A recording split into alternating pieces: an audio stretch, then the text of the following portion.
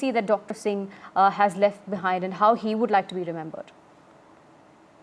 Yeah, so I was actually adding to what Aditi Fadnis had said about, his, his whole, policy on the neighborhood policy. He was very, very keen to build relations with Pakistan, to establish, peace, and to somehow resolve this vexed issue between the two of us. And he came very close to it. Unfortunately for him, in 2008, we had those Mumbai terror strikes. Right. And, again, I think, we have to give it to Manmohan Singh and, of course, his advisors that instead of creating the kind of situation we see today in the Middle East, they exercised strategic restraint and opted for coercive diplomacy rather than a retaliatory strike against Pakistan. Mind you, he was under a lot of pressure. There were many people who felt that we needed to respond to Pakistan in the same way that Pakistan had, sort of struck us. But, he and his core advisors put their foot down.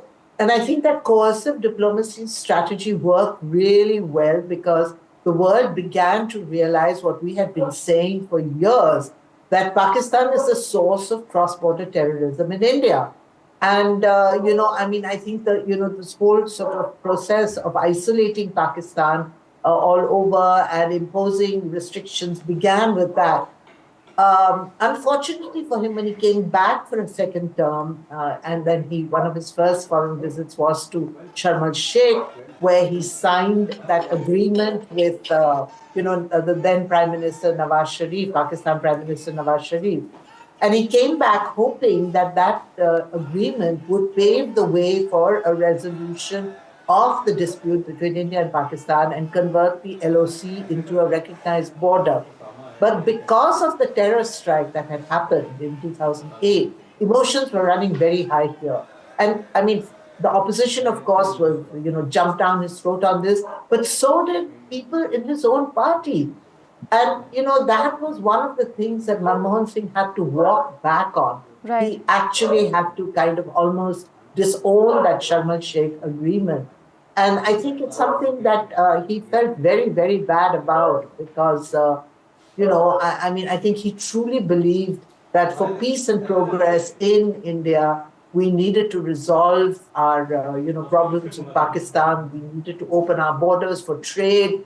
But unfortunately, he was not able to achieve that. And that must be one of the regrets that he has gone with. Right. So Aditi Fadnis, now the 1991 economic liberalization was perhaps the most landmark or significant turning point in India's economy. But how much of its success do you think we can attribute to Dr. Singh? Oh, all of it, I think. It was a team. It was basically Manmohan Singh and P. Chidambaram who did all the heavy lifting. This was an era when my colleagues who covered trade policy could actually tell, till 1991 happened, who could actually predict on which paragraph what element of the trade policy would say what. It was so predictable. And I still remember on 7th of July 1992, Mr. Chidambaram sat all night, all day. Much later, he told me that. He sat a straight, I think it was around 32 hours, and rewrote the entire trade policy. Dr. Manmohan Singh told him what he expected from it, and it was such a brilliant document because it merged seamlessly with the kind of reforms that Dr. Manmohan Singh was trying to do.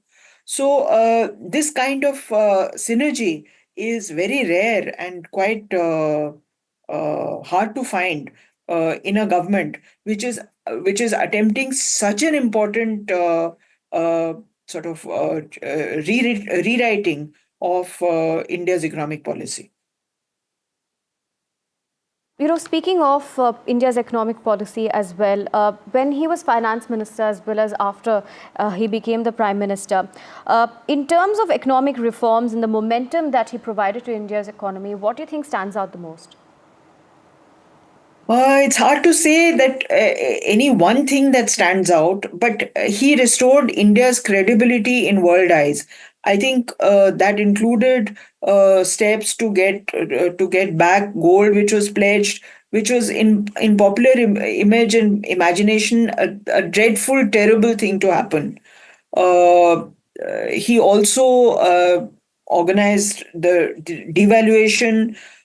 We saw the kind of crisis that accompanied demonetization, which was a sort of a similar upheaval in India's monetary system. But devaluation was had to be managed very carefully.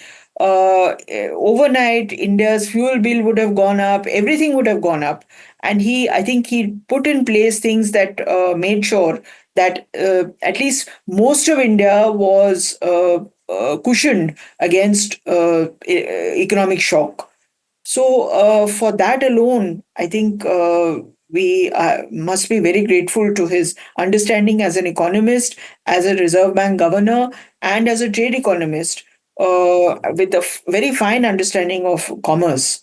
For that alone, I think we need to be very grateful to him as a nation.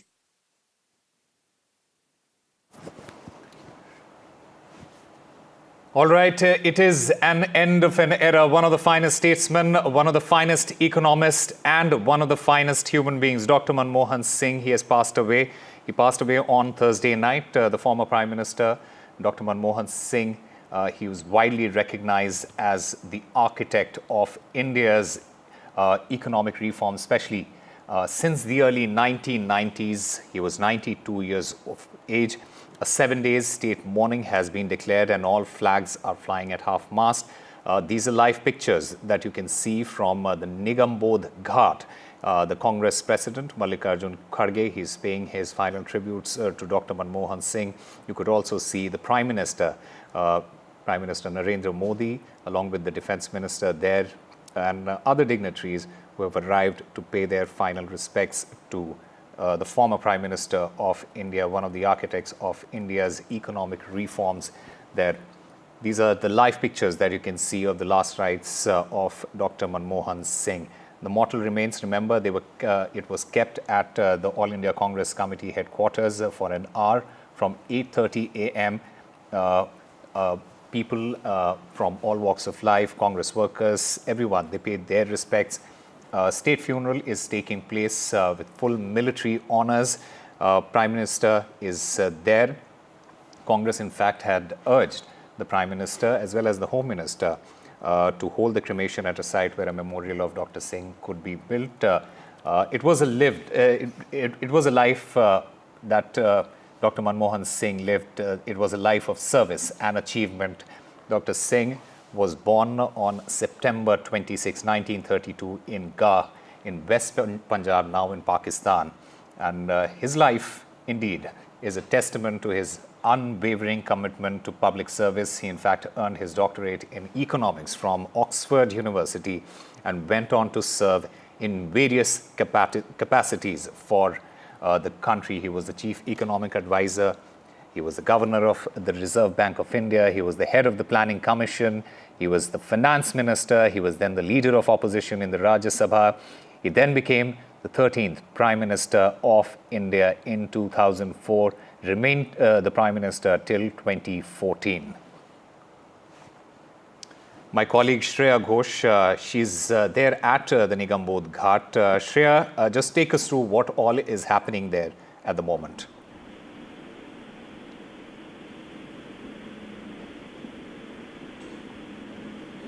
Earlier also, and yesterday also there were some events which were cancelled. The party level, the BJP party level. Of course, Prime Minister Narendra Modi, Rajnath Singh, Defence Minister, President, they're all here inside the Nigambodh, along with other foreign dignitaries as well, the King of Bhutan, several ambassadors from Palestine, and other to mark who has left behind an incredible social, economic legacy behind, an economist turned politician, an accidental prime minister, reluctant prime minister who was appointed rather than elected for 2 consecutive terms. Is cremated at Nigambodh Ghat. And of course, we know we lost. All right, we'll try and fix that line with my colleague Shreya Ghosh.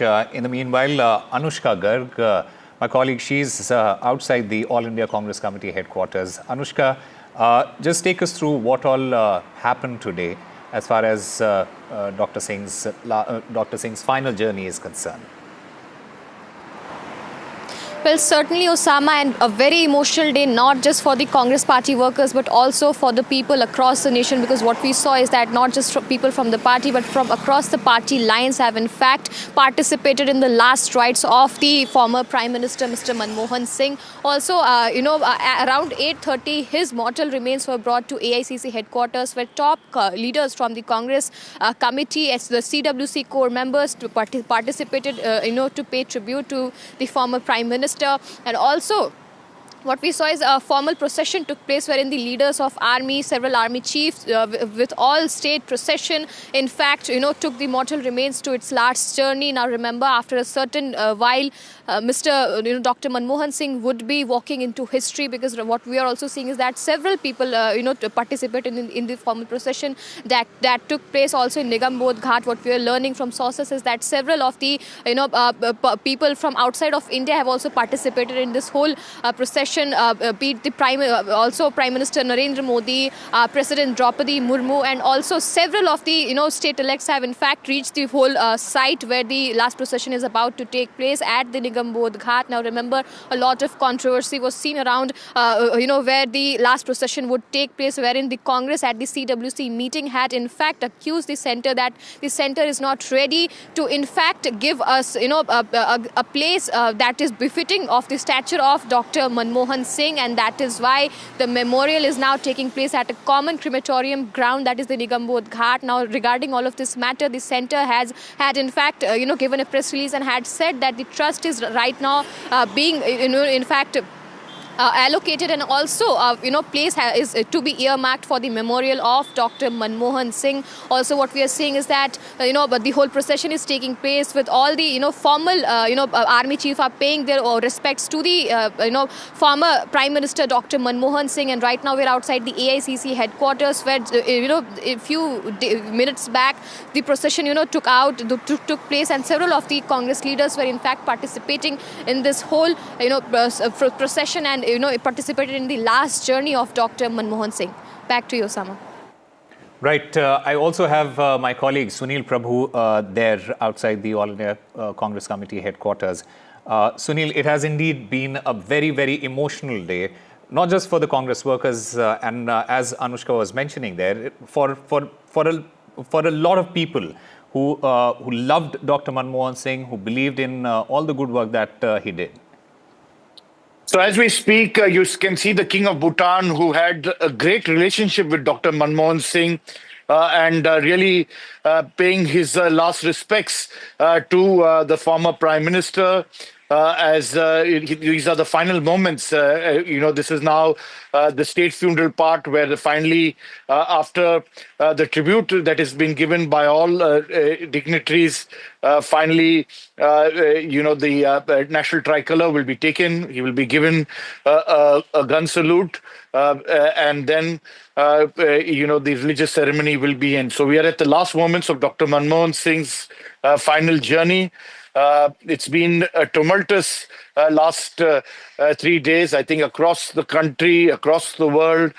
People cutting across party lines, cutting across whichever government they've been, and former people, really coming out from all walks of life to pay tribute to what was a simple, humble, minority Prime Minister of this country. A rare sight to see, and that's what we have seen right now. Of course, the President of India is now paying her last respects to the former Prime Minister, who's seen as the architect of India's economic reforms and taking it to great heights in the international sphere. Absolutely, Sunil Prabhu. You're absolutely right. In fact, I'm also currently joined by Prabhu Chawla as well as Neerja Chaudhary at the moment. Prabhu Chawla, the editorial director of New Indian Express, he joins us. Sir, welcome to NDTV. We have been talking about his achievements as a politician. I want to talk to you about the kind of a person that he was. He has indeed left a legacy of integrity and humility, something that very few people, that you can say about very few people. Yeah, Susie, I must tell you that I've been a part of his journey, 50 years journey, amazing journey from professor in Delhi University to Prime Minister of India. It was a journey which went through hills and valleys. He had suffered with his setback, but he was always on the top. I knew him as a lecturer because he was a professor of Delhi School of Economics, where I was a student in 1966. And he was my teacher there, and he was so humble, and his voice was so low, as it has been to the last, that all of us, the students, young students, girls and boys, used to sit in front there and below his desk to listen to him. So he was a very humble, very meeting everybody, looking after the student, and he would give lectures once, twice a week, and we would go there. And from there, I've seen becoming the secretary to the government of India, then becoming RBI governor, then becoming chairman of the Prime Minister Advisory Council of Chandrasekhar, and from there he became the UGC chairman, and then became finance minister, then he became the Prime Minister of India. But I must give you one or two anecdotes which were important because that are relevant as explains his conduct, how he was conducting himself. Mr. Chawla, Mr. Chawla, I'm extremely sorry to interrupt you. The gun salute is happening at the moment.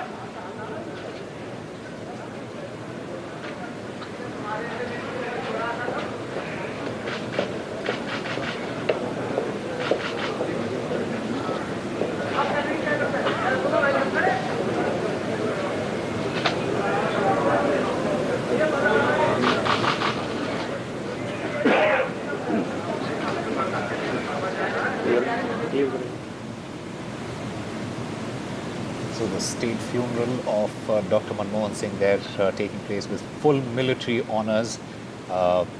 These are live pictures that you can see from the Nigambod Ghat.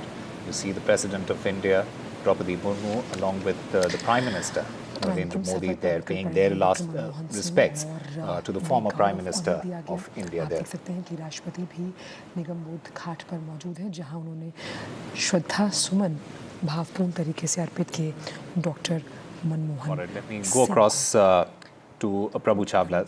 Sir, you were saying something. Please continue. Yeah. So I was talking about the journey from a professor in Delhi University to the Prime Minister of India, and I've been part of most of the time because I was a student. So I was telling you, when he became UGC chairman, that is the interesting part of it.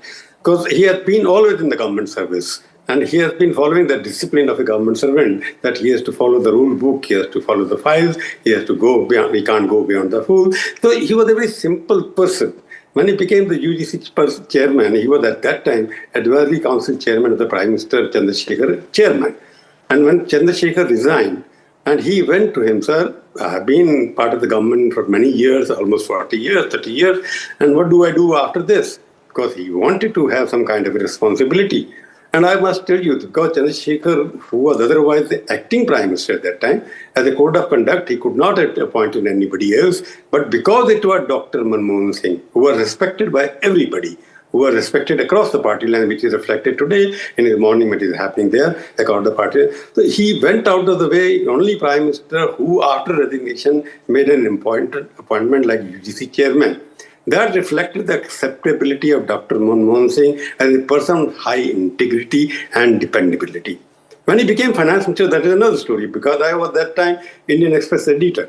And I was to interview Mr. Narasimha Rao at his house in Motilal Nehru Marg. I was sitting there in the morning when I went there. He was talking to somebody, I didn't know who was. Later on, he told me he was talking to whom. So he said, Prabhu, you sit it down because you are an editor. You should not be listening to what I am saying, but I trust you. So what happened that he was talking to Mr. I.G. Patel in London at that point in time and requesting him to become the finance minister of India. Perhaps I.G. Patel, later on Prime Minister himself, told me that I.G. Patel suggested Dr. Manmohan Singh's name. Dr. Manmohan Singh, being a liberal left economist, demand-side economist, and because his stint at UNITO was much more liberal, that he believed in a different kind of economics, but Patel assured Narasimha Rao that he'll be part of your economic agenda. Whatever economic agenda you say, Dr. Manmohan Singh will faithfully implement. So Dr. Manmohan Singh was not the first choice of finance minister, but he became the second choice. He became the first state finance minister of India. He carried out all the reforms. Of course, credit must go to Narasimha Rao because they allowed it to do what is work. Because basic principle, basic idea behind Dr. Manmohan Singh was that he was acceptable to international community in his economic people. IMF, he has good relationship because he had worked in the United Nations and he has secret parleys with them, all of them. There were conditionalities imposed because economic reforms would not come without conditions. So they wrote a full memorandum of association to the IMF, which we carried on the front page of Indian Express. Dr. Manmohan Singh got angry next day when he was finance minister. He said, Prabhu, I never expected it from you. But what I'm telling you that he would implement. He was concerned about the country. Okay, how it can progress. So he tweaked his ideology to mix the politics of that day. So it was a very balancing act, fine, pragmatic balance, which he did between politics and economics and brought the company to the verge of developing to one of the finest economy today. It was the foundation laid was based at the time. Then he became Prime Minister. Everybody knows that he became not the first choice of the Prime Minister. Sonia Gandhi was the first choice. And Sonia Gandhi made him the Prime Minister. For 5 years, he carried out the politics of Sonia Gandhi. All the economic reforms, he was a welfare economist at that time. You had Manrega, your Right to Information Act, you had Kisan, that 60,000 crore rupees which was given away at that point in time. So it was in 2004 to 9 that it was Manmohan Singh who laid the foundation of a strong economy. 2008, you saw what happened, meltdown happened at that point in time. India was the only country which survived that meltdown. Absolutely. Because of the strong economic policy of Dr. Manmohan Singh. Even the nuclear deal, he stood his ground. Maybe his head was always high, but his shoulders were sometimes down. That was a different issue because of political compulsion. So 2004, he was a nominated Prime Minister. He was not elected as his own right. But 2009 victory of the Congress party from 140 odd seats to 206 seats. Contribution was primarily of Prime Minister Dr. Manmohan Singh, who created middle class of India. Absolutely. Middle class of India, cutting across religious and everything, supported Dr. Manmohan Singh. The victory of 2009 of Congress party was because of Manmohan Singh, and today the Congress party has lost a credible brand on which it was riding for the last, this kind of thing they are doing now. They never did him for him when he was in power. But now they think Manmohan Singh is the only asset. Like after Nehru, if they have to project somebody who built modern India, they will try to put Nehru and Manmohan Singh at the same pedestal. That is what they're trying to do now. Absolutely, sir. And in fact, I was watching one of his interviews that he gave in the late 90s. And funny that you mention it regarding him being the finance minister at that point of time. He, in that interview, he mentioned that I didn't think I was going to be the finance minister for as long as I was. You're right, absolutely right. Because there was so many problems at that point in time. And after the scam happened, that was the biggest stock exchange at that time. The scam happened, and he took on upon himself. JPC was appointed, he was explained to everybody else. At point of time, he was willing to resign also. But Mr. Manmohan Singh was supported fully by Narasimha Rao at that point in time.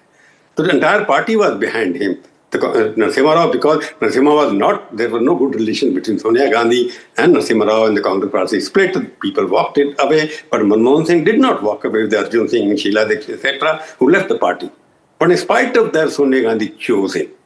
That is what is reflected, because many Congress previous presidents have died, prime ministers have died, but then Narasimha Rao died. Congress party never bothered about them.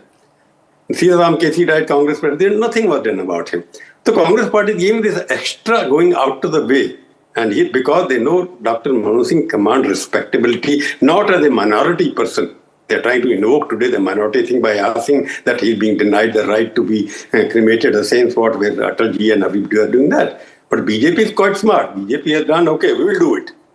Government of India will appoint a trust in which the land will be given. So there is another, other than Nehru, there is another person from the Congress party who was a pride of place among the leaders of the country. Therefore, this bringing him down to the 6th level, I think they're undermining the personality of Dr. Manmohan Singh. Dr. Manmohan Singh may be a weak prime minister second term.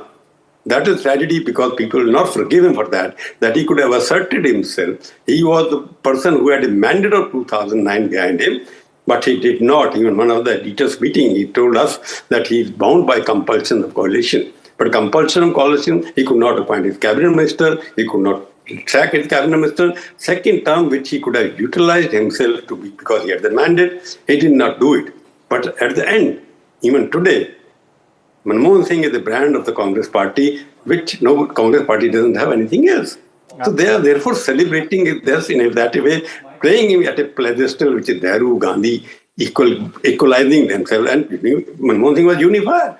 As a prime minister, he would consult Raji much more often. I remember many cases, I can't disclose it here. And he was a so simple, humble man. Anybody could go. I met him twice, thrice. After that, he stopped meeting journalists also because of political compulsion. But he never behaved like a prime minister when he was meeting people. He was a prime minister candidate, which everybody on the global table, top table, he was invited. All the president I have seen, people taking away, respecting him, but giving him the first place. So he was a top-rated international type of statesman, political leader, who did not assert himself as much as he should have done. Absolutely, sir. Absolutely. I also have with me Neerja Chaudhary. Ma'am, you know, we have been speaking about Dr. Singh's integrity and humility, but, you know, his legacy, it extends far beyond his impressive list of achievements. Just shed some light on that. You know, of course, Prabhu has spoken at length about his legacy and his career. One of the few people who had the kind of exposure and experience that Dr. Manmohan Singh had. He was an academic who came into bureaucracy, and in bureaucracy, finance secretary, UGC chairman later, RBI governor, chief economic advisor to the prime minister. And then, of course, 1991, later they called him an accidental prime minister, but he was also an accidental finance minister. When Narasimha Rao chose him, and it was Venkatraman, the then president, who used to say that it was my idea, and I told Narasimha Rao that first go for I.G. Patel, and then he said no, then go for Narasimha Rao. I'd go for Manmohan Singh. And P.C. Alexander was deputed to go and see him, wake him up in the morning and tell him he was going to be the finance minister of India. So he strayed into this, and of course then he became the leader of the opposition for several years. And finally the Prime Minister of India. Not just the Prime Minister of India, he navigated a very difficult coalition for 10 long years. And it wasn't easy because, as Prabhu was saying, the mandate was for Sonia Gandhi to become Prime Minister. She'd been elected as the leader of the Congress Parliamentary Party, of the UPA Parliamentary Party, and the president was all set to give her a letter inviting her to form the government. And then she decided that she would not take it and decided it would be Dr. Manmohan Singh. So implicit in that model of coalition was power sharing with her and the party. And the division that, they would refer to all the time, though, how with the Prime Minister, politics can be separated from administration and governance is another subject. But Dr. Ahmed Patel, who was the political secretary of Sonia Gandhi, would often say in frustration, Dr. Saab, but this is our area. This was particularly during the long months when the Indo-US nuclear deal was being debated or, was going through the motions of getting passed through various hurdles. And so he was supposed to look after governance. She was supposed to look after politics. And the point is that for 10 long years, it was not only very difficult allies that he had to contend with, and he threatened to resign several times, but did not do so in the end. So he moved with grace even at that time. But it was the Indo-US nuclear deal which forged a new and strategic relationship. I wouldn't say new because Atal Bihari Vajpayee had also initiated that, but strengthened the strategic relationship with the United States of America. It was there that you saw the killer instinct of Dr. Manmohan Singh. He just would not give up. He just would not let up. And he staked his government. And Sonia Gandhi was opposed to it to begin with. Then she came around and the left parties threatened to withdraw support. He mobilized the support of the Samajwadi Party, initially opposed to the deal. And then they came on board, the government survived and the deal went through. But it showed a side of Dr. Manmohan Singh few thought existed. And because, people used to say he's a political novice. Of course, they used to joke he's an economist amongst politicians and politician amongst economists. So what will the country remember him for? If you go by the tributes that are being paid today by ordinary people, it's what Prabhu has talked about: humility, self-effacing, didn't push himself forward, understated leadership.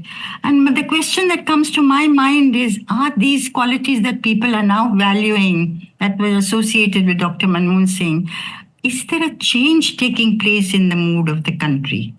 Mr. Narendra Modi succeeded him. This Moni Baba that the BJP used to attack him for, today is that Mon being appreciated that much more in, decency in politics. Is that what people are looking for? And I would also say, today in death, he's become a symbol of unity. Absolutely. He, in his last months, would talk about this, how Absolutely. He was most exercised about bitterness between the two sides. But today, both sides are there together. True. And we speak about his humility and honesty and transparency, but we rarely talk about his unassuming leadership style. And more importantly, Neerja ji, his willingness to listen. Yes, that's absolutely correct. Willingness to listen. He spoke very little, spoke very softly. You could barely hear him when he would speak, particularly in the last months. And that is true. But that the government has agreed to have a memorial in his name is even the contention in politics of late and what we've seen in Parliament in the recent winter session, and that they should do it for a leader of the Congress. And I must say, this is probably the first leader, maybe after the 50s, who has non-Nehru Gandhi family, who's had this kind of a funeral, and one who's not died in harness. He was Prime Minister 10 years ago. Absolutely. So, yep. True. Absolutely, ma'am. In fact, Prabhu Chawla, not a lot of people give credit to Dr. Manmohan Singh with respect to the vision that he had and his ability to think critically and strategically about India's future. No, now you can see that everybody is giving credit for everything else. As India is today becoming the third largest economy, on the verge of becoming the third largest economy, is because of what foundations Dr. Manmohan Singh laid. Because making the economy grow by lifting the curbs in terms of various rules and regulations, Dr. Manmohan Singh started it. And he did it at that time very, very forcefully as finance minister and later on as Prime Minister of India. So he had a determined agenda. He had a target mission in mind. He would not talk about the mission, which most of the politicians do now. He would follow the mission with a missionary zeal.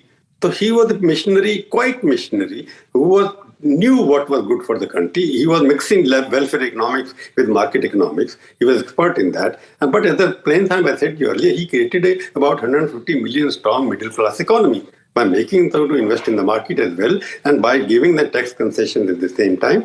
He was the best finance minister, which was followed by the best second finance minister, was Jaswant Sinha, who also introduced what he laid the foundation for economic reform. No other government had the guts even to reverse some of the processes even. Not even one of them. Everybody, there was a continuity of anything else. They might have forgotten. But in the Indian establishment, continuity of Manmohan Singh's legacy and economic reformer continues even till today in Modi's government as well. So that is what the contribution Dr. Manmohan Singh has. His politics may not be continued, he may not be remembered about as the most strong person, but he was remembered for setting certain rules for how the ground realities and agenda for the country to go forward. But that is a different thing that he was the prime minister, because remember, because he was forced to appoint a principal secretary who was once a district magistrate of Rajiv Gandhi constituency. Pulak Chatterjee was appointed. There were some of the ministers, some of the choices in the first term. There was a National Advisory Council which was dictating the terms, but he was accepting them because he thought they were good for the country. Later on, the scandals got into it, 2009 to 13, 14, that was a scandalous year. But he's getting the respect because he never offended his worst enemies. Once he had to apologize. I'm giving an example because nuclear deal was going on, and there was BJP was opposing it left and right and center. And then he tried to reach out to Vajpayee. He was at that time and little active before that, before the nuclear deal started. He said, okay, I'm sending my national security advisor to discuss with you the possibilities of what can be done. What happened, instead of national security advisor, who decided till today is not known, then one of the industry leader, important entrepreneur, one of the big enterprises now running the company, I won't name him, along with the CIA General Secretary General, went to see Atalji. Atalji got very furious at that point in time. He called the Prime Minister office and told them, what is this? You're sending me somebody else, I can't discuss it with industrial leaders, this kind of thing happening there. Manmohan Singh himself went called upon PG later on and apologized for miscommunication, what happened between his office and the people who ended up. So this kind of personality, no Prime Minister will accept this kind of mistake this happened. So this Prime Minister was always concentrating everybody and whatnot. And once when I asked him in one of the meetings, he said, why you are suffering this kind of humiliation? The perception is that Sonia Gandhi runs the whole thing. I remember even the Foreign Secretary was appointed. Manmohan Singh had chosen a particular person as Foreign Secretary later on. But that Foreign Secretary, Sonia Gandhi, suspected that he was close to the BJP. So he was not appointed, but he accepted it. I'm just saying, when I met him, I asked him once, because I never met him quite often. He was my teacher, so he was willing to talk to me earlier, but later on he did not meet any journalists. So I asked him, why are you doing this? He said, Prabhu, you don't forget it. I was not the electoral politics. I was appointed Prime Minister by Gandhi Parivar. So I cannot forget that I am their nominee here. If they have certain reasons to do certain things, why should I question? Because they are in politics. I am not in electoral politics. Therefore, he accepted them as the political guiding force, because of them, the Congress party has won. So this kind of adjustment happening within the Congress party, within the coalition partner, outside the coalition partner, he knew the art of bringing everybody together according to his point of view. He may not agree with them, he may not be able to carry out with them. So Manmohan Singh was a person who could compromise on the basis of what was good for the country, and which would not destabilize the existing relationship between political parties. Now we are going to the confrontation politics. Manmohan Singh never believed in confrontation politics. He was always for a dialogue. He believed in democracy, where dialogue was the most important ingredient of a healthy democracy. So I would say, now the Congress party is celebrating when he was alive. They did not give him that much of respect which was required, but they are giving him respect. All the Gandhi Parivar members are present there. So you have said the old Manmohan Singh dead, but the Congress party, new Manmohan Singh has become alive now. He is giving them the guidance now as the former Prime Minister who made India great, who survived the whole thing. That is what is happening now. Absolutely, sir. And it is always fascinating to listen to you, Prabhu Chawla, as well as Neeraj Chaudhary. Do stay on with us. We'll take a very short break and we'll be back with more.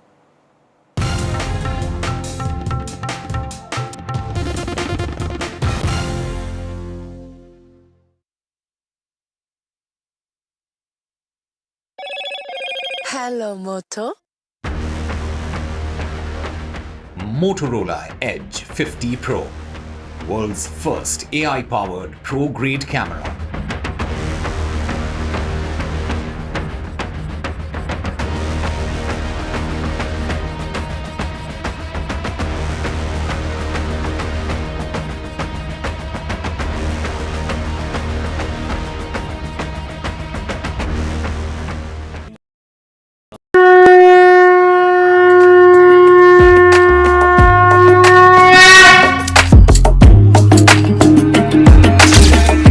Mahakumbh, a festival of faith, the world's biggest spiritual festival, the divine dip at the spiritual Sangam,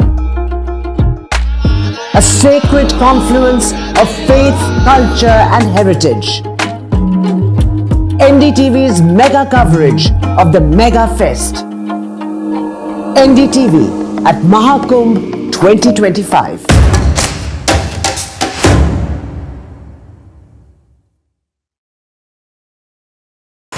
NDTV shines with 38 prestigious wins at the News Television Awards 2024. Powerful journalism to cutting-edge digital innovation, production excellence to regional leadership. NDTV sets the benchmark. 38 awards, each a testament to your trust in NDTV. NDTV stands for trust. In today's interconnected world, India's voice is more crucial than ever. When India speaks, the world listens. At NDTV World, we are that voice, bringing you intelligent and insightful news from India and beyond. From geopolitics and diplomacy to economic shifts, migrations, tech disruptions, and the stories of our diaspora. We cover the news that shapes our global future. NDTV World, your new home for global news is here.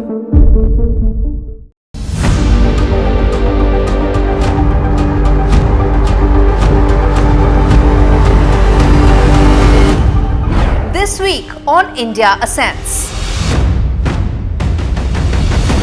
Will Myanmar's junta chiefs see the same fate as Syria's Bashar al-Assad? Beijing in limbo as Xi's purge extends to his own men? How Trudeau's own misgivings are likely to become his end? And broken souls in a broken system, why young Wall Street bankers are getting by using ADHD pills. All this and more only on India Ascends with me, Gauri Dwivedi, at these timings on the NDTV network. I've been reporting on all issues big and small from Andhra Pradesh, Telangana, rest of South India, bringing you all the action, all that you need to know, all that you want to know. The energy of Maximum City is infectious. I bring in that energy in our news coverage from financial capital Mumbai. Covering from the southernmost part of India over the last 23 years, I bring in-depth and 360-degree coverage from the Dravidian heartland. The land of Mishti is also known for its bitter politics. I have seen much water flow under the Howrah Bridge, covering Bengal in all its vivid colors.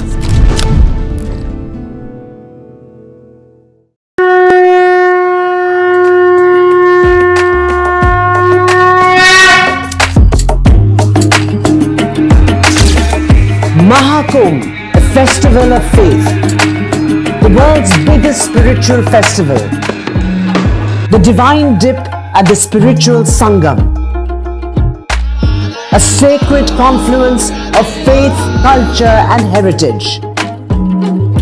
NDTV's mega coverage of the Mega Fest. NDTV at Mahakumbh 2025.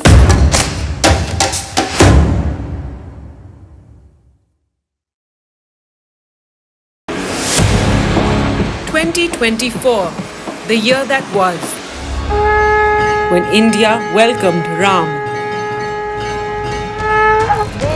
When India decided, मैं Narendra Damodar Das Modi, when Jammu and Kashmir turned a historic leaf, as Chief Minister for the Union Territory of Jammu and Kashmir, when India mourned, when India celebrated,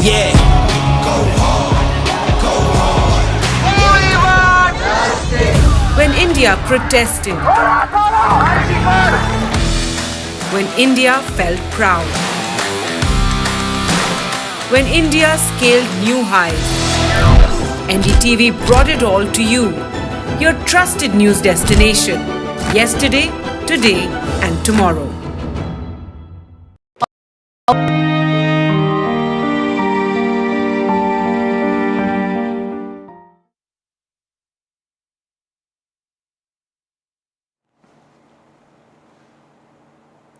Welcome back. These are live pictures that you can see from the Nigambo, the Ghat, where Dr. Manmohan Singh, the former Prime Minister of India, is being laid to rest. The Prime Minister of India, Narendra Modi, the President, Draupadi Murmu, the Union Home Minister, Amit Shah, as well as the Defence Minister, Rajnath Singh, along with Sonia Gandhi there, sitting, paying their tributes, paying their last respects to the former Prime Minister.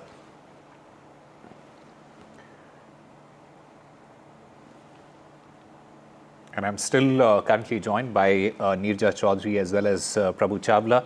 Ma'am, we have been speaking about the kind of a person that he was, the kind of a personality that he was, and a very important quality that Dr. Manmohan Singh had was his commitment to accountability. And I remember on the 12th of August in 2005, he in fact nobody would have thought, and he in fact expressed his regret in the Rajya Sabha and apologized for the 1984 anti-Sikh riots. He didn't need to, but I remember he said that I have no hesitation in apologizing to not only the Sikh community, but also to the nation. I bow my head in shame that such a thing happened. Speaks volume about Dr. Manmohan Singh, and his words in fact were a testament to his commitment to accountability and his efforts to promote national unity and reconciliation.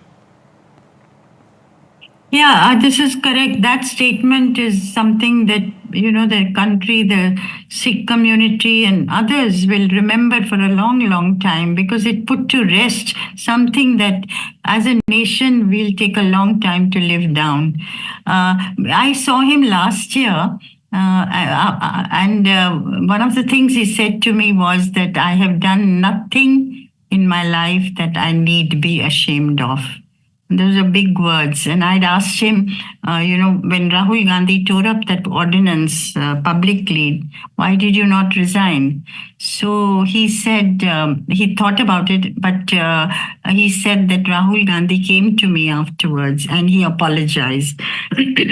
So another thing that's very interesting that Prabhu mentioned also, the 2009 elections where he came into his own after the successful completion of the Indo-US nuclear deal, that really was a feather in his cap, and he'd seen it through, and he'd become his own person that much more. And then he dealt with the 2008 economic mess in the world, in the Western world, very successfully delinking India from the world economies.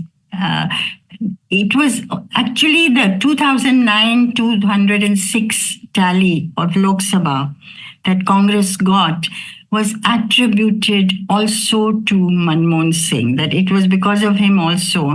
And the middle class, the new middle class in India, that had, because of the economic reforms, and many of the middle class people had their children and relatives in the US. So they, even though they didn't understand the intricacies of that deal, which led to a strategic partnership with the US, they understood that it was firming up a new relationship with the United States, which they welcomed.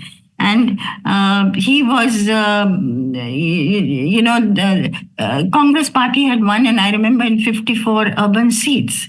So that, that was a proof that the middle class had looked to him. And apart from the Gandhi family who led that campaign, it was also Dr. Manmohan Singh's election 2009. And I would say one more thing that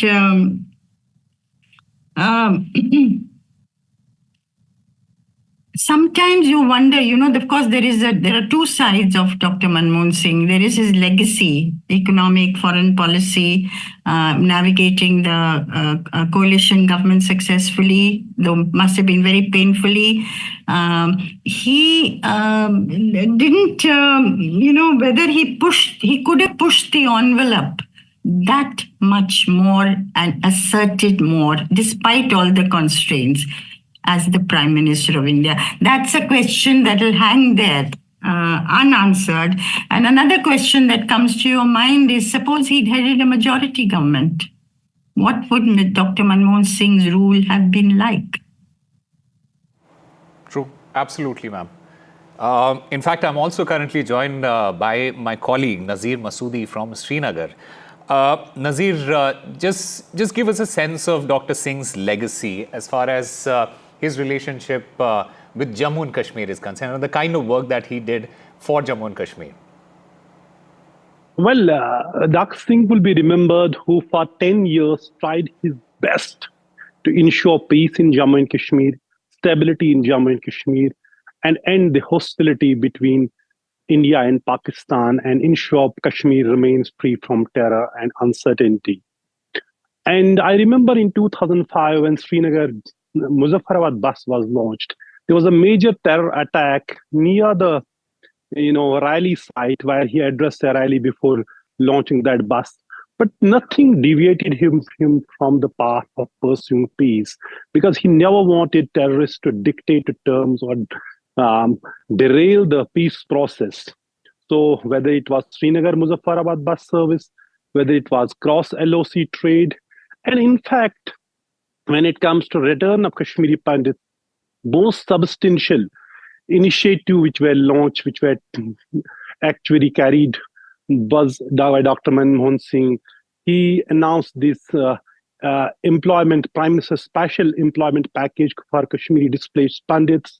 More than 6,000 have got jobs, and so that they can come back to Kashmir, and here they get the comfortable, not just the job, but also accommodation, and he built large number of accommodations as well. And when it comes to the youth of Kashmir have suffered a great deal, Jammu and Kashmir, because of the conflict. And he announced a special Prime Minister scholarship for the youth to pursue the higher study. And if you see, thousands of students from Jammu and Kashmir have been benefited because of that scheme over the last more than 14 years. He rolled that out in 2010. And similarly, whether it was reconstruction, whether it was, pursuing peace. And in fact, as we know, everybody has been talking about Sharmal Sheikh, how he tried to risk his own, standing in the party, in his own party and the polity in the country. And he wanted to move forward, as Satinder Lama is mentioning in his book about how they were very close to the agreement with Pakistan, with General Musharraf. But for the judicial intervention in Pakistan, things would have been completely changed this time. And I have a personal anecdote also. I was reporting Manmohan Singh was here in Srinagar for some. He actually made several visits to Jammu and Kashmir, and he was here for 2 days. And he actually held also a roundtable conference here. He set up the working groups to address the economic and the political issues Jammu and Kashmir is confronting. And during one of his visits on his day second, I was reporting from Dal Lake how his presence and his engagement at the Sher-e Kashmir International Convention Center, a lot of inconvenience to tourists and the local. You believe Prime Minister himself, somewhere he got to know, and he took note and he preponed his departure. So something one can't believe that, a reporter reports something, the problem is the tourists and the locals are facing because of the security restriction with Prime Minister in Srinagar, and then he prepones his departure. And that is something. And he was always, as you know, when it comes to Kashmir, he was always ready to face questions, talk about the security situation, and tried whatever was possible, even engaging with the separates, which was actually started by Atal Bihari Vajpayee, met with Hurriyat leaders, other leaders, to ensure there's peace, because the man had a bigger vision. He knew in the process and consensus, he knew that these are the only two things which will actually deliver lasting peace and where nobody will feel defeated. And that was the something which was followed by Prime Minister Manmohan Singh, whether it was opposition that time or it was the ruling party here in Jammu and Kashmir. Everybody was in touch with him, and he tried his best when it comes to Jammu and Kashmir to ensure peace, ensure development, help youth to achieve their dreams when it comes to giving the scholarship, special scholarship. And since, as I said, since 2010, thousands of students have been benefited by the scholarship. So Manmohan Singh, it's a loss for not for just the country, but people in Kashmir are also feeling that loss. Someone who cared a lot for this place, and when he came here for several times during his tenure as Prime Minister for 10 years. But his one thing, he could never visit his birthplace in Pakistan or Pakistan during 10 years. That was the hostility which was the Pakistan always displayed, despite Dr. Singh's all the peace overtures, whether it was within Kashmir or without Kashmir. And because you mentioned Pakistan, until that 26/11 Mumbai attacks happened and how it completely changed the trajectory, the ties with Pakistan also in a sense improved for some years. Back channel talks almost paved the way for movement forward in Kashmir then. Yeah, exactly. If you see what Satinder Lama has, because he was the man, he was the diplomat who was holding back channel talks with Pakistan, and they were always close to this agreement on Kashmir, because the fact is that what Dr. Singh wanted, as I said, he is the process and the consensus. He was that man, and he tried to engage all the stakeholders, even those who didn't agree with him or he didn't agree with them, but he would talk to them and ensure that the process is actually the way forward to ensure lasting peace. And Pakistan, as we know, always whenever there was a peace move, as I started with the Srinagar Muzaffarabad bus in 2005, there was a major terror attack just few hundred meters from the place where Prime Minister Manmohan Singh addressed the rally. But that didn't deviate him from his mission or to a peace mission. So he ensured that bus is launched. There was that bus service which continued for several years, which was stopped after abrogation of 370 in 2019. And we know 26/11, there would be several views whether India should have acted. But as one can see from a distance, Dr. Singh wanted to deal things in a different way, not for a tit for tat, but ensure there is a much bigger impact on Pakistan and much bigger deterrence than just carrying out a tit for tat attack. So perhaps that could have been the reason. But the fact is that that was something not fashionable that time or time in the country, that perhaps was not politically right decision for him, but he was thinking more strategic, long term. That's what the Dr. Singh's legacy is. And because he didn't believe, because he knew, because if you see, the relations with Pakistan was not just for the sake of Pakistan, it was to achieve larger strategic objectives for India. For example, after Galwan incident in 2020, when we see the horrible situation happen at the line of actual control, India had to somehow engage with Pakistan through back channel negotiations and ensure a ceasefire along the line of control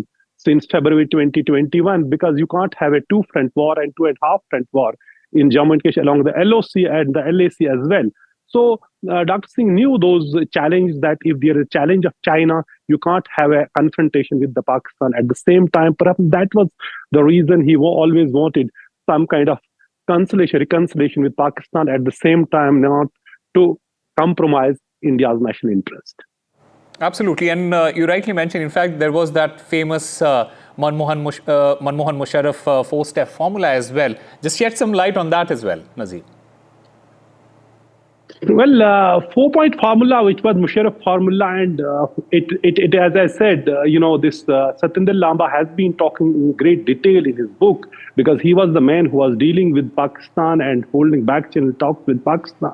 There were several things which were actually on the agenda, which actually meant that there's no, exchange of territory. There's no, compromise on the sovereignty. At the same time, it is a win-win situation for all the stakeholders, be it people of Jammu and Kashmir, be it Pakistan, be it India. Because fact of the matter is, issue of Jammu and Kashmir is not our part of Jammu. Issue of Jammu and Kashmir is also about the part of Kashmir which is with Pakistan. How can you get that back, or how can you resolve that, or it will remain a permanent source of hostility? So Dr. Singh knew that it is not just this part of, Jammu and Kashmir he has to talk about. He has to talk about other part of Jammu and Kashmir, and trade and, this trade and cross-sea trade or the bus services also about to achieve that end as well. So it was a long-term, multifaceted, it was a strategic move. It was not just a, event. He wanted to use the process as a mean, as a diplomacy and long-term planning that would serve India's national interest rather than just the rhetoric or the political theatrics. Absolutely. Nazir Masoodi, thank you very much for getting us all there. So these are live pictures that you are seeing from the Nigam Bodh Ghat. The Prime Minister of India, Narendra Modi, the Union Home Minister, Amit Shah, along with other dignitaries, the President of India, Draupadi Murmu, Congress Chief Mallikarjun Kharge, Sonia Gandhi, as well as Rahul Gandhi present there paying their last tributes to Dr. Manmohan Singh. The last rites are taking place at the moment. It is indeed an end of an era. One of the finest statesmen has passed away. I'm still joined by Neerja Chaudhary, senior journalist. Ma'am, we all ask this question. How do you think Dr. Singh's leadership style and humility earn him respect across party lines? But more importantly, what lessons can be drawn from him as a person, as a personality? Something that all the politicians at this point in these times need to learn. Yeah, this humility, the understated style was very typically, inimitably his. Now, there are two sides to this story, that if you are like this, you can be pushed around. And you have to keep giving in to other people who may be stronger, who may use, strong arm methods to get their way. On the other hand, this is a very persuasive way to handle things also. And particularly if you have to deal with a whole lot of players in a coalition. It used to be said about him that Dr. Manmohan Singh was like that blade of grass. When the storm comes, it bends and survives. And there are those who stand, who are like trees and stand as erect. And when the storm comes, they crash. So it depends on the situation in which you find yourself. But certainly I would say that you wonder, of course, with Sonia Gandhi being a very powerful force behind the throne during his premiership, and of course the party also playing a very active role, and with NAC being there, National Advisory Council, which mooted, the rights-based laws that were finally passed by the government. They accepted it. I'm told Dr. Manmohan Singh had reservations also. Where will the money come from? All this, but then he went along with it, and it was under his stewardship that all that happened. But you wonder, as I keep saying, could he have pushed to assert much more as the Prime Minister of India? But then everybody says that his persona was very different, and he was mild-mannered. He was, as you say, humble, self-effacing. All those qualities that, we are admiring so much about him today. True, ma'am. And, today in these times, especially in the political spectrum, there is a lack of culture of transparency and accountability. How can Dr. Singh's, humility and integrity serve as a model for the future politicians, for the present politicians, and what steps can be taken All right, there is the gun salute that is taking place. Listen.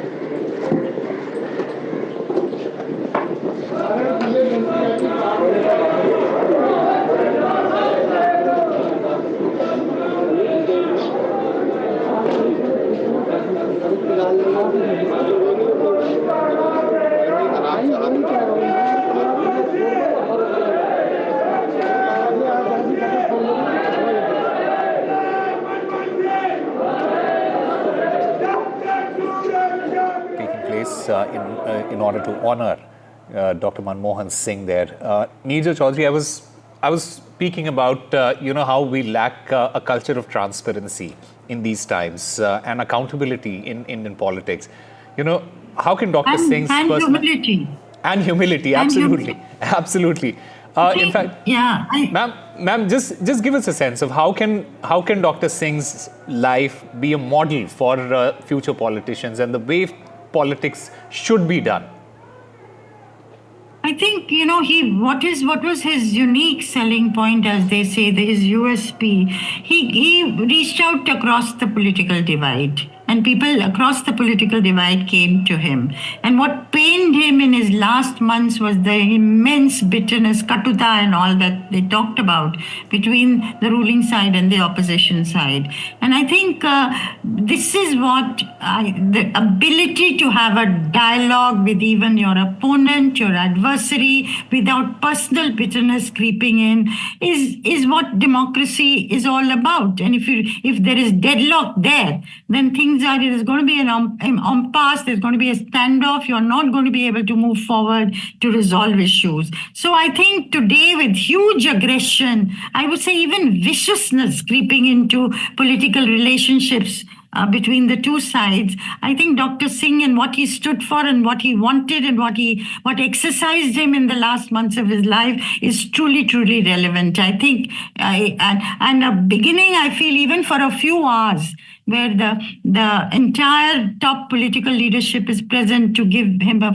befitting farewell, right from the president, vice president, prime minister, defense minister, home minister, along with the Congress leadership and other party people.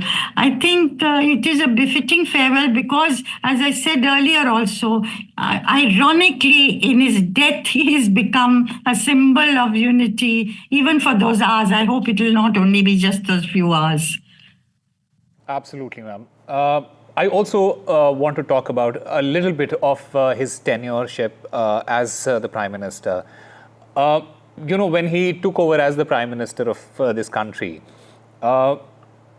coalition politics was something that had started getting into Indian politics. We have seen that in the previous regime of Atal Bihari Vajpayee, then the UPA first and the second. What I want to understand from you, ma'am, is what lessons can be drawn from Dr. Singh's approach to coalition politics and, his ability to build a consensus across party lines? When the certain ministers were taken in who had a question mark against their, record, and he had protested. I remember he'd almost, somebody had told me at that time, senior congressperson, he took out a resignation letter and was persuaded, you can't at the outset of your term start to resigning. And then I think he developed he became a tougher personality and knew he had to take all these people along.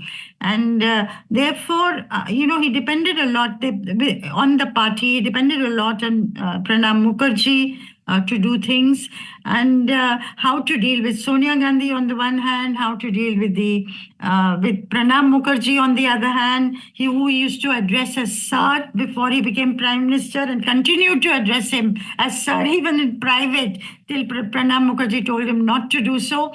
And Pranab Mukherjee would virtually conduct the cabinet meetings. And Prime Minister Manmohan Singh said very little at these meetings. But he knew that he was at the apex, at the head. He had to take all these forces along and not have the boat rocked. So I think that is what he probably swallowed many a bitter pill to be able to do that. But he kept it going for 10 long years. And this was not easy at all. So many elements in that coalition of UPA. Each, the DMK wanting to do its own thing. And he's asserting. So, and even in Vajpayee's period, if you look back, he had to deal with a similar thing at the beginning of his 1998 term. So all these prime ministers who have led coalition governments have learned, how important it is to take everybody along. Absolutely. And ma'am, we have been talking about him as an economist, as a statesman. I also want to understand from you, how did Dr. Singh's government at that point of time address social welfare and education? What initiatives were implemented in order to improve healthcare and literacy rate? Because these are few things that not a lot of people talk about. I remember as Prime Minister at the 15th August ramparts of the Red Fort, he talked about malnutrition is a national shame. True. And they set up a group, but it wasn't very effective. But certainly in terms of the laws that were brought in, which were mooted really by the National Advisory Council led by Sonia Gandhi, which was the right to information, which is the right to work, Manrega, 100 days of work, and he realized the importance of that. But and of course, right to food was a very difficult one, a very controversial one, which took a long time and came in his second term. But he questioned the money part of it. It's not that he was immediately for it. Yeah. And sometimes people used to say that Montek Singh Ahluwalia and P. Chidambaram were the front for Dr. Manmohan Singh when they raised questions about these schemes. But the bottom line is that they went along with what was proposed. And therefore, then the 60,000 crore waiver to the farmers, which brought them back to power in 2009. So overall, whatever be the differences within the government, and he had reservations on some of them coming from a different perspective of fiscal prudence and so on. He was the person under whose stewardship this rights-based approach was implemented by the UPA and the Congress party. So he will be remembered for that as much as for anything else. Absolutely. And ma'am, speaking about promoting India's interests, not just nationally, but on the global stage as well, just give us a sense of the role of Dr. Singh as far as that is concerned, and how can his approach be emulated as far as foreign policy is concerned? Look, foreign policy, with the neighborhood, he reached out, he believed, again like Vajpayee, that if it could be a breakthrough with Pakistan, a solution to Kashmir. And again, it is with the US, of course, the Western world, it was a completely new relationship. And with George Bush, he had a rare chemistry. George Bush used to said at a dinner, he has a calming influence on me, and told bureaucrats in his entourage, he's my friend, take care of him. And he'd tell his own people, when they when they encountered obstacles in the way of the nuclear deal, he would say, what does Dr. Manmohan Singh want? So they, national interests of respective countries is of course supreme when you come to having understandings and deals to go through. But if you have this kind of a chemistry which Dr. Singh had with George Bush, then the way was smoothened. And the reason why George Bush liked Dr. Singh was that he was erudite, scholarly, but humble and very unassuming. So that part of his personality that we are talking about today so much is what made for his appeal. Right. And, many would say that we are taking a very different approach at this point of time when it comes to dealing with our neighbors. And, when you look at Dr. Manmohan Singh and the way he approached these things, and especially his India's relationship with the neighboring countries, what can we learn from that so that we can have better ties with our neighboring countries? Because strategically, that is also very important. I think it is very important because you don't choose your neighbors, you have to live with them. And that is a reality that most people have to contend with. Now, Dr. Manmohan Singh didn't have to win an election. The responsibility for winning an election for the Congress party was not his. So he could get on with things that he felt were very important for the country. For others, whether you do Pak bashing or China bashing at a particular time to cater to your domestic constituencies and vote banks, he didn't have to worry about that one. So he could take a much more of a holistic view of what needed to be done. And I think that's where he was coming from. Right. In fact, I've also got my colleagues Sunil Prabhu as well as Nazir Masoodi there. Sunil, just take us through what exactly is happening at the moment. What we are seeing is the last rites have taken place at the Nigambodh Ghat. Just take us through what exactly transpired today. The final journey is over. Dr. Manmohan Singh's mortal remains have been consigned to flames, and it's an end of an era. It's an end of an entire journey for modern India. Post 1991, Dr. Manmohan Singh, with his economic reforms, with the then Prime Minister P.V. Narasimha Rao's support, and the Congress party, ushered in a huge amount of strategic changes in India's economic policy, criticized at that time by the then opposition, and the rest, of course, is history. Every successive government, whichever it was, be it the National Front, be it the United Front, be it the National Development Alliance led by Atal Bihari Vajpayee, everybody followed the same principles of economic liberalization, one way or the other.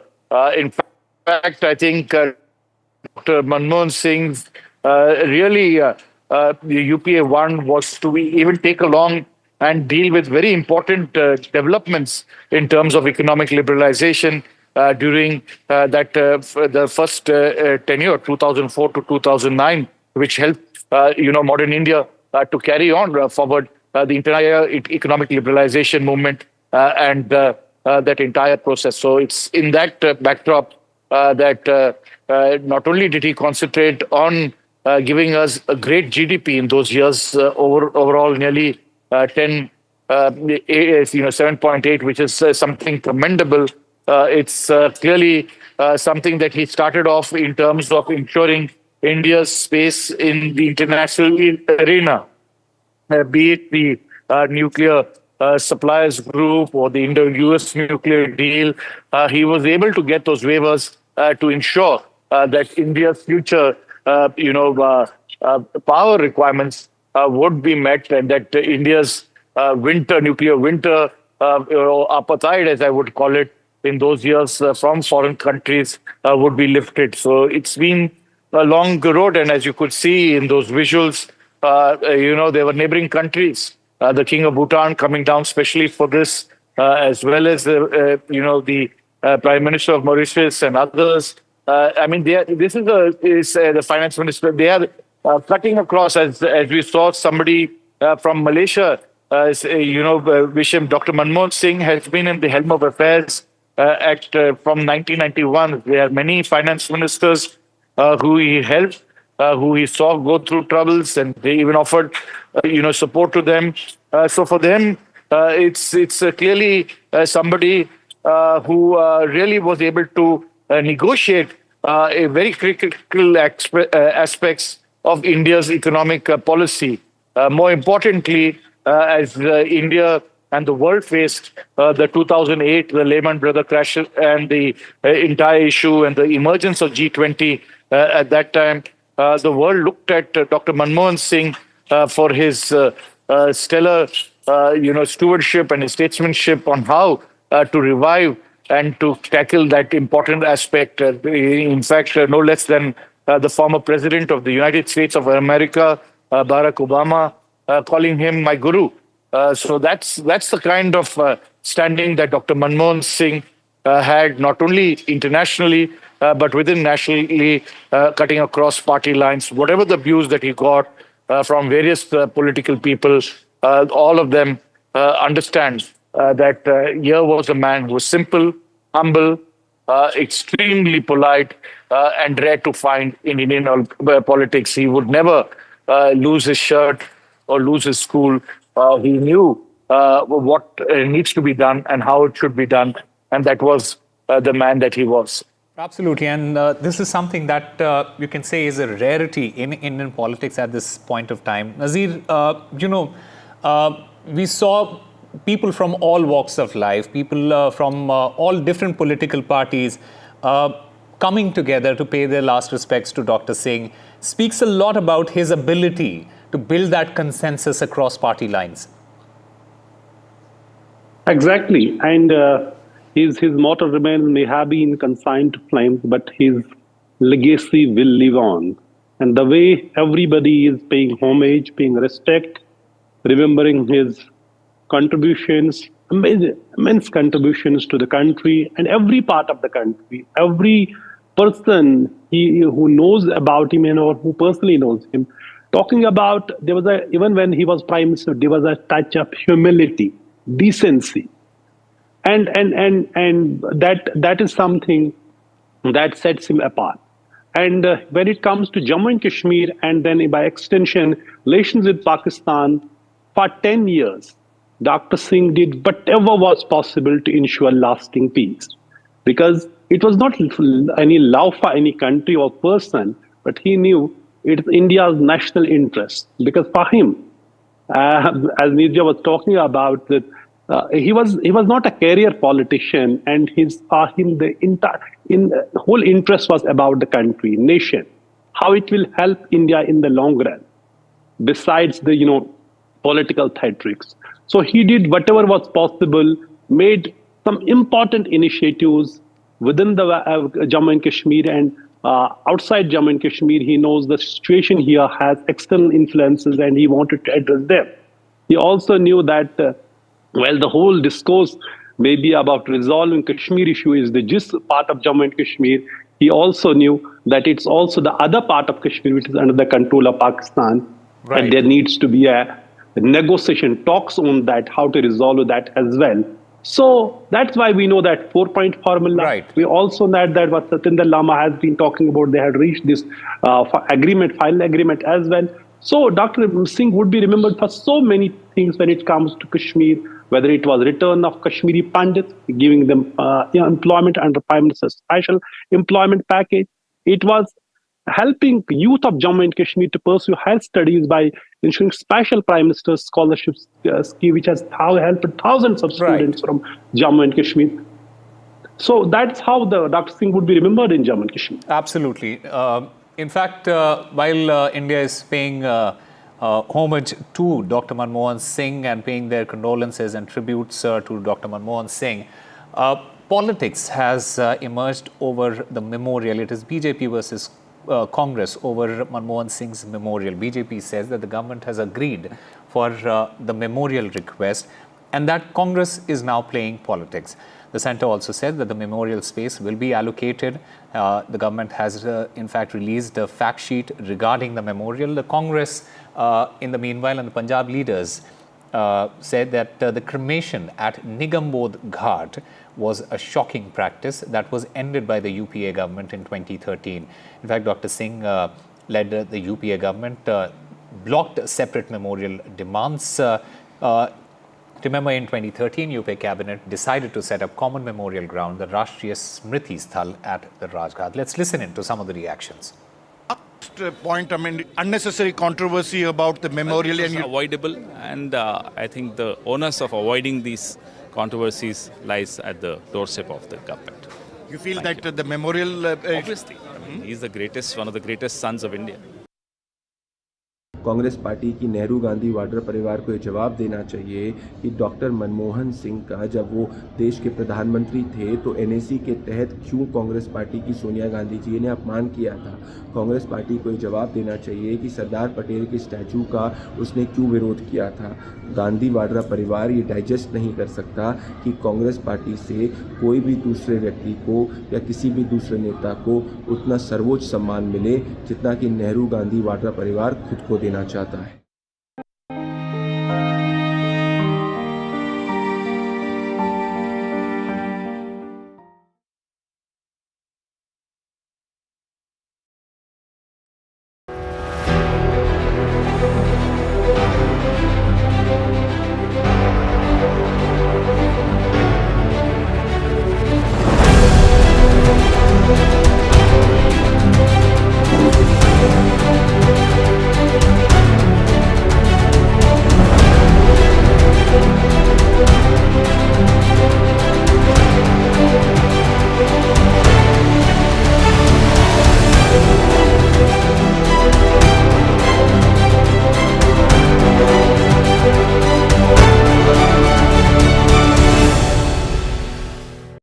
New day, new show, a new experience.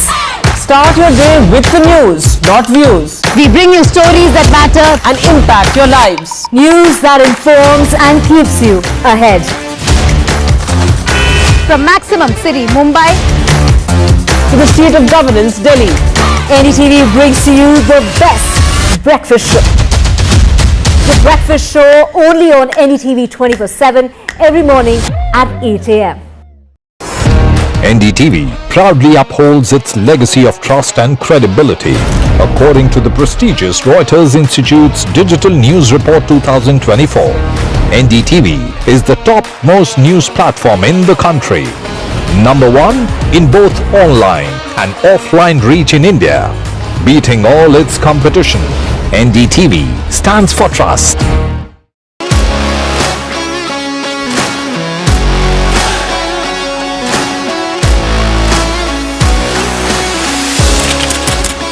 We are able to maintain the democratic fabric and the democratic system. I want to do something that can make a difference. लगातार जनता की आवाज को सरकार तक पहुंचाने का काम मैं करता हूं।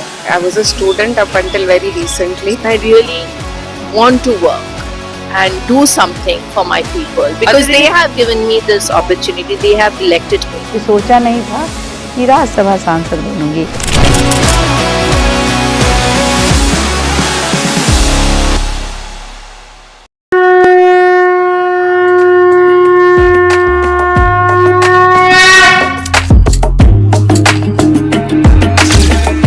Mahakumbh, a festival of faith, the world's biggest spiritual festival, the divine dip at the spiritual Sangam, a sacred confluence of faith, culture and heritage. NDTV's mega coverage of the Mega Fest. NDTV at Mahakumbh 2025.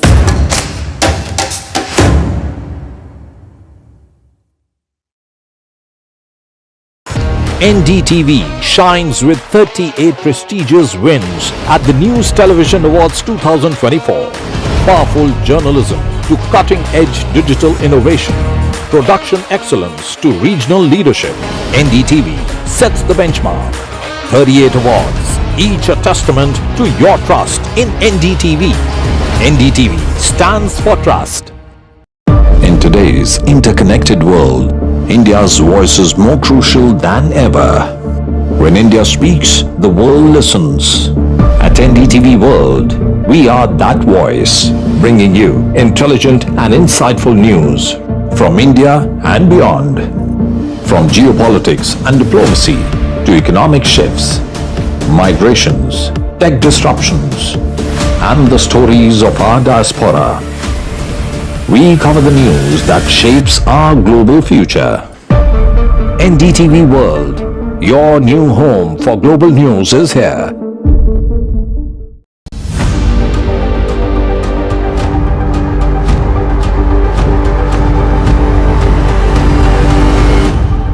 This week on India Ascends. Will Myanmar's junta chiefs see the same fate as Syria's Bashar al-Assad? Beijing in limbo as Xi's purge extends to his own men? How Trudeau's own misgivings are likely to become his end? And broken souls in a broken system, why young Wall Street bankers are getting by using ADHD pills. All this and more only on India Ascends with me, Gauri Dwivedi, at these timings on the NDTV network.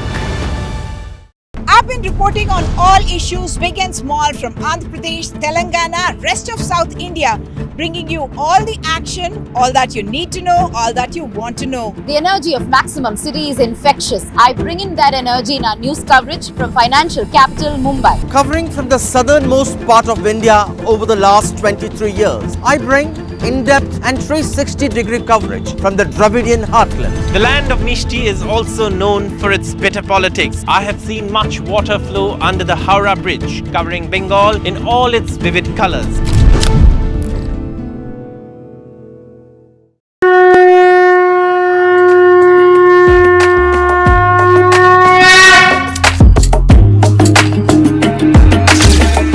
Mahakumbh, a festival of faith. The world's biggest spiritual festival. The divine dip at the spiritual Sangam. A sacred confluence of faith, culture and heritage. NDTV's mega coverage of the Mega Fest. NDTV at Mahakumbh 2025.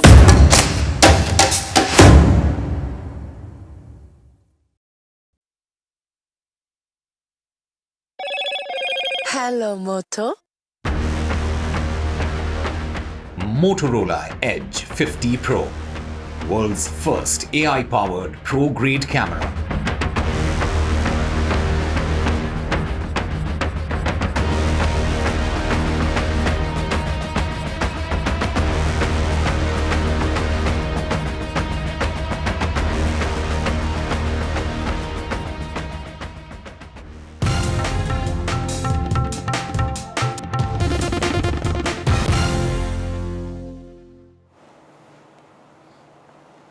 Welcome back. The Enforcement Directorate has summoned Bharat Rashtra Samiti Party working president and former minister K.T. Rama Rao along with senior IAS officer Arvind Kumar and former HMDA chief engineer BLN Reddy in connection with the Formula E race case. K.T. Rao has been asked to appear on 7th of January while Arvind Kumar and BLN Reddy, they are scheduled to appear on the 2nd and 3rd respectively. The probe is being conducted under the Prevention of Money Laundering Act based on an FIR filed by the Anti-Corruption Bureau.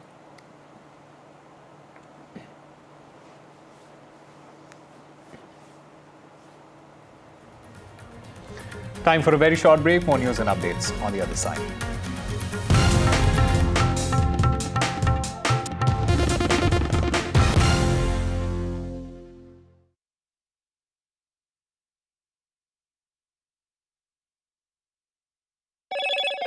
Hello, Moto.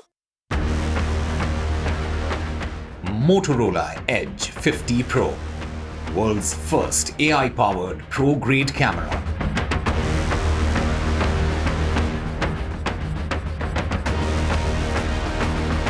Jammu and Kashmir sees heavy rainfall as Dodas could be seen covered in a blanket of snow as the area receives heavy snowfall.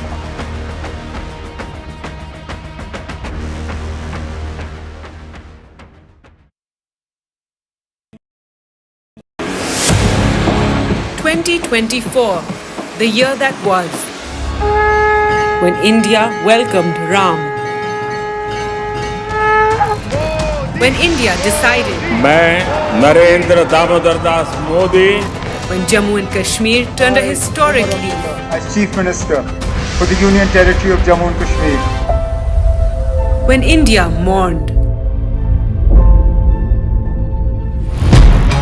when India celebrated,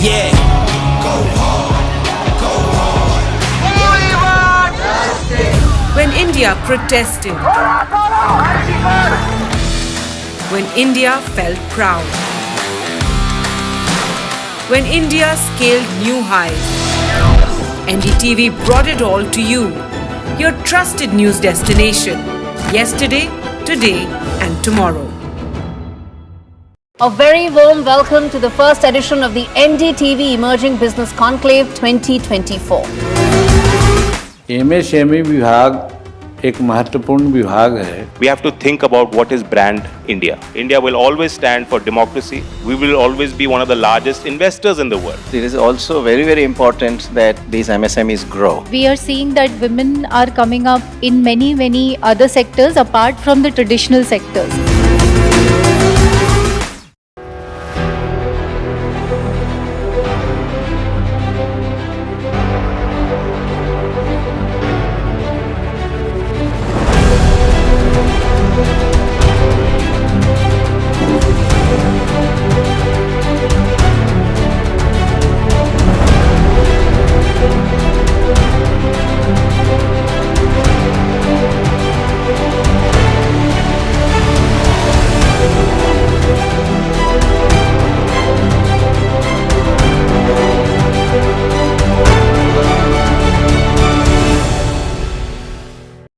New day, new show, a new experience.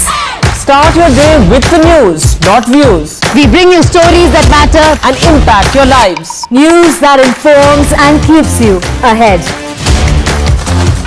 From Maximum City, Mumbai, to the seat of governance, Delhi, NDTV brings to you the best breakfast show. The breakfast show only on NDTV 24/7 every morning at 8 a.m. NDTV proudly upholds its legacy of trust and credibility. According to the prestigious Reuters Institute's Digital News Report 2024, NDTV is the top-most news platform in the country. Number one in both online and offline reach in India. Beating all its competition, NDTV stands for trust.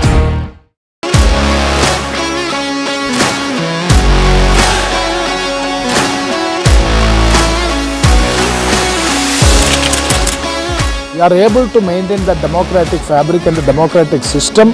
I want to do something that can make a difference. लगातार जनता की आवाज को सरकार तक पहुंचाने का काम मैं करता हूं. I was a student up until very recently. I really want to work and do something for my people because they have given me this opportunity. They have elected me. सोचा नहीं था कि राज्यसभा सांसद बनूंगी.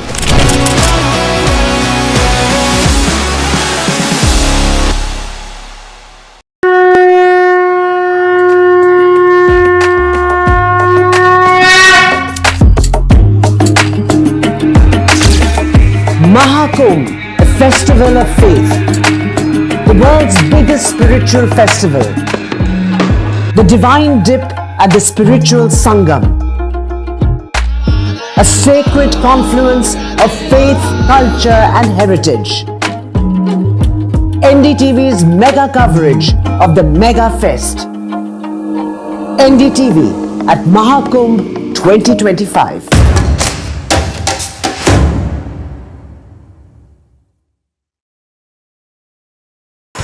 NDTV shines with 38 prestigious wins at the News Television Awards 2024. Powerful journalism to cutting-edge digital innovation. Production excellence to regional leadership. NDTV sets the benchmark.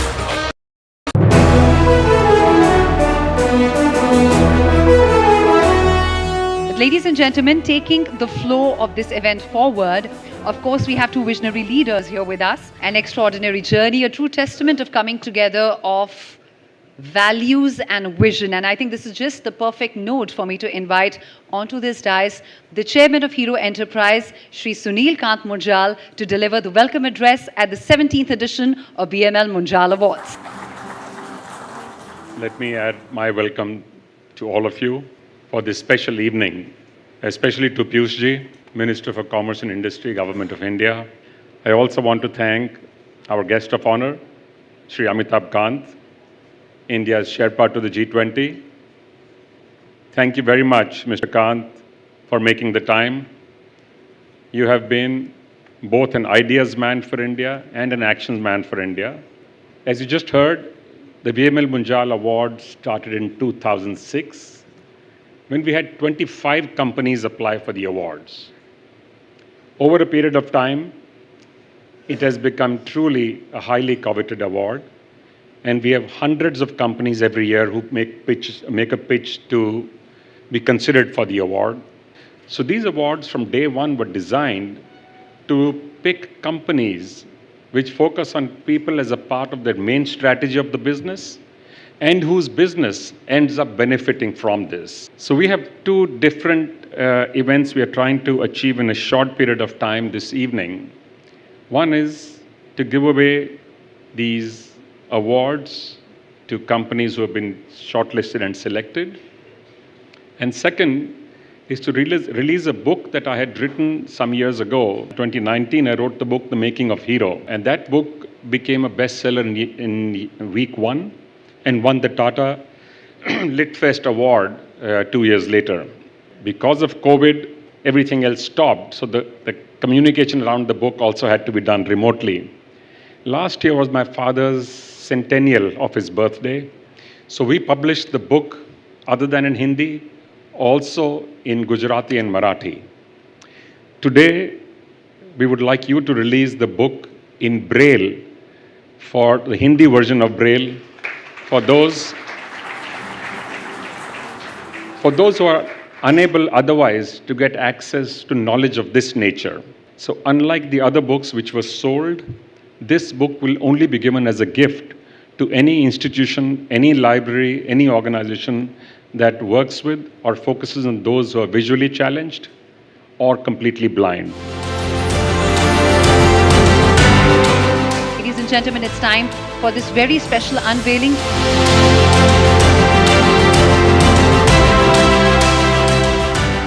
Thank you, Honorable Minister, for doing the honors. And now I request you to please join me for the award ceremony. And as already highlighted, it takes a lot to win a BML Munjal Award. As I announce the winner in the very first category, that is Private Sector Manufacturing category. And this goes out to TVS Motor Company.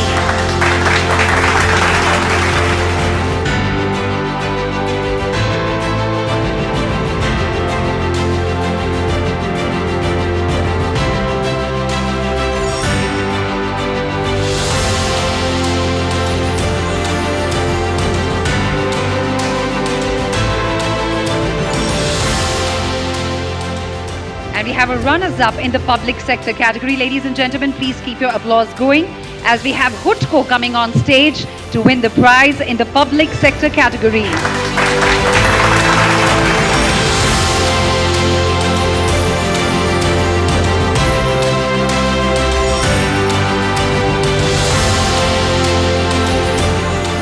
Many congratulations to Hutco for the runners-up in public sector category. The winner under the public sector category, ladies and gentlemen, all hands put together. Let's cheer for ONGC Videsh Limited.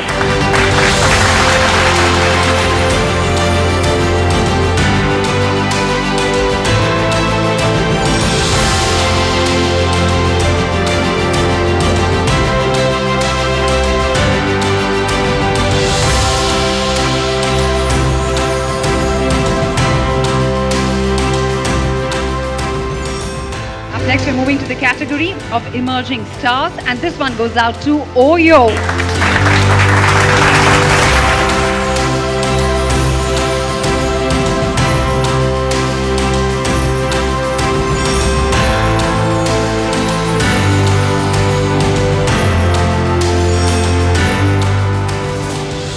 We're moving into the sustained excellence category, and the winner is HPCL.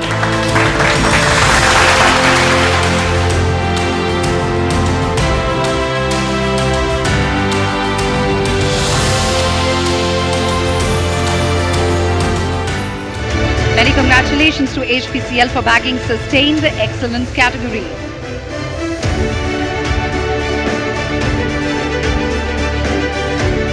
And the last award in this set, ladies and gentlemen, is a very special mention by jury going out to Tata 1MG.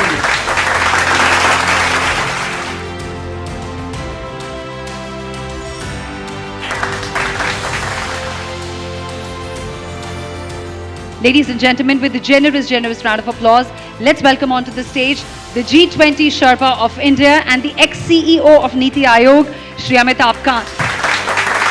Thank you for joining us, Shri Amitabh Kant. We'll straight away dive into the next set of awards, which are the Private Sector Services Awards and the Private Sector Manufacturing. I request Shri Sunil Kant Munjal and Shri Amitabh Kant to kindly rise as we get into the presentation of the awards ceremony. Let's get started with the first joint winner under the Private Sector Services, and the winner is Reliance Jio.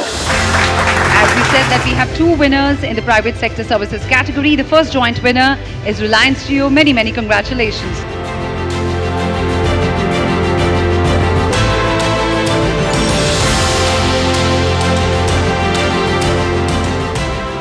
Moving on to the second joint winner under the Private Sector Services. This one goes out to Tata AIG.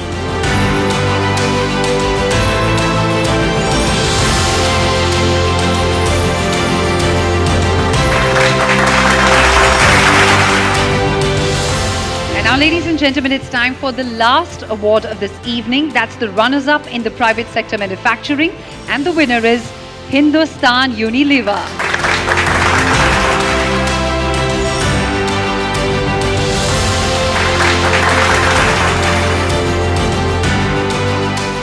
Many congratulations to Hindustan Unilever for bagging the award, and thank you so much, Shri Munjal and Shri Amitabh Kant, for doing the honors. It's time to hear from the visionary leader who has propelled India to newer heights in global trade and economic growth, the Honorable Minister, Shri Piyush Goyal. All the distinguished members of the jury, members of the Munjal family, ladies and gentlemen. Indeed, a proud moment to be amidst the winners of these very prestigious BM Munjal awards. My congratulations to all the award winners, to all the various companies and the people behind the award, as I'm certain each one of you will acknowledge that it's always the whole team effort that leads us to winning these awards.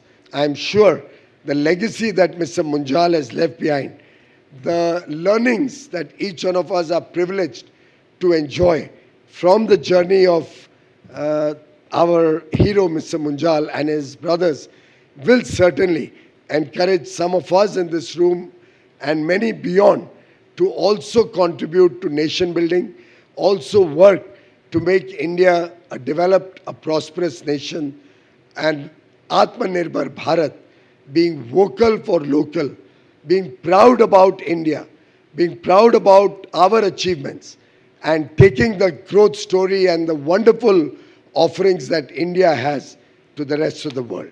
Thank you, Sunilji, for giving me this opportunity, and congratulations again to all the award winners. Thank you. Shri Amitabh Kant, it's time for me to now request you to please join us on the dais and say a few words. Dear Sunil, it's a great pleasure and an honor for me to be here. These awards are a great symbol of the spirit of manufacturing, the spirit of hard power of India. And much like this represents the Make in India spirit. Couple of decades later, we'll see a great awards representing the soft power of India. And therefore, the Munjal Group will represent both the hard power of India and the soft power of India and enable India to become a Viksit Bharat by 2047. Thank you very much. Thank you, Shri Amitabh Kant. Thank you, Shri Sunil Kant Munjal, for doing the honors.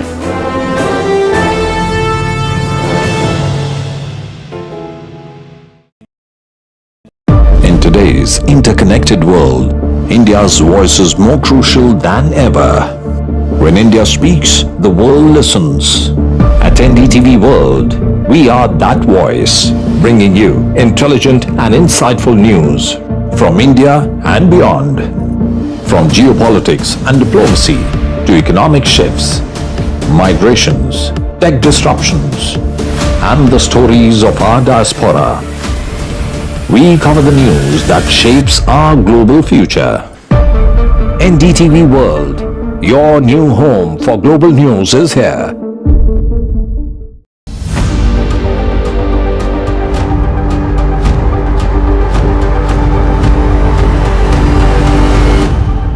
This week on India Ascends. Will Myanmar's junta chiefs see the same fate as Syria's Bashar al-Assad? Beijing in limbo as Xi's purge extends to his own men?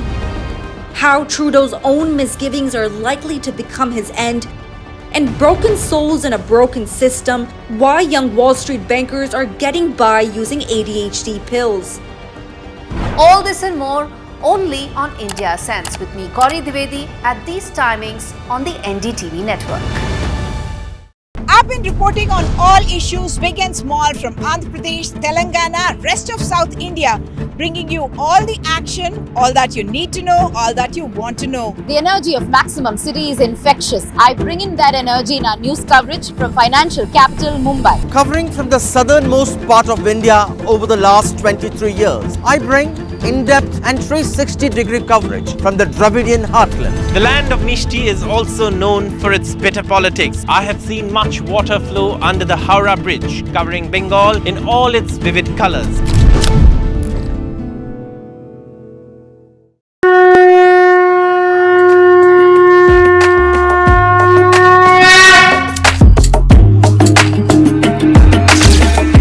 Mahakumbh, the festival of faith, the world's biggest spiritual festival, the divine dip at the spiritual Sangam, a sacred confluence of faith, culture and heritage. NDTV's mega coverage of the Mega Fest.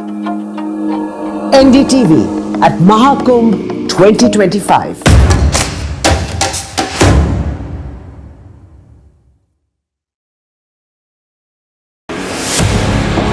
2024, the year that was, when India welcomed Ram. When India decided, मैं Narendra Damodar Das Modi, when Jammu and Kashmir turned a historic leaf. As Chief Minister for the Union Territory.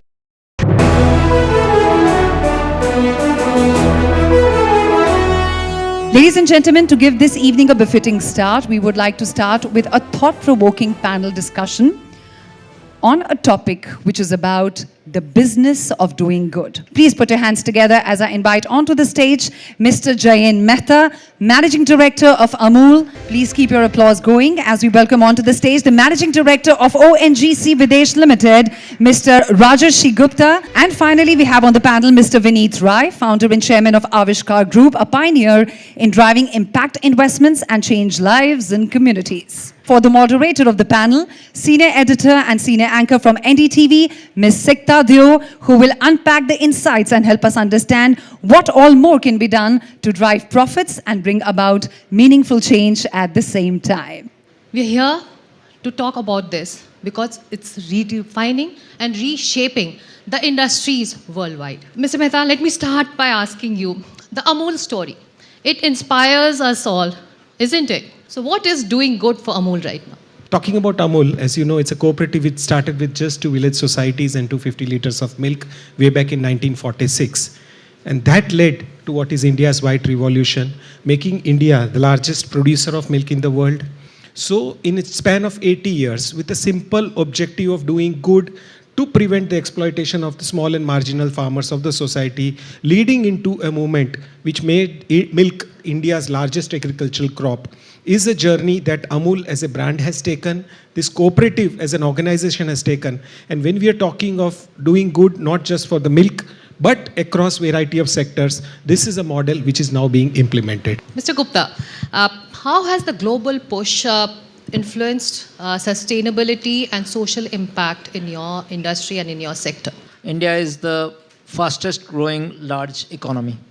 If it is growing at 7-8%, we are at 4 trillion today. it will require energy to help it grow.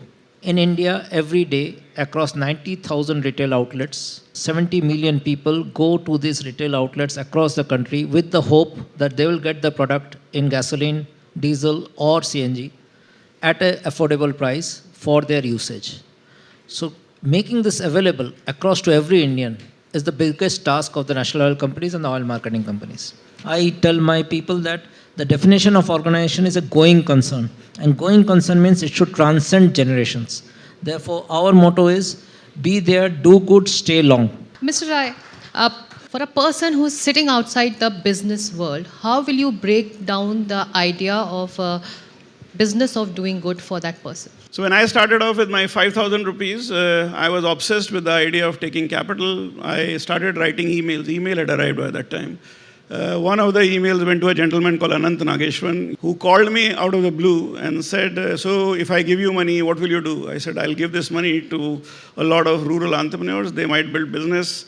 If they become successful, they will return the money. And that intentionality to me will deliver impact. I only wanted to see that the for-profits will allow entrepreneurs to unleash their entrepreneurial energy on large social problems. What we did today is called impact investing, a term that is still very unknown in India, but globally there is $1.5 trillion that is committed to it.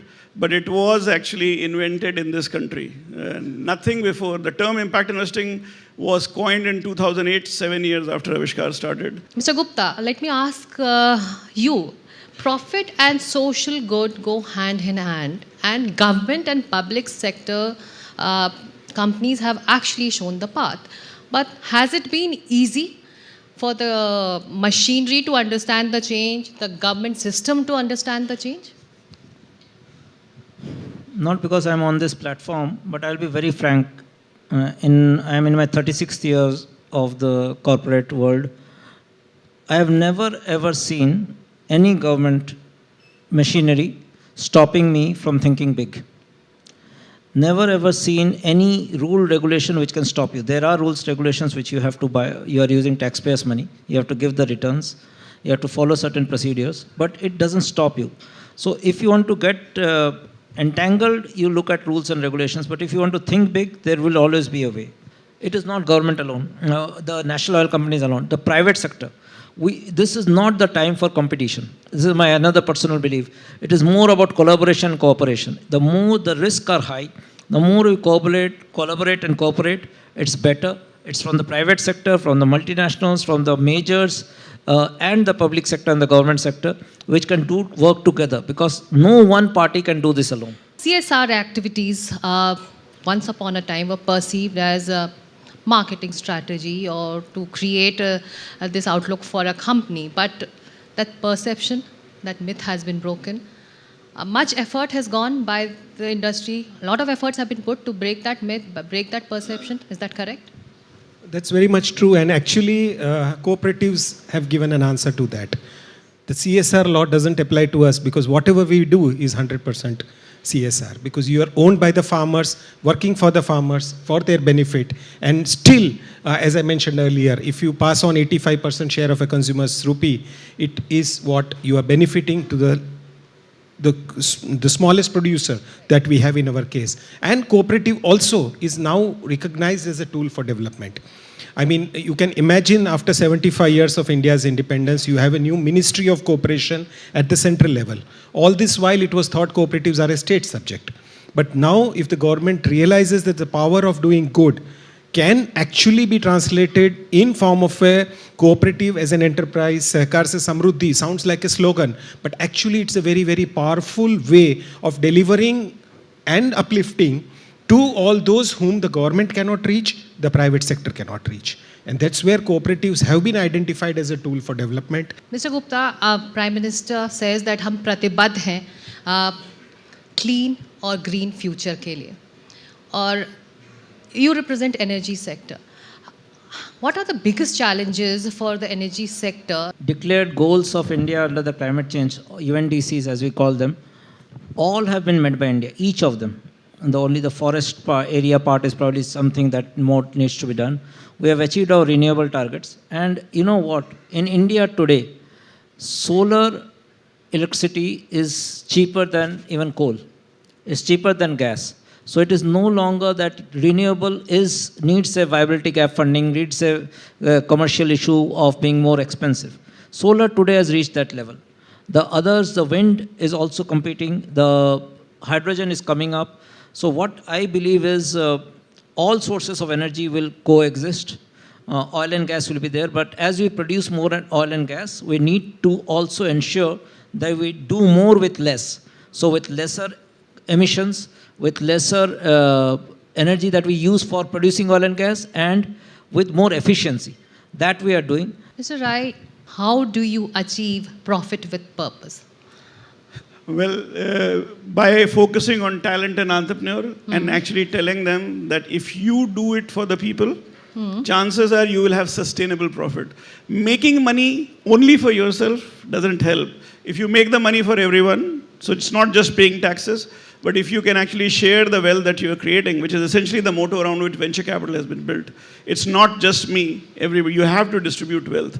And ultimately, a lot of people across the globe are giving back the wealth.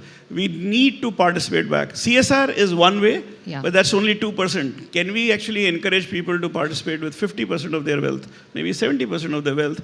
Because ultimately, you won't take it up there. It will be all left here.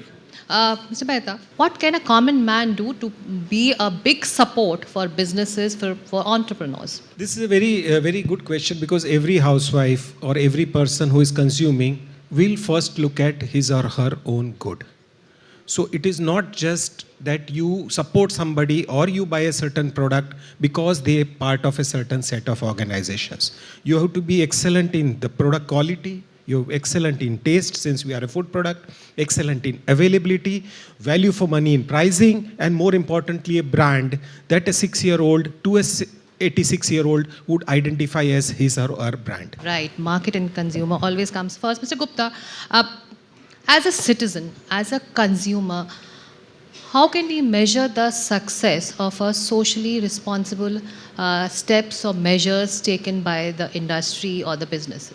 In my industry, I will say this, that our product is not seen. It's not seen when it is below the ground. It's not seen when it is processed. So how do you make a difference to this common citizen? I believe that the citizen will be the decider of the next form of energy. One last comment from all three of you. I start by you, Mr. Mehta. अगर आपको एक must do action हर एक business को सुझाना हो, what will it be? I think there cannot be any better suggestion except for having every one of us build purpose in what we do. क्योंकि जो चीज़ हम किस वजह से और किस reason से करते हैं, that defines the purpose of the organization. And if that purpose is for creating good, not just for the owners, but also the stakeholders. सार्थक व्यवसाय या बिजनेस बनाने के लिए सोशली रिस्पॉन्सिबल बिजनेस का भविष्य अगले 10 सालों में mister Gupta? We will have to feed the economy to grow and to become India becoming a developed nation by 2047. For that, we need to ensure that every citizen gets affordable, sustainable, available energy. And as an energy company, if we can prove that we are net zero carbon emission, we are not harming the environment, then we are home. So we have to ensure that we look after the future generations. Thank you. Look after the future generations. One last comment. जो नए business हैं, उनको क्या सलाह देंगे कि the business of doing good शुरुआत में ही embed हो जाए? If you are a startup entrepreneur, when you look for a large problem, generally a social problem is a large problem. Because it is a social problem, you will solve it, you will build a big business. And if you can integrate the idea of doing good within the business model, this question whether profit and purpose can go together will get answered automatically. Thank you so much. Let's keep doing the business of doing good. Thank you so much. Ladies and gentlemen, it's time for all of us to draw curtains on this very special 17th edition of the BML Munjal Awards. It's been an evening of celebration and inspiration. Thank you so much.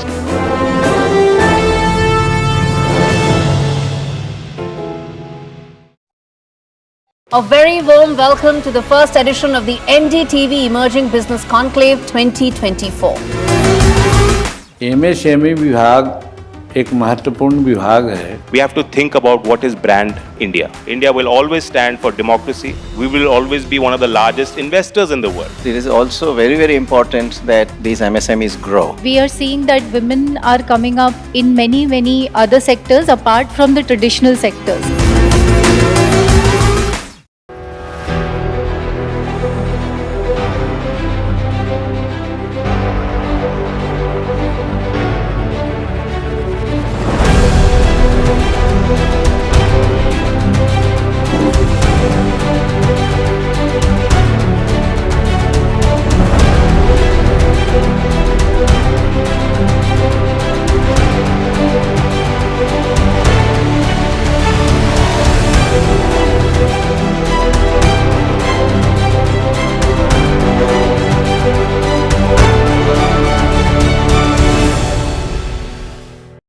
New day, new show, a new experience. Start your day with the news, not views. We bring you stories that matter and impact your lives. News that informs and keeps you ahead. From Maximum City, Mumbai, To the state of governance, Delhi, NDTV brings to you the best breakfast show. The breakfast show only on NDTV 24/7 every morning at 8 a.m. NDTV proudly upholds its legacy of trust and credibility. According to the prestigious Reuters Institute's Digital News Report 2024, NDTV is the top-most news platform in the country. Number one in both online and offline reach in India. Beating all its competition, NDTV stands for trust.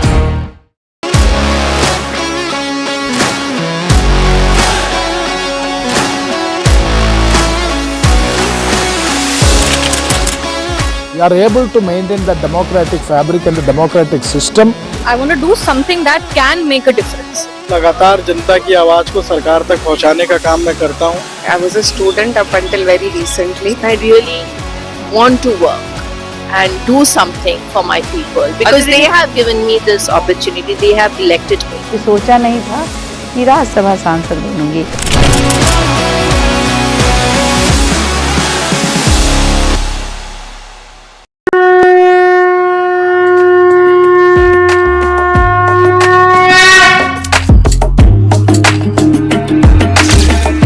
Mahakumbh, a festival of faith.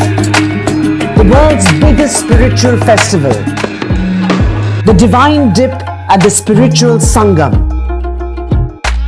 A sacred confluence of faith, culture and heritage.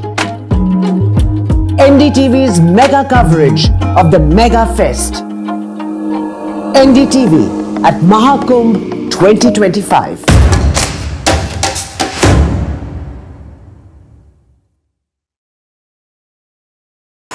NDTV shines with 38 prestigious wins at the News Television Awards 2024. Powerful journalism to cutting-edge digital innovation. Production excellence to regional leadership. NDTV sets the benchmark. 38 awards, each a testament to your trust in NDTV. NDTV stands for trust.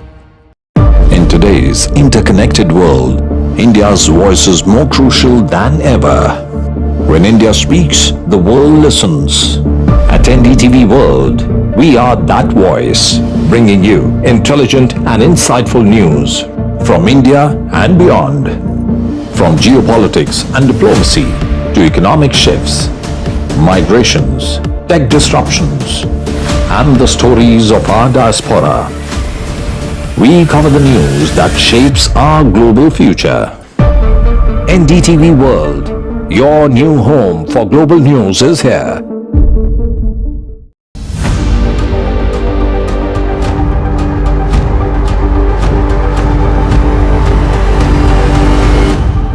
this week on India Ascends. Will Myanmar's junta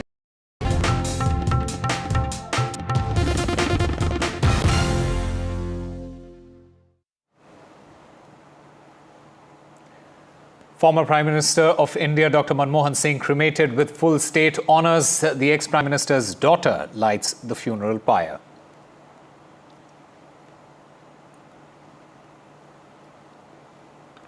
Politics over Dr. Singh's memorial. Congress demands an appropriate location. Government ensures to allocate separate space for Manmohan Singh's memorial. And the Formula E race case haunts KT Rama Rao. The ED summons BRS working president KTR set to appear before ED on the 7th of January.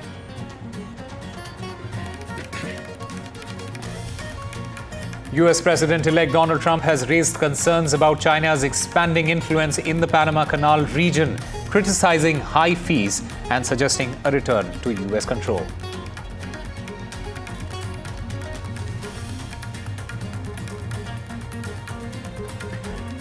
And fireworks in Australia, Melbourne. Nitish Reddy surges in the Melbourne Test. Reddy hits his maiden Test 100. This is a star, a real star.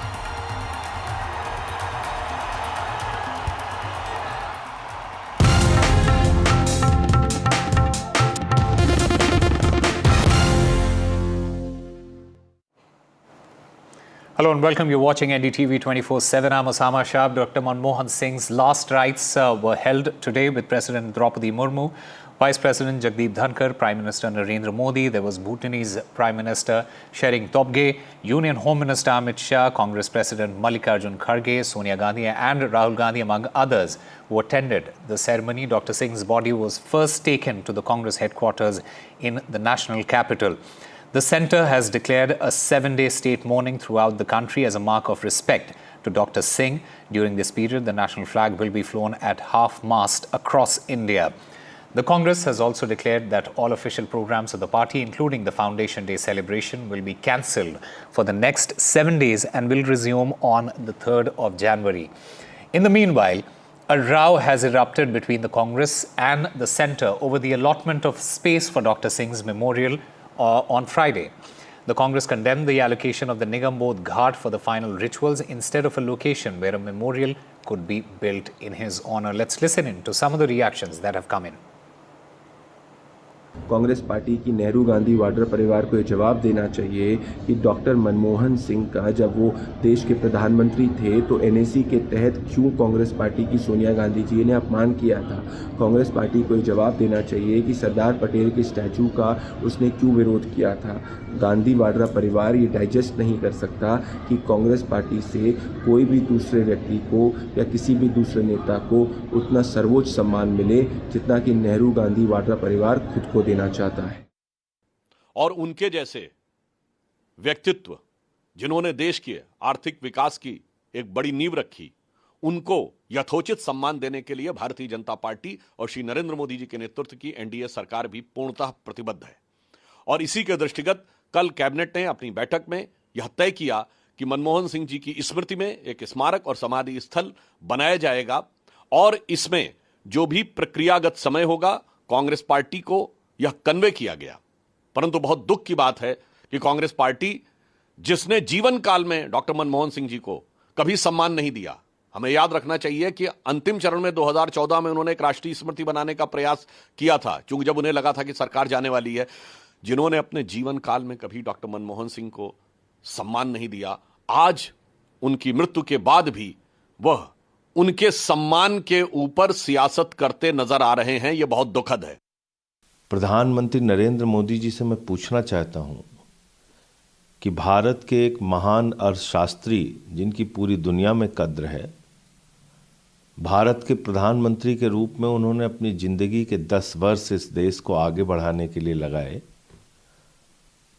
और सिख समाज से आने वाले भारत के एकमात्र प्रधानमंत्री हैं doctor Manmohan Singh ji. तो आप राजघाट परिसर में डॉक्टर मनमोहन सिंह जी के अंतिम संस्कार की जगह देने के लिए तैयार नहीं है। ये भारतीय जनता पार्टी की सोच है। ये अपने आप को संस्कारी पार्टी कहते हैं।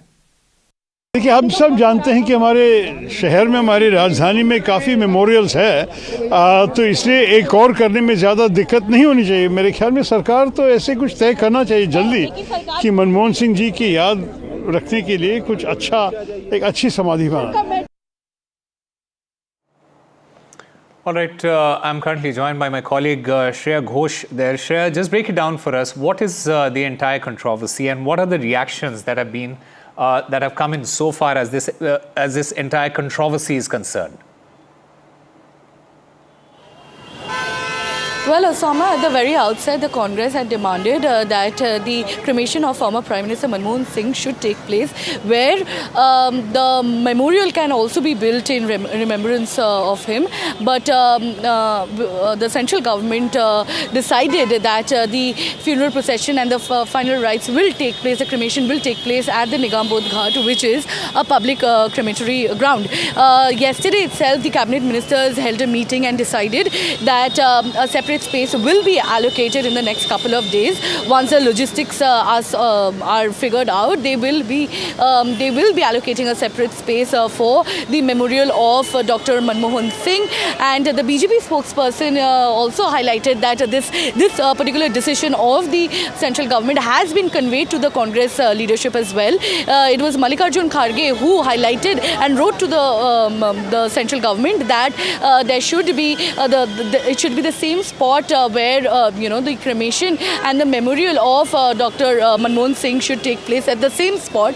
But and also criticized the central government and said that it was a deliberate insult to hold the funeral of Dr. Manmohan Singh at Nigambodh Ghat, because traditionally we have seen former prime ministers their last rites being held at Rajghat. And remember, in the year 2013, under the leadership of Manmohan Singh, the UPA government said that there should be a common memorial ground for all leaders and future prime ministers in the Rashtriya Smriti Sthal near Rajghat. This was decided back in 2013 by the UPA government under Dr. Manmohan Singh. They said that there shouldn't be any individual memorial grounds, rather a common memorial ground for all future prime ministers and leaders. But today, as we stand right outside the Nigambodh Ghat, where we saw the last rites of Dr. Manmohan Singh taking place here, all the top leaders and foreign dignitaries coming and paying homage to him. This is where the final cremation took place of Dr. Manmohan Singh, our 14th Indian Prime Minister, a man who will be remembered for his magnanimous stature, his global stature, for being the architect of India's modern economy, and he will be remembered. And that is why the BJP also showed immense respect towards Dr. Manmohan Singh and said that he will be remembered as the one who sowed the seed, who built the foundation of India's economy. And the BJP as a party has shown respect to Dr. Manmohan Singh all throughout, but it is the Congress who is doing dirty politics over the death of Manmohan Singh.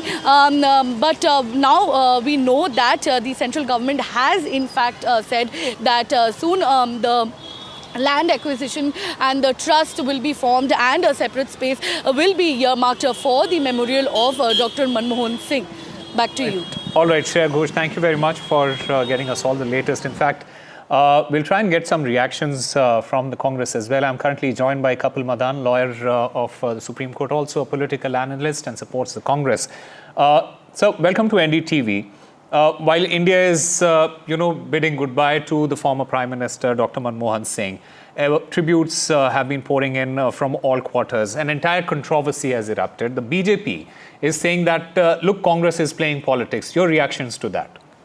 Let me just say it very clearly that it is a crass politics which is being happening right now. And I'll tell you historically, when we lost our former Prime Minister Atal Bihari Vajpayee ji, his cremation happened at Smriti Sthal, where you have all the Smritis. So what essentially was being asked by the Congress party was that have a place dedicated in the Smriti Sthal, which is there in Rajghat, where traditionally all the previous dignitaries have been cremated. So this essentially was the demand. So if this could happen when we lost Atal Bihari Vajpayee ji, this could also happen when we lost our honorable Prime Minister, former Prime Minister Manmohan Singh ji. So that's essentially what has been the demand. The government could have accommodated it, because it is, this is what the government has been traditionally doing. And the last time we saw this happen was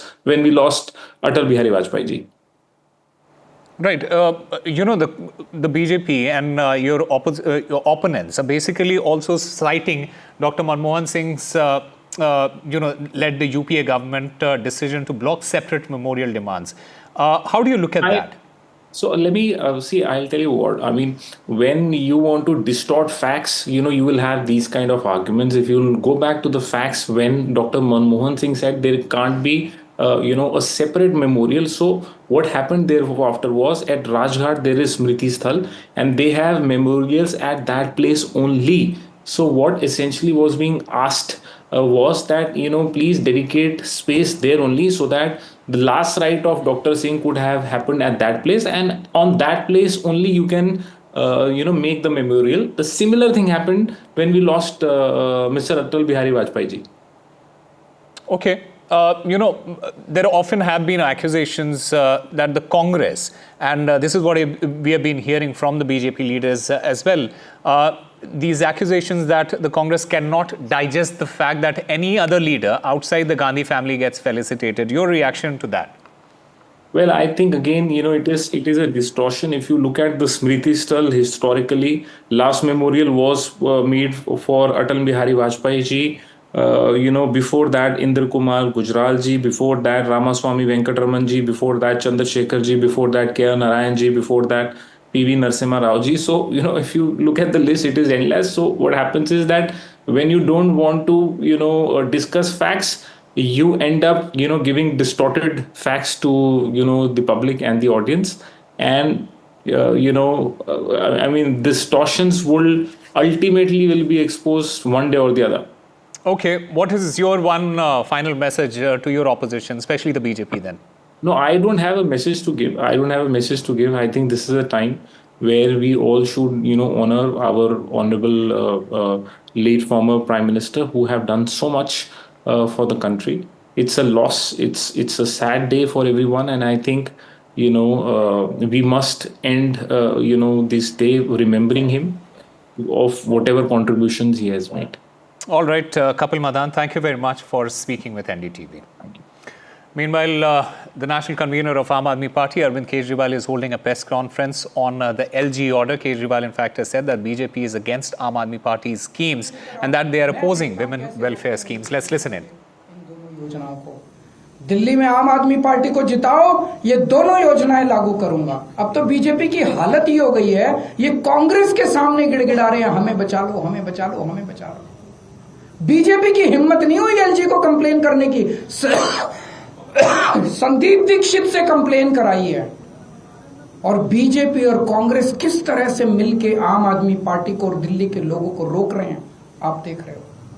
मैं दिल्ली के 2 करोड़ लोगों को, मैं दिल्ली की सारी मां बहनों को अपील करना चाहता हूं। दिल्ली के 2 करोड़ लोगों को इकट्ठा होना पड़ेगा। ये चुनाव एक तरफ दिल्ली के लोग हैं और एक तरफ भारतीय जनता पार्टी है जिसकी गंदी राजनीति है। इस बार हमें इनकी गंदी राजनीति को खत्म करना है। दिल्ली के 2 करोड़ लोगों को मैं अपील करना चाहता हूं। आज मैं जो कुछ हूं आप लोगों की वजह से हूं। मेरा साथ दो। मैं देखता हूं ये कैसे ये दोनों योजनाएं रोकते हैं। ये जेल भेजेंगे मेरे को, दोबारा जेल चला जाऊंगा, 10 बार जेल जाऊंगा। आप लोगों के लिए जेल जाना मंजूर है, लेकिन मैं इन योजनाओं को रुकने नहीं दूंगा, किसी हालत में नहीं रुकने दूंगा। अगर आप लोगों के कोई एक प्रश्न है तो सर, उसमें ये कहा गया है बन रहे हैं तो ऐसे में आपका रजिस्ट्रेशन प्रोसेस तो रुक जाएगा। अभी बताया जा रहा है कि 22 लाख लोगों ने रजिस्टर। ये रोके, जनता तय करेगी, जनता इनको बताएगी।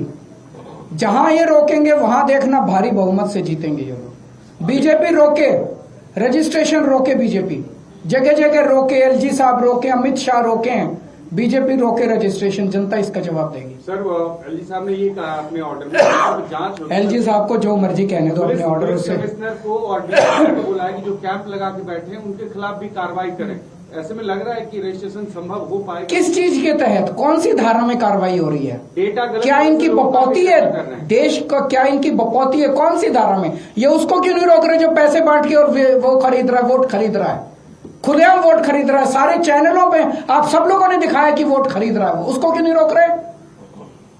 वो तो पैसे बांट रहा है, कह रहा है बदले में वोट दो। उसको क्यों नहीं रोक रहे ये लोग? Thank you.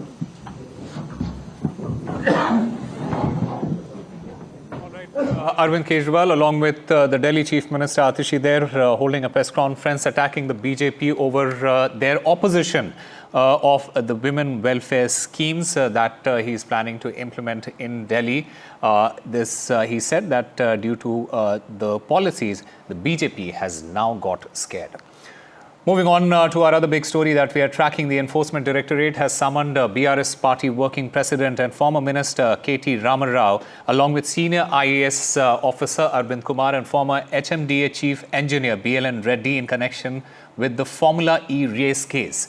KTR he has been asked to appear on the 7th of January, while Arvind Kumar and BLN Reddy are scheduled to appear on the 2nd and 3rd respectively. The probe is being conducted under the Prevention of Money Laundering Act, or the PMLA, based on an FIR filed by the Anti-Corruption Bureau. And my colleague Uma Sudhir joins us to get us more on this. Uma, what are the latest details? So, Mr. K.T. Ramarao will appear now before the Enforcement Directorate on the 7th of January is when he has been summoned. And on the 2nd and 3rd, the accused number 2 in the case, Special Chief Secretary Mr. Arvind Kumar, and accused number 3, Mr. BLN Reddy, who was a retired officer of the HMDA, the Hyderabad Metropolitan Development Authority, from where 55 crore rupees is said to have been transferred to Formula E organizers. They are being summoned first on 2nd and 3rd, and then Mr. K.T. Ramarao is expected to appear. As you know, the ACP at first booked a case against Mr. K.T. Ramarao, suggesting that there was an unauthorized transfer of money and that there is a criminal breach of trust and misappropriation of funds in that sense. And then Mr. K.T. Ramarao had said that yes, he had given oral instructions, but he also said that the procedural aspects need to be looked after by the bureaucracy and not really by him about the getting the right sanctions and so on and so forth, and that he takes the policy decision. But yes, 55 crore rupees was transferred to the Formula E organizers after the earlier partner Ace Next Gen had pulled out of the Formula E race after the 9th season, and therefore Hyderabad Metropolitan Development Authority had come in and paid the money. And the allegation in the FIR is that they had also were not part of the tripartite agreement when they paid out the money of 55 crore rupees. So what the ED is looking at, like you mentioned, is a Foreign Exchange Management Act, and saying that whether there are any violations in terms of the foreign exchange that was remitted, money that was transferred to FEO in London without the authorized permissions from the RBI. So that is what the Enforcement Directorate is going to be looking into, while the ACB will probe other angles to this episode that the Congress government has called as a big scam. Uma, has Mr. KTR responded to these summons, and what is his stance as far as these allegations are concerned? Mr. K.T. Ramarao has from the beginning said that yes, I have orally allowed this to happen, and he has said that in fact there is no criminality in what had happened, and that the people who are supposed to have received it, the money, have also said, the FEO has also said that they have got the 55 crore rupees. So where is the fraud? Because there is the money has not gone into any other channel. And he says if this is considered as unauthorized, why isn't Formula E organizers, the recipients of that money, they should have also been booked? Why hasn't the government named them as accused as well? The second aspect he says is that yes, this is part of procedure, and we were trying to save the brand equity of Hyderabad, and that gains to the extent of 700 crore rupees had come into the Hyderabad ecosystem because of this, and that's why he had acted proactively in order to protect. All right, Uma Sudhir there, getting us all the latest as far as this entire controversy is concerned. Time now for a very short break. More news and updates on the other side.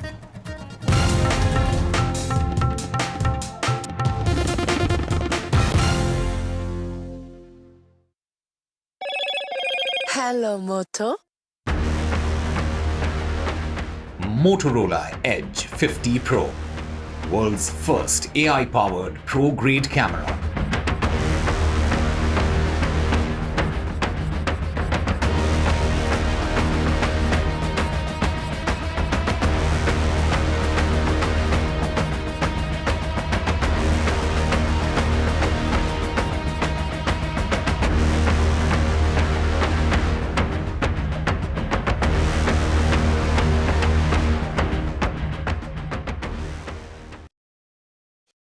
citizen reporting on all issues, big and small, from Andhra Pradesh, Telangana, rest of South India, bringing you all the action, all that you need to know, all that you want to know. The energy of Maximum City is infectious. I bring in that energy in our news coverage from financial capital Mumbai. Covering from the southernmost part of India over the last 23 years, I bring in-depth and 360-degree coverage from the Dravidian heartland. The land of Mishti is also known for its bitter politics. I have seen much water flow under the Howrah Bridge, covering Bengal in all its vivid colors.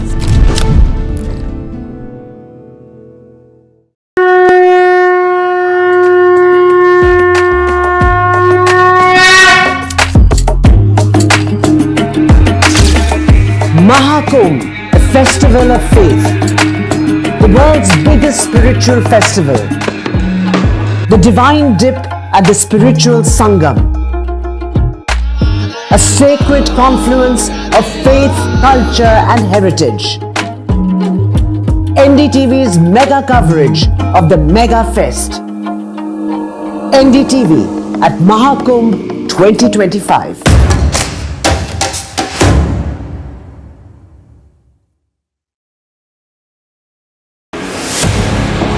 (2024), the year that was, when India welcomed Ram, when India decided, मैं Narendra Damodar Das Modi, when Jammu and Kashmir turned a historic leaf, as Chief Minister for the Union Territory of Jammu and Kashmir, when India mourned, when India celebrated,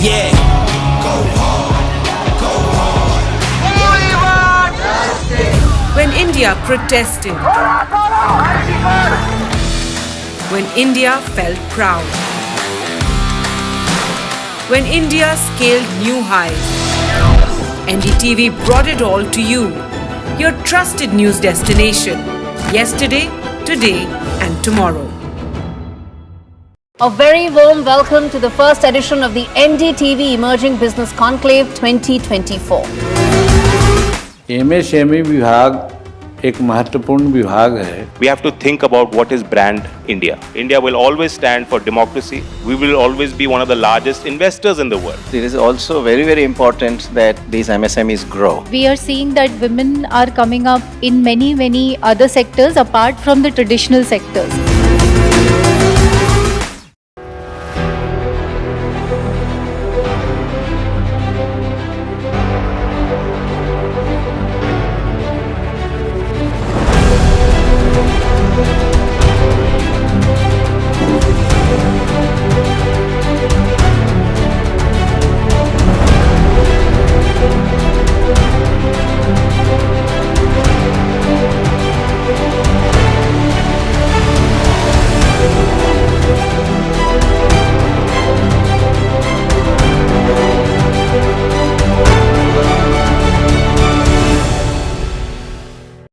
New day, new show, a new experience. Start your day with the news, not views. We bring you stories that matter and impact your lives. News that informs and keeps you ahead. From Maximum City, Mumbai, to the seat of governance, Delhi, NDTV brings to you the best breakfast show. The breakfast show only on NDTV 24/7 every morning at 8 a.m. NDTV proudly upholds its legacy of trust and credibility. According to the prestigious Reuters Institute's Digital News Report 2024, NDTV is the top-most news platform in the country. #1 in both online and offline reach in India. Beating all its competition, NDTV stands for trust.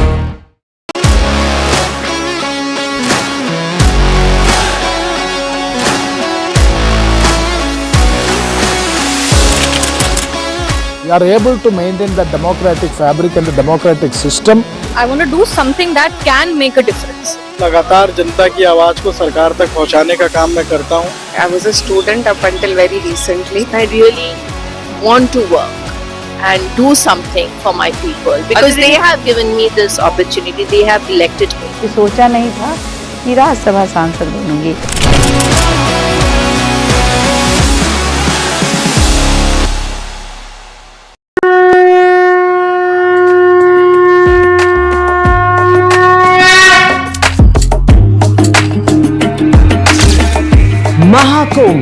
festival of faith, the world's biggest spiritual festival, the divine dip at the spiritual Sangam,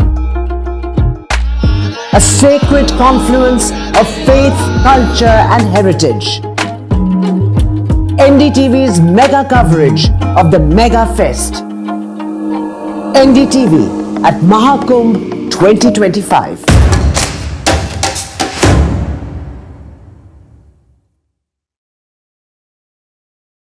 NDTV shines with 38 prestigious wins at the News Television Awards 2024.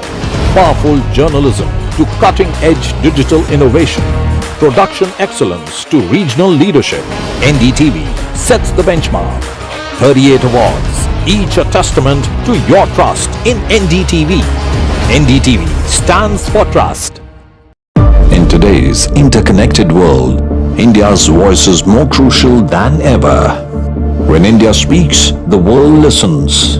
At NDTV World, we are that voice, bringing you intelligent and insightful news from India and beyond. From geopolitics and diplomacy to economic shifts, migrations, tech disruptions, and the stories of our diaspora. We cover the news that shapes our global future. NDTV World, your new home for global news is here.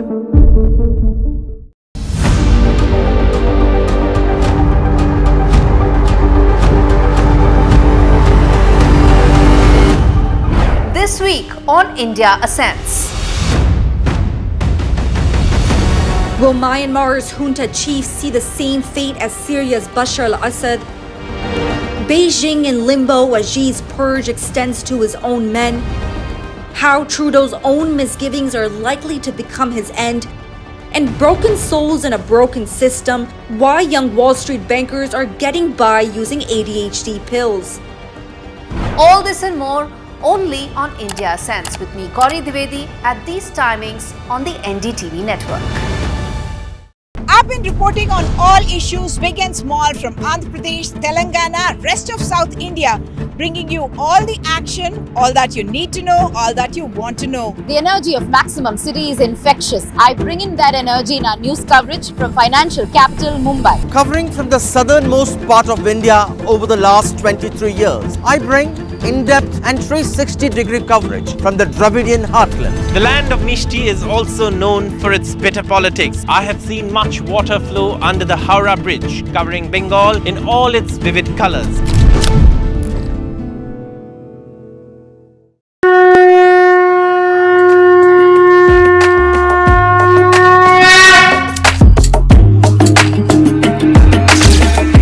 Mahakumbh, the festival of faith, the world's biggest spiritual festival, the divine dip at the spiritual Sangam, a sacred confluence of faith, culture and heritage.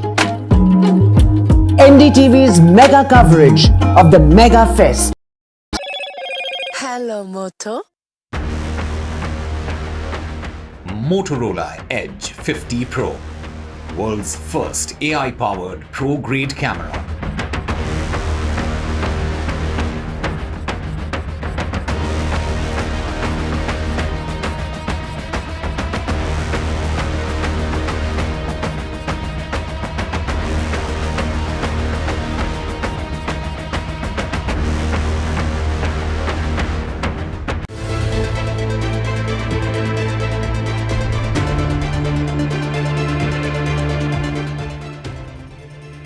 Good evening and welcome to India Ascends, the final episode of 2024. This year, India has proven that it is not just a rising power, it's an ascendant force on the global stage.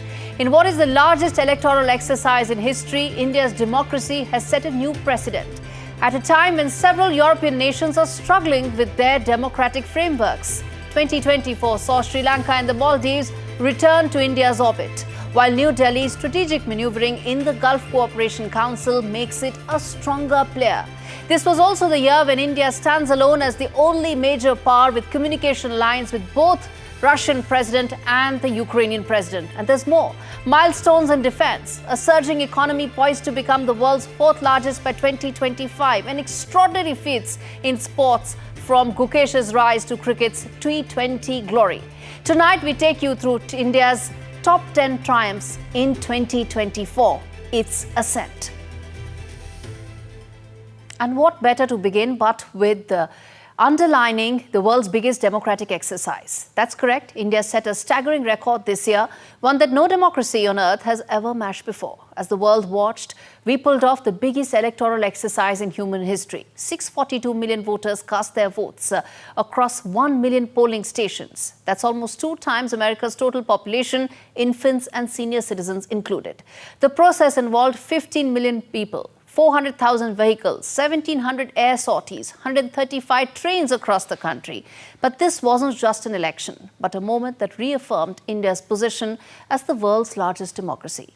As the polling stations buzzed with energy from Kashmir to Kanyakumari, from digital voting assistance for the elderly to cutting-edge biometric verification, India blended the age-old practice of democracy with futuristic innovation. The sheer scale of this electoral feat has shown that India's commitment to democracy is rock solid. It's not just a formality, but a living, breathing force. And as Indians renewed their commitment to their democratic ideals, European nations are witnessing protests, movements challenging their present political frameworks. Romania, Serbia, Georgia, Belarus, small European nations struggling to create democratic institutions that India has successfully mastered and continues to strengthen. At a time of increasing uncertainty, one of the rocks holding South Asia together has been India. And nothing explains this more than its Sri Lanka and Maldives strategy. Both countries that had drifted towards the dragon, but India as the big brother offered concessional loans as the two countries faced dire economic consequences. Loans with no TNCs, unlike the Chinese assistance, something that brought these countries back into the gambit, explaining and highlighting India's strategic calculations and big gambles it bet on. Take a look at this report.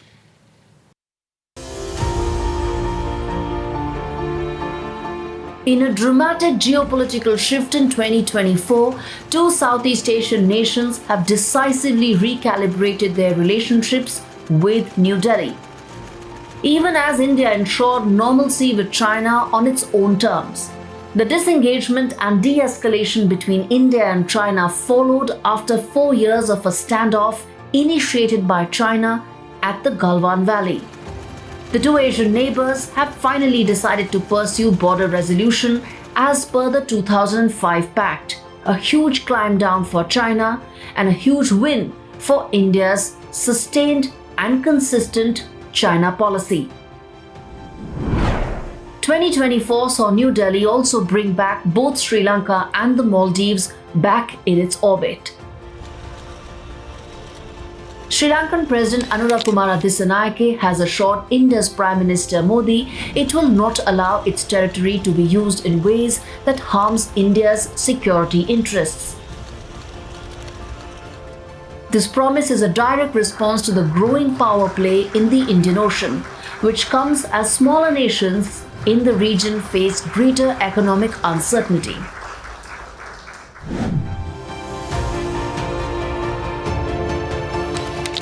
President Mohamed Moizu of Maldives, facing mounting economic challenges, has come to a hard but wise realization.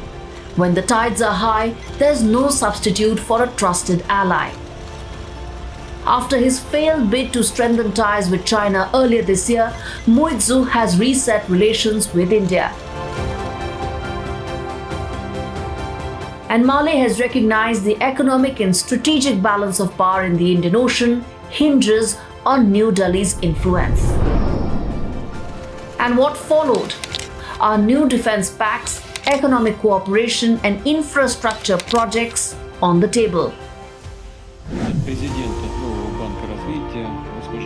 In 2024, this shift is a stark reminder that in the face of mounting global challenges, India is emerging as the cornerstone of stability in its neighborhood, and a growing counter and a pivot to China's dominance.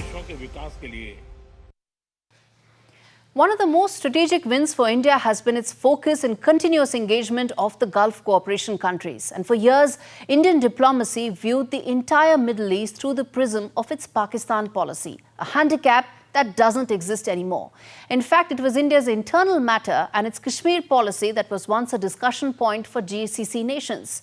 But now that isn't the case. They want to engage with New Delhi because they want to be part of the India story.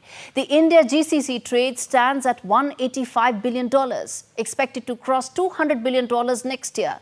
India-Gulf trade forms 15.8% of India's total trade, much more than India's trade with the European Union, which stands at just over 11.5%.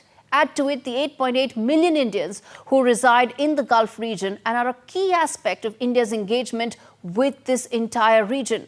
The impetus on deepening political relations, creating greater investment opportunities, closer defense relationships and more security cooperation will ensure that India continues to navigate the uncertainty in the region effectively, because they have in fact compounded due to the wars and the recent toppling of the Assad government in Syria, forcing India to double down on its GCC strategy that has been a major success this year.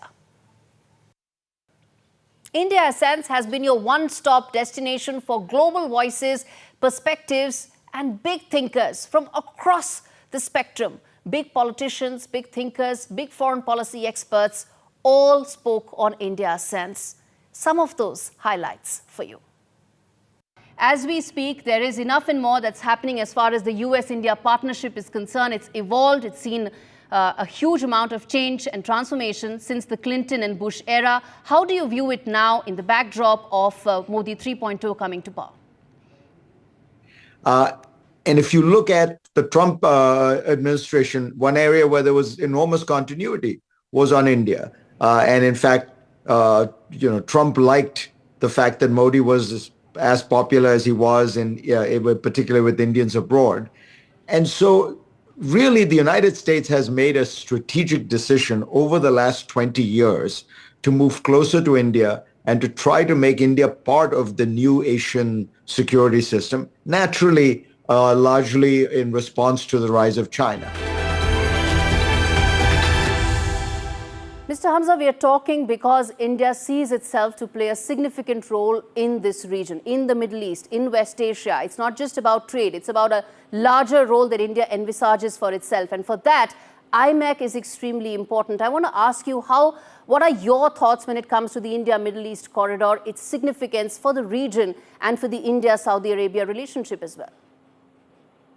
AIIMS is extremely important from a number of aspects. It stands for India, Middle East, Europe corridor, and it aims to connect India, Saudi Arabia, and Europe in, I think, three main areas. One is data and data cables, and we're already quite active in that regard, and there's a number of projects connecting Europe with the Kingdom for high bandwidth subsea cables, and I expect that those cables will continue eastward and connect to India as well. So that's number one priority, especially with the AI revolution that's going on these days. The second area is logistics, and that's connecting India with Europe through Saudi Arabia, possibly through a rail network which will shorten the transport time between India and Europe significantly. I think something like 12 days, but that's very important. And finally, we're connecting East and West with energy through subsea power cables. What do you think Southeast Asia gets right that the world needs to follow? Only recently, Sri Lanka got Harini Amarasuriya as its new Prime Minister. I'm always very happy when I hear that there is a woman advancing into leadership position and also bringing up more women with her or in her team or just as an encouragement. You know, what I think is critical is that we don't leave it at those one single women, that we then basically can say in less than 2 minutes all the names of all the prime ministers, presidents that are women around the world. Last week in the UN General Assembly Hall, there was the high-level meeting, and less than 10% of the speakers representing their countries were women. So what does Southeast Asia get right? Well, they might embrace diversity in decision-making already stronger. I don't know. I'm not the expert on it. You don't know much better. But I think what is critical is that we make this complete normality, that it doesn't really make a headline anymore, that people don't get excited that there is a woman, but that it's just normal. What do you think should be India's moves going forward, directions in Asia and in its neighborhood in the next couple of years that could define its position in the Indian subcontinent? Well, I'm extremely optimistic for India. You know, there are 193 countries in the world. It's actually quite surprising that the list of countries the number of countries out of 193 countries for which you can feel strongly optimistic for is not very great. But India is on top of the list of countries that you can feel optimistic for. And India's growth is just beginning. As 2024 draws to a close, one thing is abundantly clear. India is now a key geopolitical powerhouse. We've charted a unique course even through the turbulence of the Russia-Ukraine war. While the world's major powers have taken sides, New Delhi has tactfully positioned itself as the diplomatic bridge in a polarized global landscape. Prime Minister Modi became the first global leader and remains so to meet with both Vladimir Putin and Zelensky, a move that underscores India's balancing act. New Delhi has reaffirmed its commitment to its traditional alliances with Russia while simultaneously reaching out to Ukraine, advocating for dialogue, peace and sovereignty. Our diplomatic tightrope walk has paid off. The possibility of back-channel talks or the prospect of both sides coming together on the negotiating table rests on India's ability to act as an effective messenger, proving that it could very well be the architect of diplomacy in one of the world's most volatile crises. A reminder that in geopolitics, as in life, sometimes it's not about picking a side. It's about playing the long game that New Delhi knows well. We're slipping into a very short break. We come back with stories about India's ascent in economy, business, sports and cinema. Stay with us.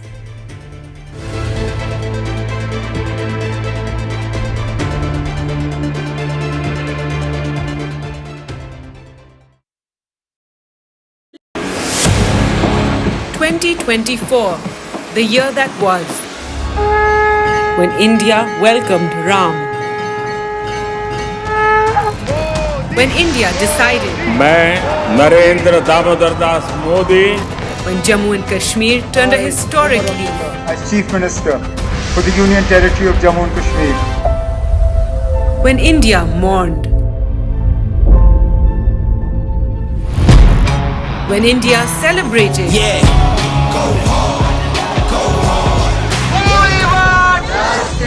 when India protested,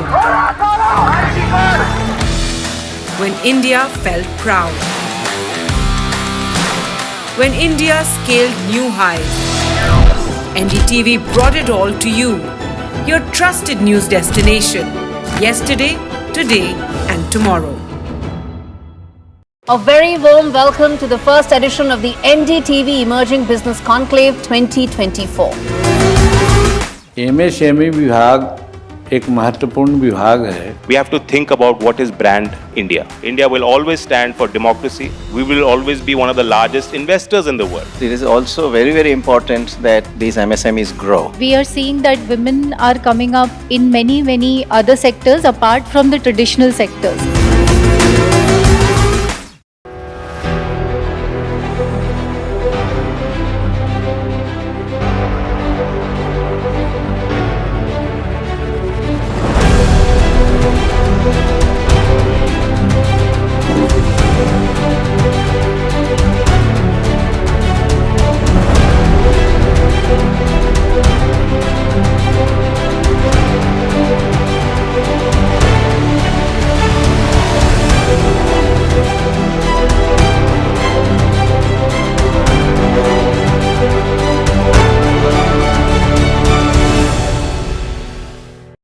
New day, new show, a new experience.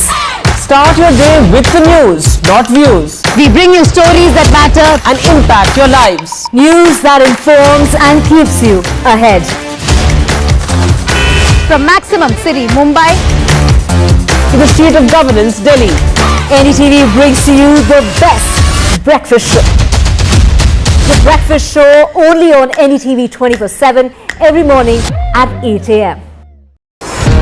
NDTV proudly upholds its legacy of trust and credibility.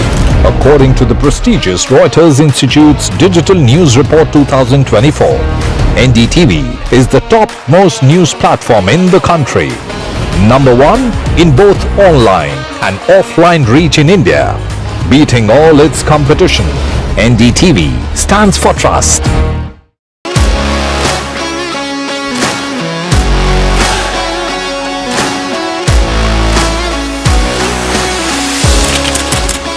We are able to maintain the democratic fabric and the democratic system. I want to do something that can make a difference. लगातार जनता की आवाज को सरकार तक पहुंचाने का काम मैं करता हूं.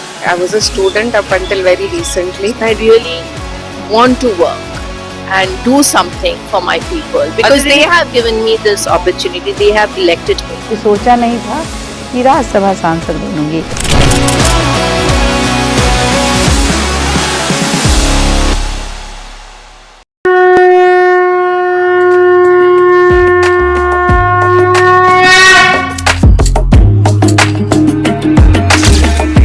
Mahakumbh, a festival of faith, the world's biggest spiritual festival, the divine dip at the spiritual Sangam,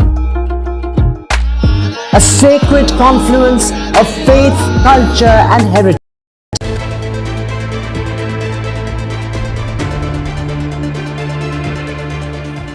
Welcome back. You're watching India Ascent's special show where we are talking about the top 10 instances of India's ascent in 2024. From importer to exporter, India's defence manufacturing has indeed come a long way. From BrahMos missiles that are now being exported to Philippines to its air defence systems that is being sold to Armenia, Indian defence products are now making a big mark, with indigenous defence production at record high levels. Defence exports are indeed at record high levels, with 2024 marking the dawn of India's era as a global defence leader. This report tells you why 2025 brings with it even greater prospects.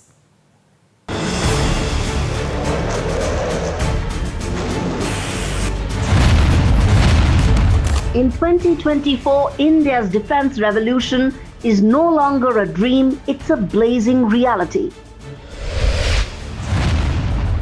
From the ashes of empty arsenals to a roaring machine of self-reliance, India's Atmanirbhar Bharat or Make in India defence manufacturing journey has redefined the rules of the game. New Delhi's defence production has exploded to 1.27 lakh crore in 23-24, registering a 32.5% growth from the previous year. The 2025 target is 1.75 lakh crore, a 38% growth target, something that looks achievable now. The 21,000 crore Tata Airbus partnership is fueling the production of the C-295 transport aircraft, set to make India the world's largest fleet by 2031. The deal with Russia to produce 6 lakh Kalashnikov AK-203 rifles in Amethi in Uttar Pradesh is the second big inflection point. With each of these groundbreaking deals, India is inching closer to its goal of indigenous defence production.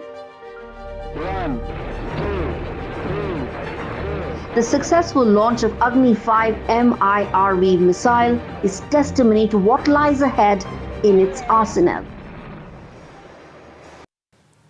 India's ascent is incomplete unless we talk about its economy, which is currently the world's 5th largest, set to become the world's 4th largest next year, as per the International Monetary Fund.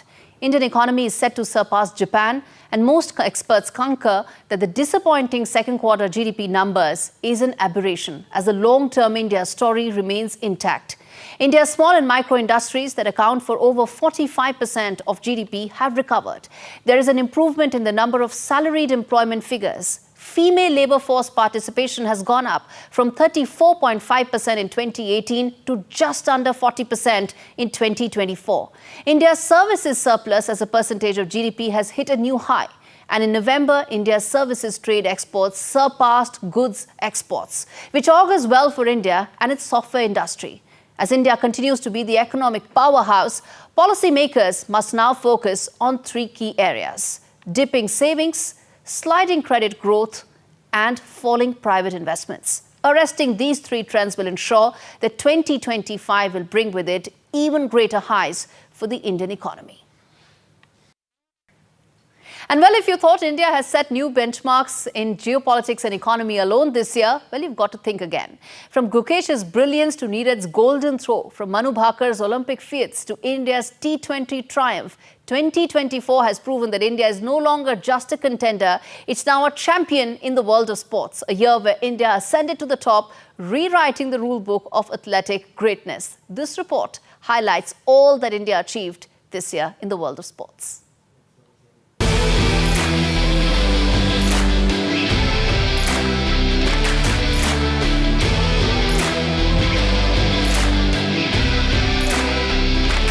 From the cricket pitch to the Olympic podium, India's athletes have proven that hard work and passion are a winning combination.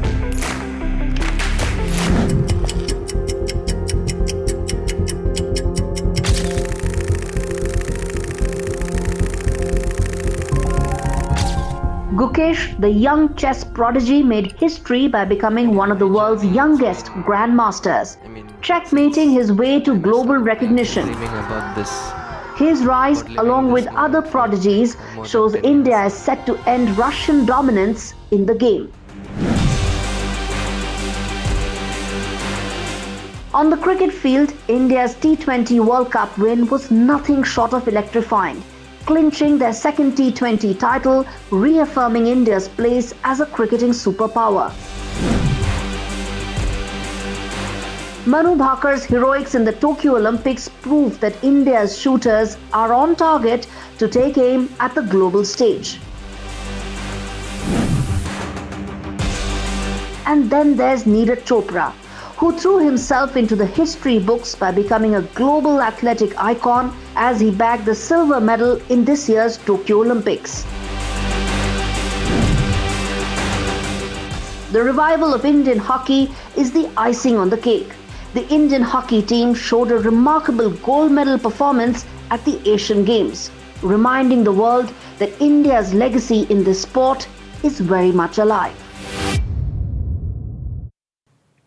In the world of cinema, India's film industry has taken the world by storm, and All We Imagine as Light is leading the charge, proving that Indian cinema is not just a local treasure, it's a global phenomena. This special report decodes just that for you.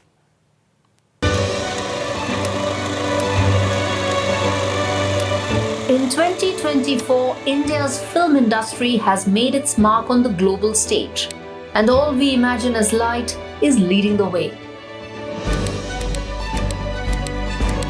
A film that's resonated worldwide, proving that Indian cinema is no longer just a regional treasure. It now has a global appeal.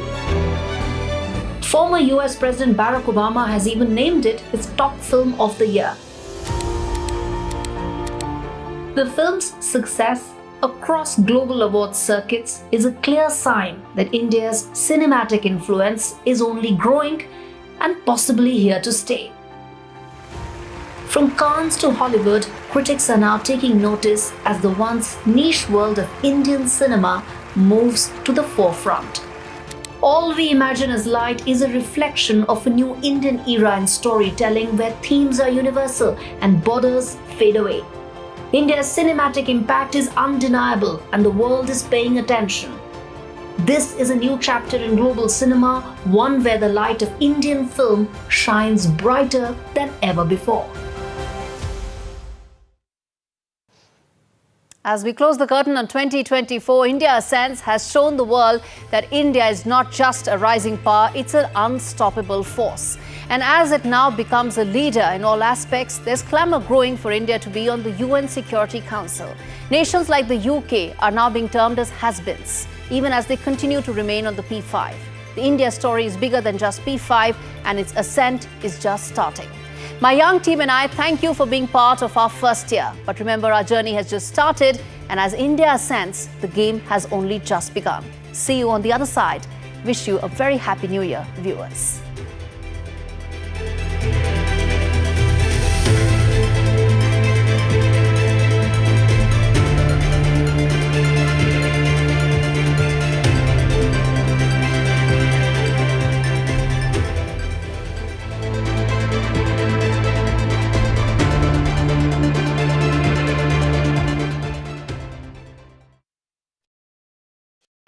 NDTV shines with 38 prestigious wins at the News Television Awards 2024. Powerful journalism to cutting-edge digital innovation, production excellence to regional leadership. NDTV sets the benchmark. 38 awards, each a testament to your trust in NDTV. NDTV stands for trust. In today's interconnected world, India's voice is more crucial than ever. When India speaks, the world listens. At NDTV World, we are that voice, bringing you intelligent and insightful news from India and beyond. From geopolitics and diplomacy to economic shifts, migrations, tech disruptions, and the stories of our diaspora. We cover the news that shapes our global future. NDTV World, your new home for global news is here.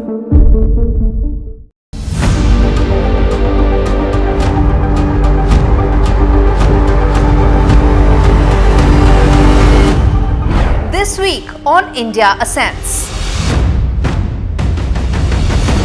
Will Myanmar's junta chiefs see the same fate as Syria's Bashar al-Assad? Beijing in limbo as Xi's purge extends to his own men. How Trudeau's own misgivings are likely to become his end. And broken souls in a broken system, why young Wall Street bankers are getting by using ADHD pills. All this and more only on India Ascends with me, Gauri Dwivedi, at these timings on the NDTV network. I've been reporting on all issues big and small from Andhra Pradesh, Telangana, rest of South India, bringing you all the action, all that you need to know, all that you want to know. The energy of Maximum City is infectious. I bring in that energy in our news coverage from financial capital Mumbai. Covering from the southernmost part of India over the last 23 years, I bring in-depth and 360-degree coverage from the Dravidian heartland. The land of Mishti is also known for its bitter politics. I have seen much water flow under the Howrah Bridge, covering Bengal in all its vivid colors.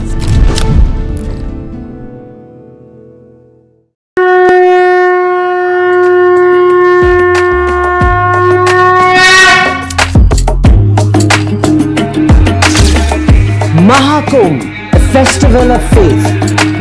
The world's biggest spiritual festival, the divine dip at the spiritual Sangam, a sacred confluence of faith, culture and heritage. NDTV's mega coverage of the Mega Fest. NDTV at Mahakumbh 2025.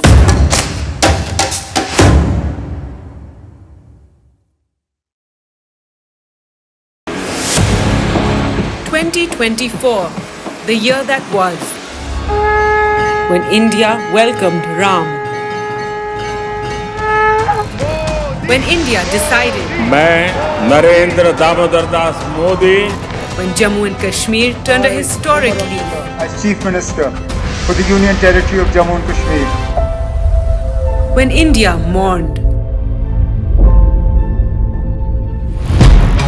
When India celebrated.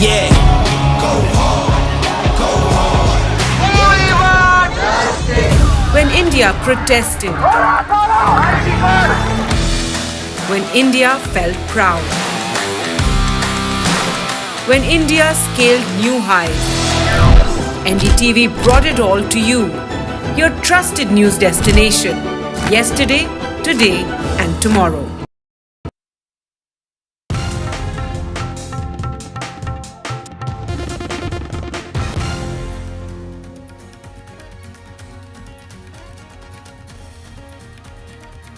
Former Prime Minister of India Dr. Manmohan Singh cremated with full state honours. The ex-Prime Minister's daughter lights the funeral pyre.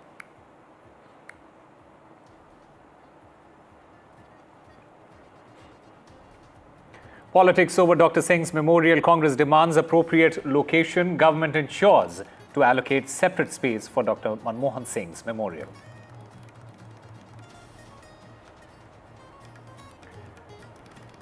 Aam Aadmi Party National Convener Arvind Kejriwal hits out at the Delhi LG order. Aam Aadmi Party alleges that BJP is conspiring over the women's scheme. Delhi LG, in fact, had ordered a probe against AAP's women's scheme.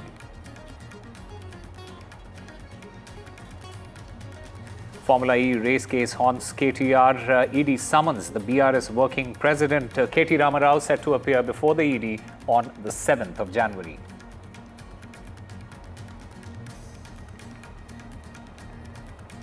US President-elect Donald Trump has raised concerns about China's expanding influence in the Panama Canal region, criticizing high fees and suggesting a return to US control.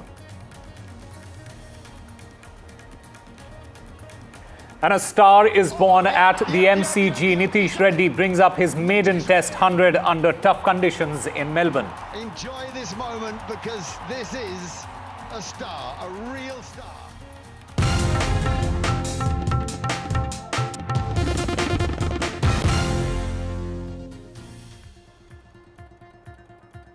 Hello and welcome. You're watching NDTV 24/7. I'm Osama Shab. The Delhi Lieutenant Governor V.K. Saxena has ordered investigations into allegations concerning the Aam Aadmi Party's schemes ahead of the assembly elections that are scheduled for next year.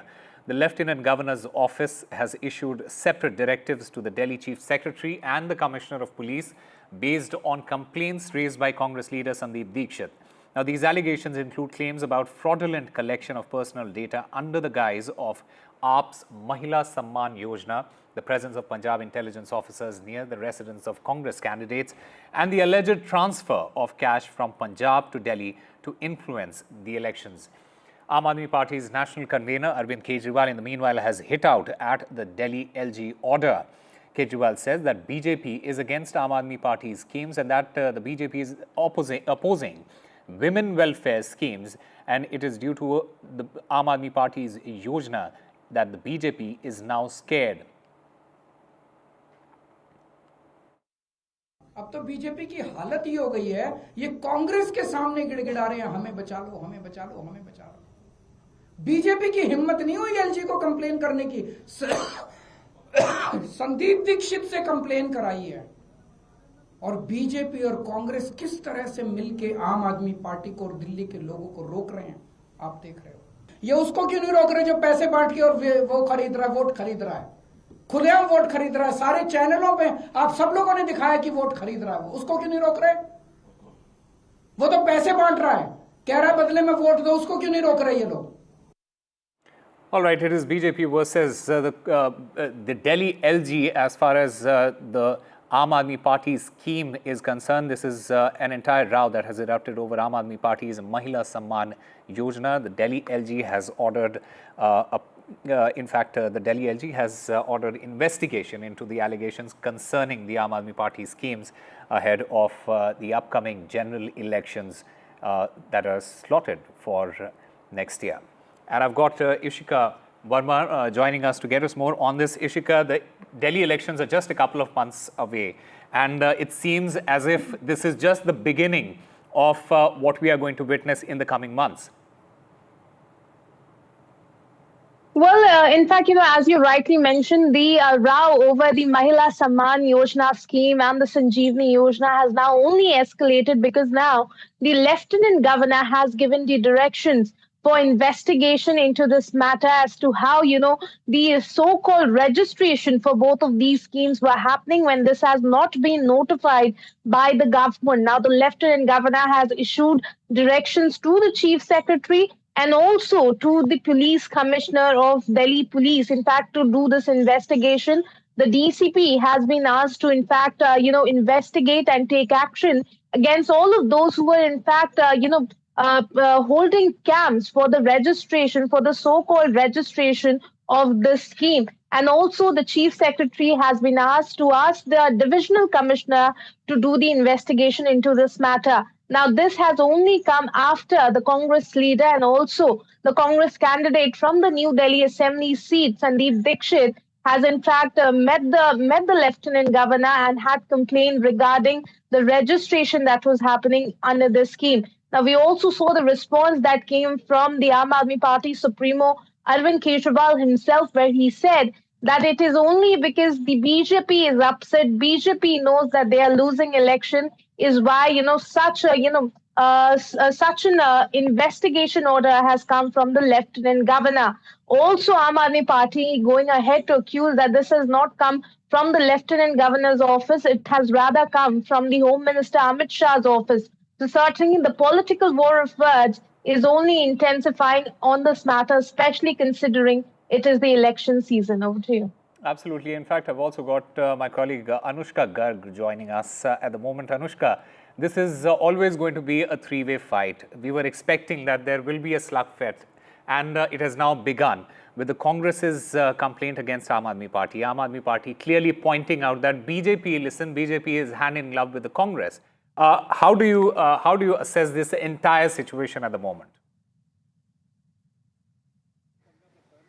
Well, certainly, Osama, what we are seeing is a very interesting triangular contest between the BJP, the Aam Aadmi Party and the Congress ahead of the assembly polls. What we are seeing is that the Lieutenant Governor has in fact said, written to the police is that, in fact, chalk out the people who are, non-government people, who are private people and who are in fact taking, going on making, stalls there and, collecting data from the people. And he has said that, in fact, action should be taken against those people who are, taking information from the public, from the gullible Delhi people, and also, in fact, those whole documents, the data that is in fact being taken from the people can in fact lead to something that can harm people, and that is why he has written. Also, what the Aam Aadmi Party has said is that this letter has not come from the BJP, from the Lieutenant Governor, but in fact it has come from Amit Shah's office himself. And also what we are seeing is that the Congress is also right now upping their strategy for the upcoming elections. We are seeing a three-way contest between all three parties in Delhi ahead of the assembly polls. Aam Aadmi Party has in fact also said in a press conference, Arvind Kejriwal has said that this all is a strategy to stop Kejriwal from doing the good work for the public, that all the two schemes that comes under the Kejriwal Kavach scheme, that is the Women Mahila Samman Yojana and the Sanjeevani Yojana, the Aam Aadmi Party is saying that the government is trying its best. The BJP is in fact trying its best to stop people from benefiting from those schemes, and that is why all of this strategy has been created to stop Kejriwal from winning the upcoming polls, and that the BJP is in fact taking help from the Congress so that Kejriwal could be stopped from winning this upcoming assembly polls. Over to you, Osama. Anushka Garg and Ishika Verma, thank you very much for getting us all the latest. We'll have to wait and watch how things develop as far as the upcoming Delhi elections are concerned.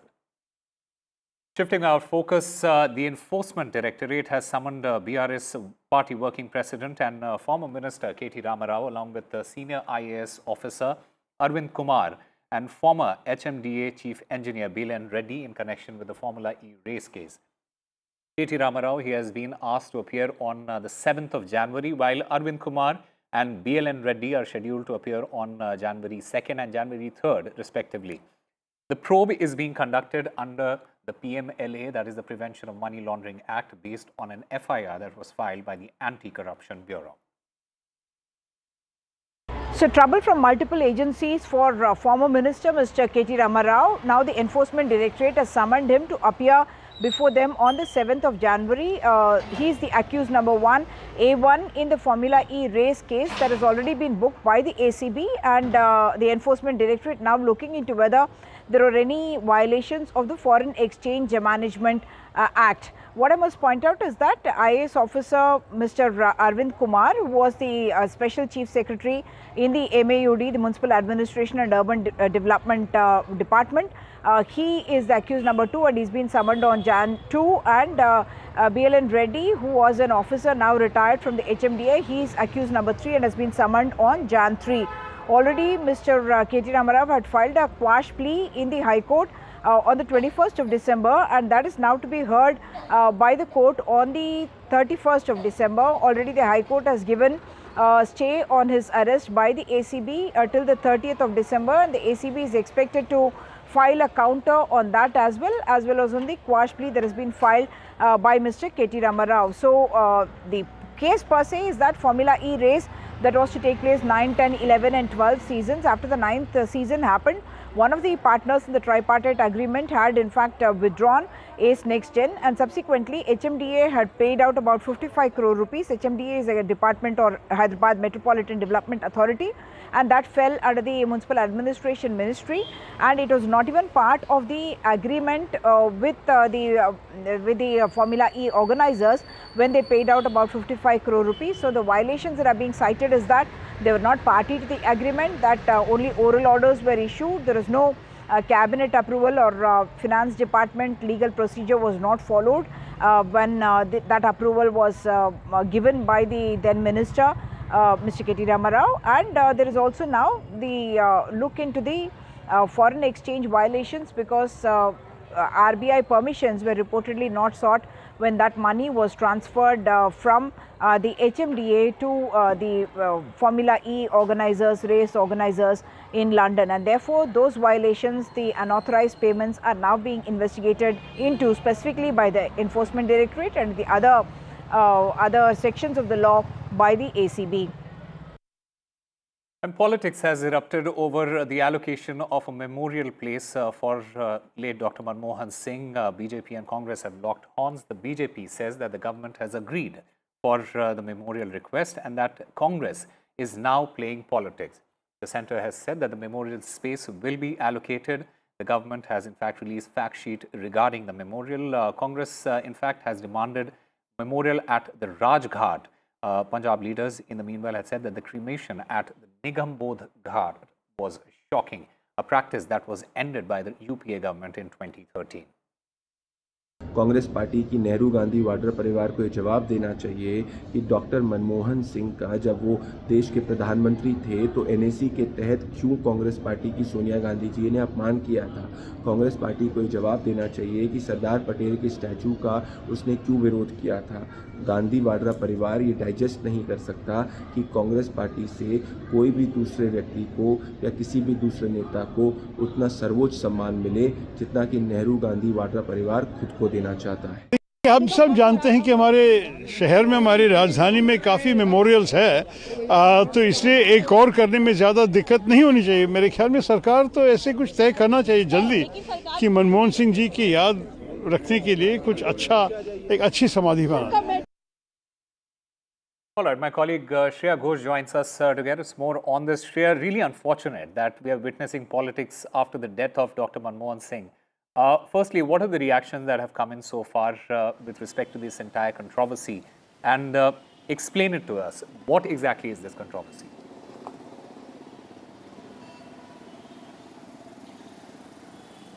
Well, Osama, we saw that the Congress leader Mallikarjun Kharge wrote to the Prime Minister Narendra Modi that there should be a separate space allocated for to build the memorial of Dr. Manmohan Singh, and he essentially highlighted that the cremation should take place at the same site where the memorial should be built. And this is a practice that we have seen, as you said, that back in 2013, the UPA cabinet under Dr. Singh's tenure, they had ended this tradition wherein individual leaders or prime ministers would have their memorials. Rather, there should be a common ground where the memorials could be built, which is essentially the Rajghat area, where we have seen there is this Rashtriya Smriti Sthal where the memorial of late Prime Minister Atal Bihari Vajpayee was also built there. And this time we saw that the Home Ministry clearly said that the cremation will take place here in the public cremation ground here in Nigambodh Ghat, but the Home Ministry has definitely assured that a separate space will be allocated to build the memorial of Dr. Manmohan Singh, who has been who has placed the foundation stone of India's economic reform, and the party does have immense respect towards the man, and therefore it is the Congress party who is playing party politics. It is the Congress party who has never really respected the leaders apart from the ones belonging to the Gandhi family. And earlier also we saw, when the leader Narasimha Rao died, his casket was not allowed inside the AICC headquarters. So critics often highlighted that how Congress party is right now is kind of insisting on this memorial because it is like a counter to the allegations that Congress party do not care about the politicians outside of the Gandhi family. This time the several Congress leaders have taken a stand and have highlighted that the government, the central government, should immediately make some space in for the building of the memorial of Dr. Manmohan Singh, who has left behind such an incredible political, social, economic legacy behind, and people should remember him. And why this delay is happening, that is a very big question that the Congress is raising, although the Home Minister has clearly conveyed it to the Congress party that a separate space will be allocated. The space will be earmarked in the next couple of days where the memorial can be built, a trust can be formed, and land acquisition can be taken place. This will take a sufficient amount of time and will take a couple of days, and that is why the cremation of Dr. Manmohan Singh and his memorial couldn't take place at the same spot. Today we saw a smooth funeral procession of Dr. Manmohan Singh right here at the Nigambodh Ghat, but this decision itself is being looked down upon, is looked down by the Congress at this point. All right, Shreya Ghosh, thank you very much for getting us all the latest politics being played out after the death of Dr. Manmohan Singh there. Time now for a very short break. More news and updates on the other side.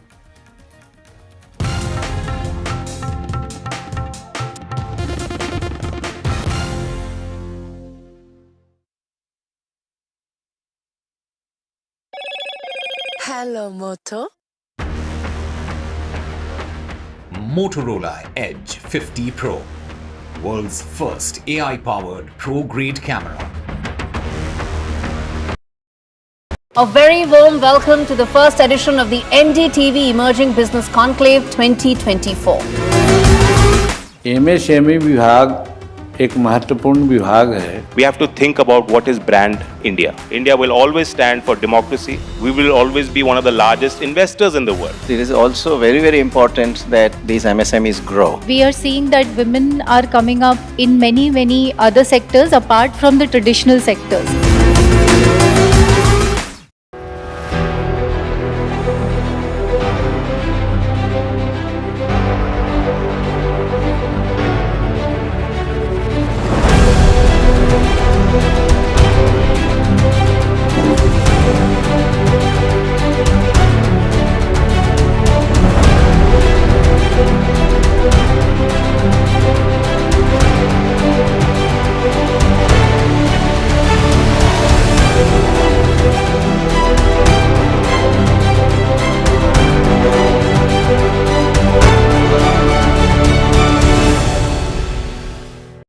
New day, new show, a new experience.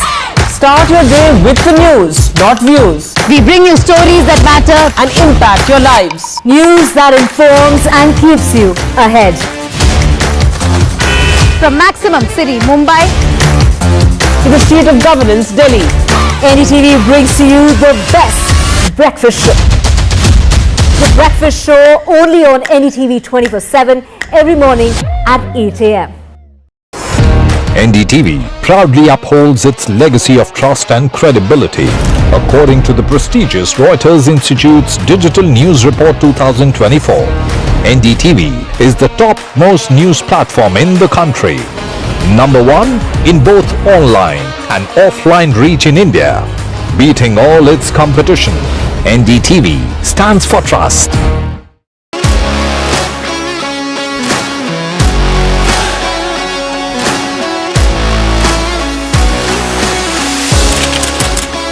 we are able to maintain the democratic fabric and the democratic system. I want to do something that can make a difference. लगातार जनता की आवाज को सरकार तक पहुंचाने का काम मैं करता हूं. I was a student up until very recently. I really want to work and do something for my people because they have given me this opportunity. They have elected me. सोचा नहीं था कि राज्यसभा सांसद बनूंगी.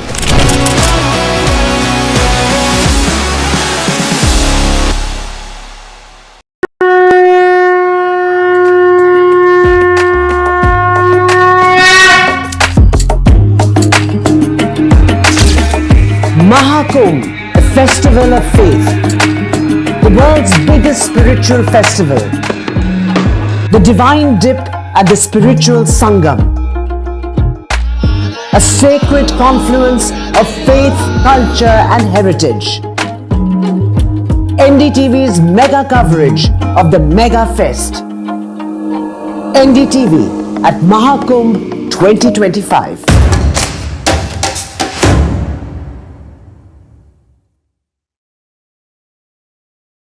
NDTV shines with 38 prestigious wins at the News Television Awards 2024.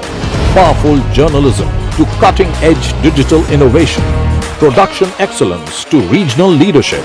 NDTV sets the benchmark. 38 awards, each a testament to your trust in NDTV. NDTV stands for trust. In today's interconnected world, India's voice is more crucial than ever. When India speaks, the world listens. At NDTV World, we are that voice, bringing you intelligent and insightful news from India and beyond. From geopolitics and diplomacy to economic shifts, migrations, tech disruptions, and the stories of our diaspora. We cover the news that shapes our global future. NDTV World, your new home for global news is here.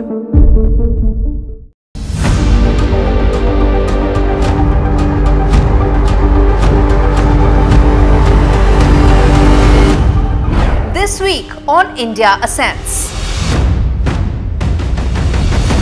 Will Myanmar's junta chiefs see the same fate as Syria's Bashar al-Assad? Beijing in limbo as Xi's purge extends to his own men. How Trudeau's own misgivings are likely to become his end. And broken souls in a broken system, why young Wall Street bankers are getting by using ADHD pills. All this and more only on India Ascends with me, Gauri Dwivedi, at these timings on the NDTV network. I've been reporting on all issues big and small from Andhra Pradesh, Telangana, rest of South India, bringing you all the action, all that you need to know, all that you want to know. The energy of Maximum City is infectious. I bring in that energy in our news coverage from financial capital Mumbai. Covering from the southernmost part of India over the last 23 years, I bring in-depth and 360-degree coverage from the Dravidian heartland. The land of Mishti is also known for its bitter politics. I have seen much water flow under the Howrah Bridge, covering Bengal in all its vivid colors.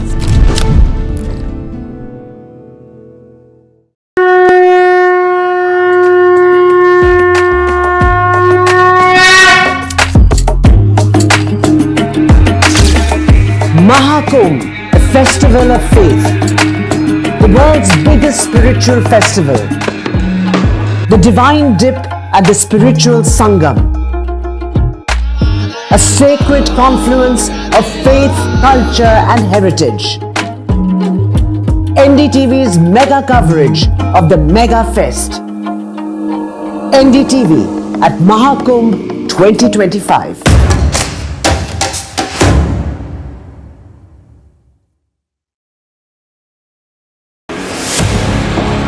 2024, the year that was.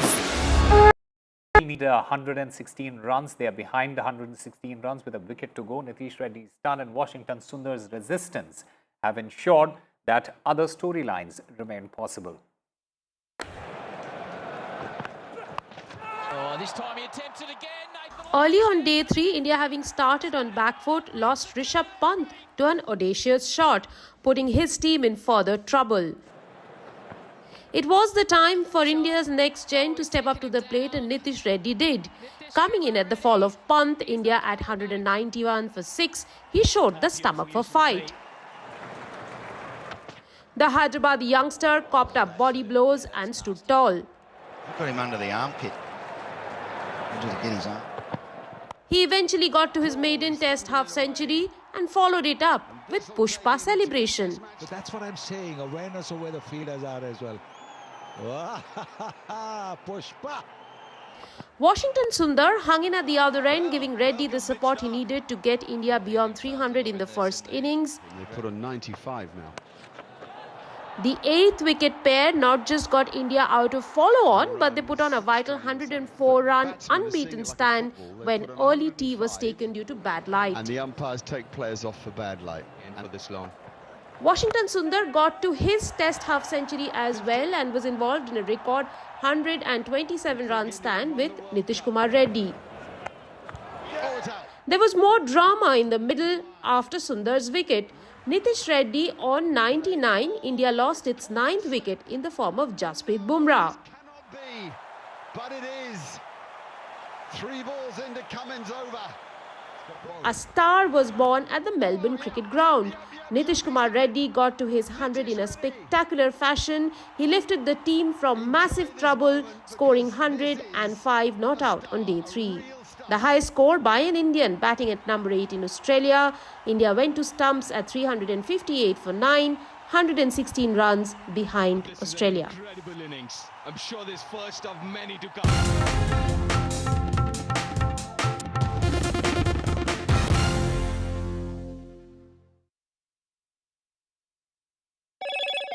Hello, Moto. Motorola Edge 50 Pro, world's first AI-powered pro-grade camera.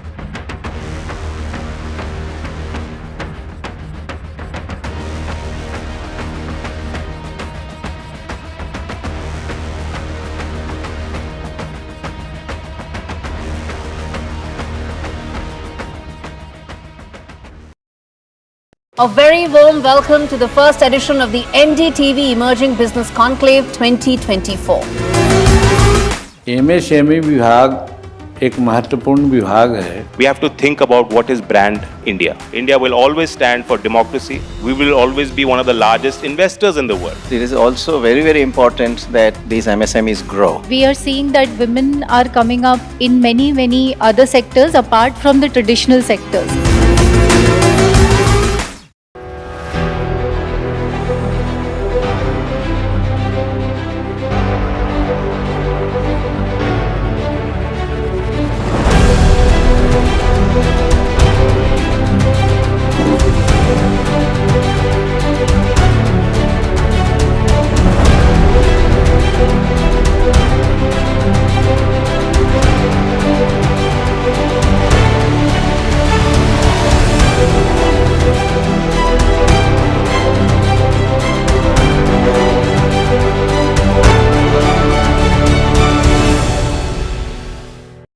New day, new show, a new experience.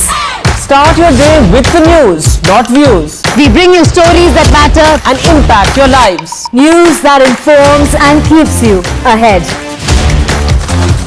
From Maximum City, Mumbai, to the seat of governance, Delhi, NDTV brings to you the best breakfast show. The breakfast show only on NDTV 24/7 every morning at 8 a.m.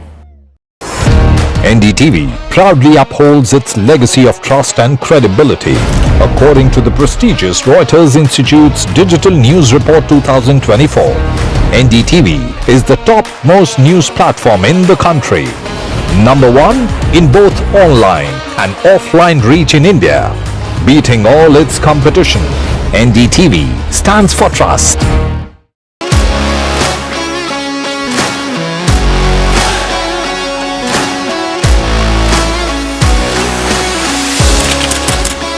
We are able to maintain the democratic fabric and the democratic system.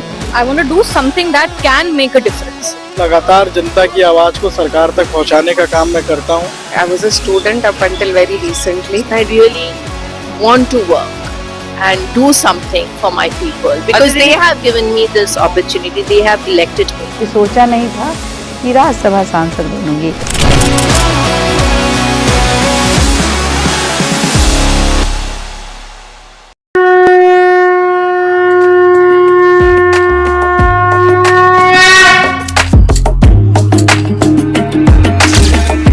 Mahakumbh, a festival of faith. The world.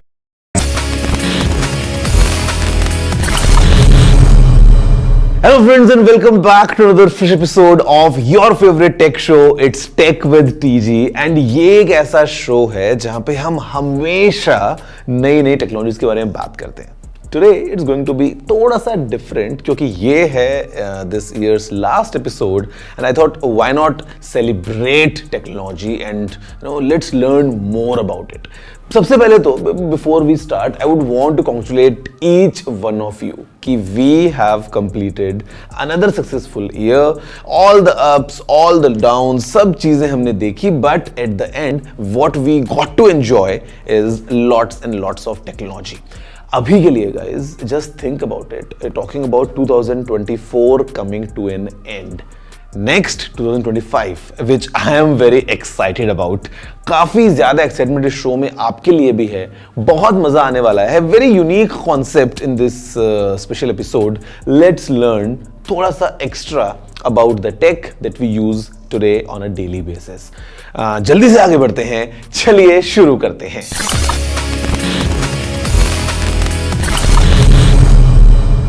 Friends, the biggest source of my excitement is the fact कि अभी we are entering 2025. मतलब you just look at it, इस पूरी century का एक quarter यानी कि 25 साल हम खत्म कर चुके हैं. Right from 2000 का जब न्यू ईयर हम सेलिब्रेट कर रहे थे और अभी जब हम सालों खत्म कर रहे हैं, a lot has changed in terms of tech. Now I know nostalgic हो जाता है थोड़ा सा when we look back, but sometimes it's fun to do so क्योंकि just to appreciate the kind of tech that we have today, we must know for sure how it all started. आपने वो viral meme देखा है ना, how it started, how is it going on? हम exactly कुछ ऐसा ही करने वाले हैं. So all of you watching me right now on the NDTV digital networks, I would want you to pause right now, grab a pen and paper और एक list बनाओ कि आपको वो कौन सी चीजें लगती हैं in the field of tech which are quite important in your lives right now, जिनके बिना आप रह ही नहीं सकते हो. Because what I'm going to do next is just take you exactly 25 years in the past और हम देखेंगे कि उस टाइम पे वो टेक्नोलॉजीज किस स्टेट में थी या हो सकता है इन सम केसेस नॉन एग्जिस्टेंट थी. और वहीं से आगे बढ़ते हुए एक क्विक रिकैप लेंगे. मजा आने वाला है बहुत ज्यादा. तो let's see what's next. List शुरू तो स्मार्टफोन से ही होगी. You knew that, didn't you? While it is easy to call out today's smartphones as having hit a plateau and having become iterative and not innovating anymore, हम भूल जाते हैं कि ये प्लेटो कितना हाई है. आज के smartphones communication and connection devices से काफ़ी आगे बढ़ चुके हैं. ये एंटरटेनमेंट डिवाइसेस हैं, प्रोडक्टिविटी टूल्स हैं, एजुकेशनल पर्पसेस सर्व कर रहे हैं and in a lot of cases they are the first things we reach out to in certain cases of emergency. But back in the year 2000 and आप लोगों को थोड़ा context देने के लिए Nokia 3310, जी हाँ, the iconic 3310 was launched in 2000. So check this out, how it was in 2000 and how it's going now. Let's move on to the second piece of technology जिसके बिना हम में से काफी सिटी माइज एग्जिस्ट नहीं कर पाएंगे. Digital payments. While ATMs and the cards associated with them, ये इंडिया में अराउंड 1987 से हैं, in very rudimentary forms of course. Globally 1999 में पेपैल के लॉन्च ने इलेक्ट्रॉनिक पेमेंट्स को एक नॉर्म बनाना शुरू कर दिया था, again in very rudimentary form. But India ये हमेशा से एक कैश इकोनॉमी ही रहा था. हमारे पेरेंट्स की सेविंग्स एक tangible physical pile of paper ही हुआ करती थी. बट 2016 में यूपीआई के लॉन्च एंड डीमोनेटाइजेशन ने इंडियंस को ऑनलाइन पेमेंट्स को अडॉप्ट करने का रीजन दे दिया. today, when we just flick our phone out, scan a QR and just walk out with what we purchased, we forget the bundle of cash or the check or the demand draft that we had to physically protect and carry साल 2000 में. Moving on to e-commerce. Accept it. हम सब अब चुनो offline खरीदो online वाली lives जी रहे हैं. E-commerce platforms in India, they are reaching newer pin codes by the day. A lot of people widely credit the Boston Computer Exchange (BCE) as the first fully functioning e-commerce company. हालांकि इस field में developments और पीछे भी trace back की जा सकती है, बट BCE की स्टोरी 1982 की बात है. Some projections indicate a growth rate of 31% CAGR for social commerce, thereby reaching $37 billion by 2025. And अगर पूरी इंडस्ट्री की बात करें, the Indian e-commerce industry is projected to reach $325 billion by 2030. But in 2000, our internet penetration in itself was so low that e-commerce stores were non-existent in India. We've really gone 0 to 90, if not 100, in the last 25 years when it comes to e-commerce. The next piece of tech would surprise some of us. For many of us, अगर हम अपने parents की contact list check करें तो उसमें घर के पास रेडिली अवेलेबल एक टैक्सी वाले का नंबर होगा for sure, because on demand mobility as we know it today did not exist in the year 2000. On-demand mobility or ride-hailing as it is technically and popularly known as today की story 2010s की ही है.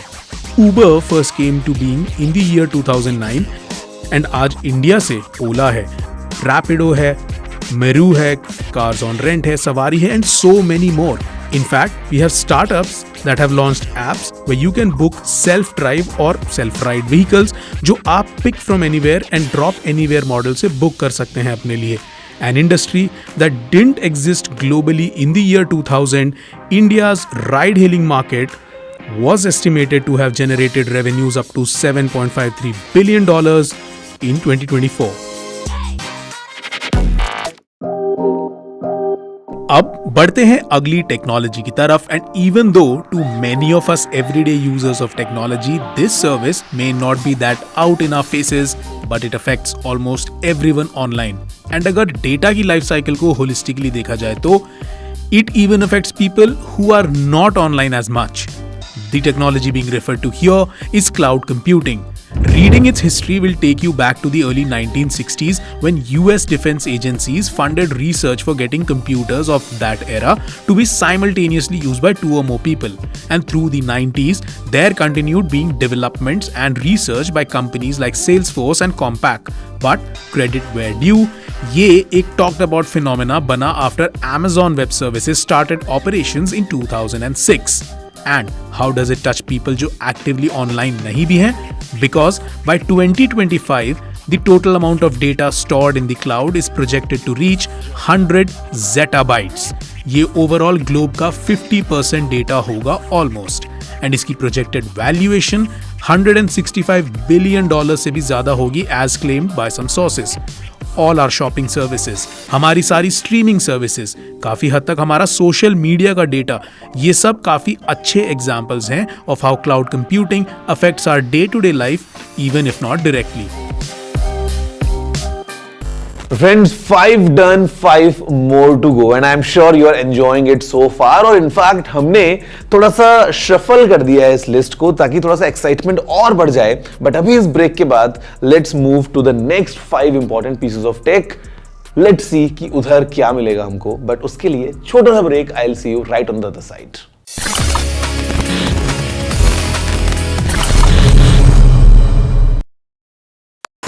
NDTV shines with 38 prestigious wins at the News Television Awards 2024.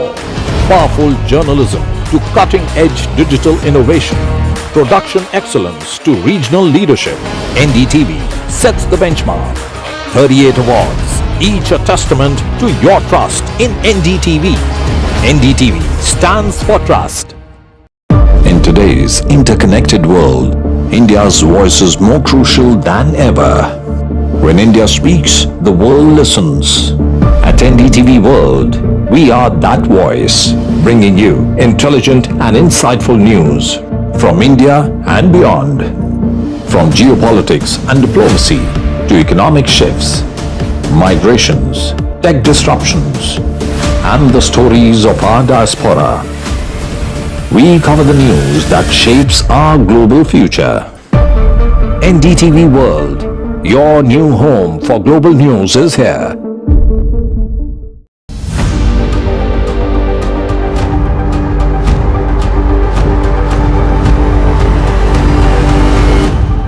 This week on India Ascends. Will Myanmar's junta chiefs see the same fate as Syria's Bashar al-Assad? Beijing in limbo as Xi's purge extends to his own men?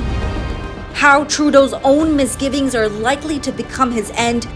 And broken souls in a broken system, why young Wall Street bankers are getting by using ADHD pills. All this and more only on India Ascends with me, Gauri Dwivedi, at these timings on the NDTV network. I've been reporting on all issues big and small from Andhra Pradesh, Telangana, rest of South India, bringing you all the action, all that you need to know, all that you want to know. The energy of Maximum City is infectious. I bring in that energy in our news coverage from financial capital Mumbai. Covering from the southernmost part of India over the last 23 years, I bring in-depth and 360-degree coverage from the Dravidian heartland. The land of Mishti is also known for its bitter politics. I have seen much water flow under the Howrah Bridge, covering Bengal in all its vivid colors.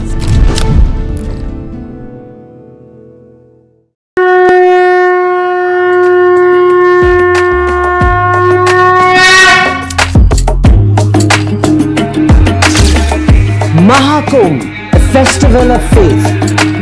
The world's biggest spiritual festival. The divine dip at the spiritual Sangam. A sacred confluence of faith, culture and heritage. NDTV's mega coverage of the Mega Fest. NDTV at Mahakumbh 2025.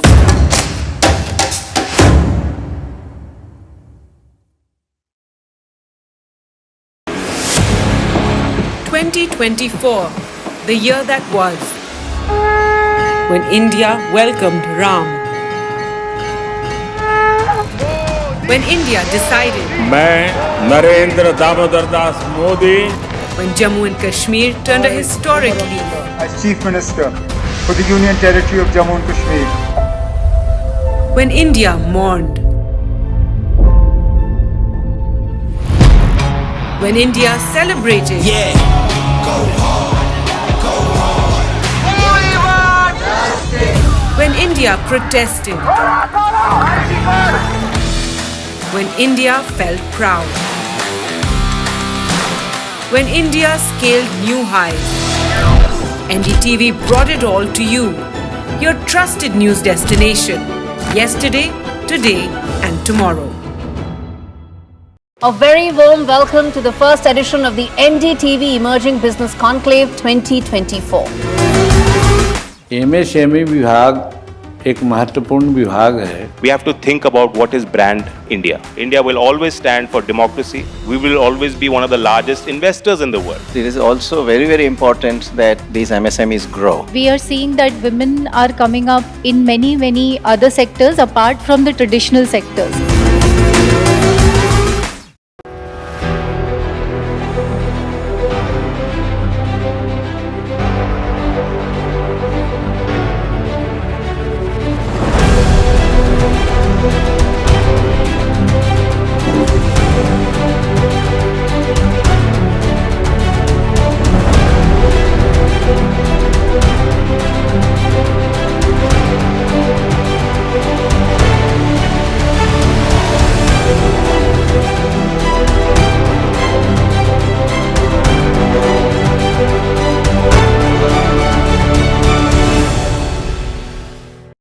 New day, new show, a new experience.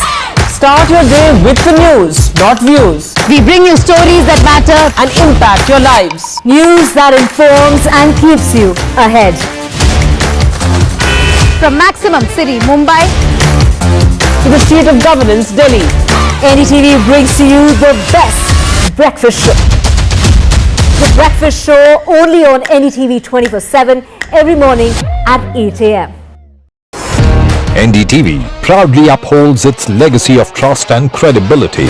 According to the prestigious Reuters Institute's Digital News Report 2024, NDTV is the topmost news platform in the country. Number one in both online and offline reach in India. Beating all its competition, NDTV stands for trust.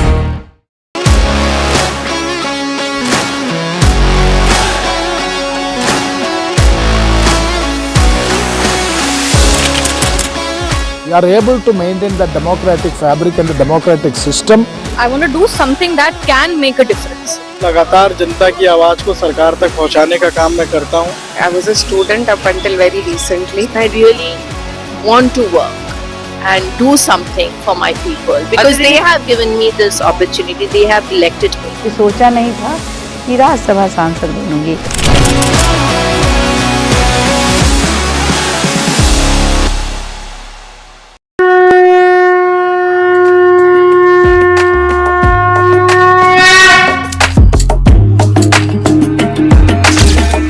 Mahakumbh, a festival of faith.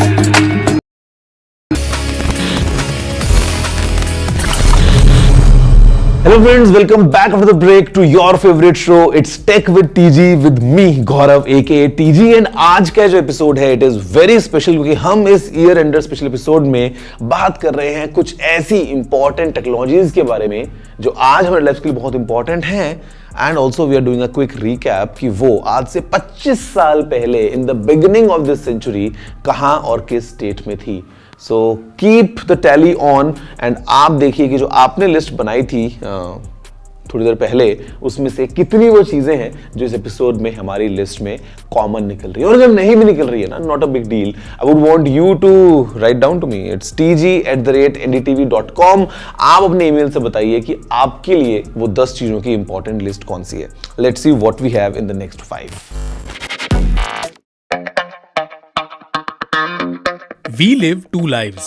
One is of course the physical life and दूसरा जो हम social media पे हैं. Welcome to the age of waking up, snapping on the gram. Data थोड़ा सा पुराना है but है मिड 2024 का.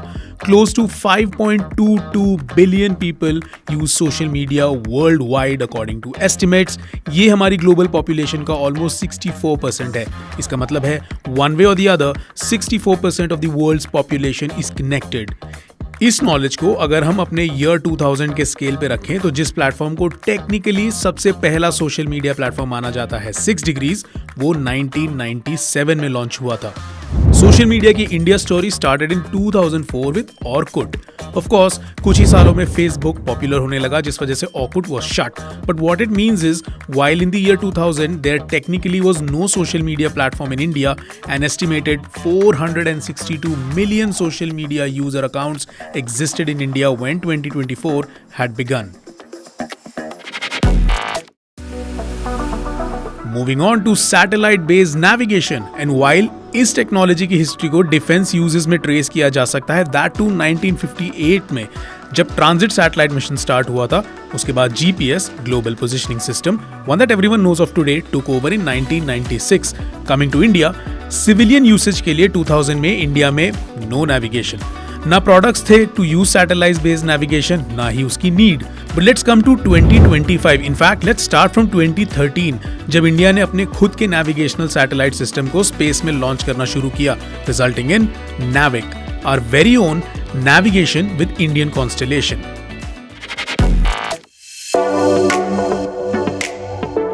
लिस्ट में अगला नंबर है ऑनलाइन लर्निंग का. एंड सरप्राइजिंगली ऑनलाइन लर्निंग और remote learning in some form did exist in the year 2000. Nopes, इन प्लेटफॉर्म्स के राइज इन प्रोमिनेंस सिर्फ कोविड की देन नहीं है. साल 2000 से काफी पहले से ही इग्नू यूनिवर्सिटी की मदद से काफी ऑर्गेनाइजेशंस टेलीकॉन्फ्रेंसिंग यूज करते थे for remote learning. And in the year 2000 इस टेलीकॉन्फ्रेंसिंग सर्विस को रिकॉग्निशन मिला as an official education channel under the Gyan Darshan platform. And as of today, revenues in the online education market were projected to reach 564 billion rupees in 2024 और साल 2029 तक इसका market volume 1622 billion rupees तक पहुंच सकता है। बट स्टोरी का सबसे सैटिस्फाइंग पार्ट है from teleconferencing in the early 2000s to the usage of technologies like massive live streams, AR and VR, and now the introduction of AI, not just as a content curator and developer tool, but as a teacher and an interface.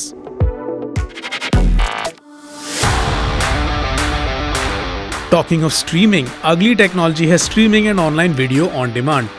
In the year 2000, this technology was very nascent, that too on a global level. While early 1990s से ही audio streaming possible था, India's story is relatively different. While YouTube was launched in 2005, the localized India version ये launch हुआ था 2008 में, and इसी को on demand online video की शुरुआत कहा जाना चाहिए since YouTube यही इस टेक्नोलॉजी का सबसे cohesive and सबसे popular product रहा है. Today, India is one of the top most digital content consuming countries. In fact, अगर strictly streaming video on demand services की बात की जाए तो इस niche market में projections were made that revenues would hit $2.02 billion in 2024. And YouTube का क्या? Well, जुलाई 2024 की published एक report के अनुसार with 476 million as its audience size, India is YouTube's leading country.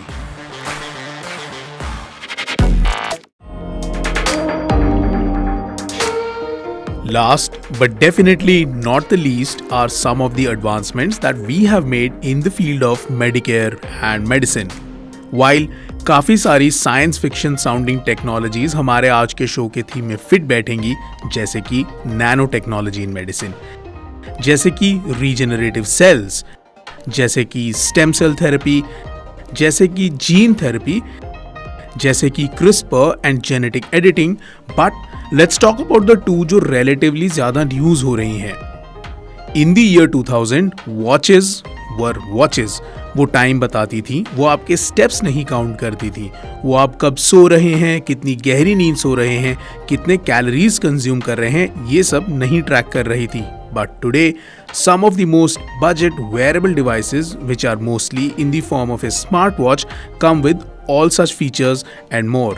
ये ECG, cardiograph, आपका breath analysis and sleep analysis, they are doing everything for you. And while robotic platforms have been assisting surgeons since 1985, the Da Vinci era is credited widely as a big shift. और ये 2000 से ही शुरू हुआ. 2000 के FDA approved Da Vinci robot में 3 arms थे. One had a camera and 2 had instruments. But आज के Da Vinci प्लेटफॉर्म्स काफ़ी एडवांस्ड हो गए हैं विद कंप्यूटिंग पावर जो एक्सपोनेंशियली बेटर हो गई है, एक्यूरेसी जो एक्सपोनेंशियली बेटर हो गई है, एंड ऑपरेशनल यूसेज जो पहले से काफ़ी आसान हो गया है, thereby enabling remote surgeries as well.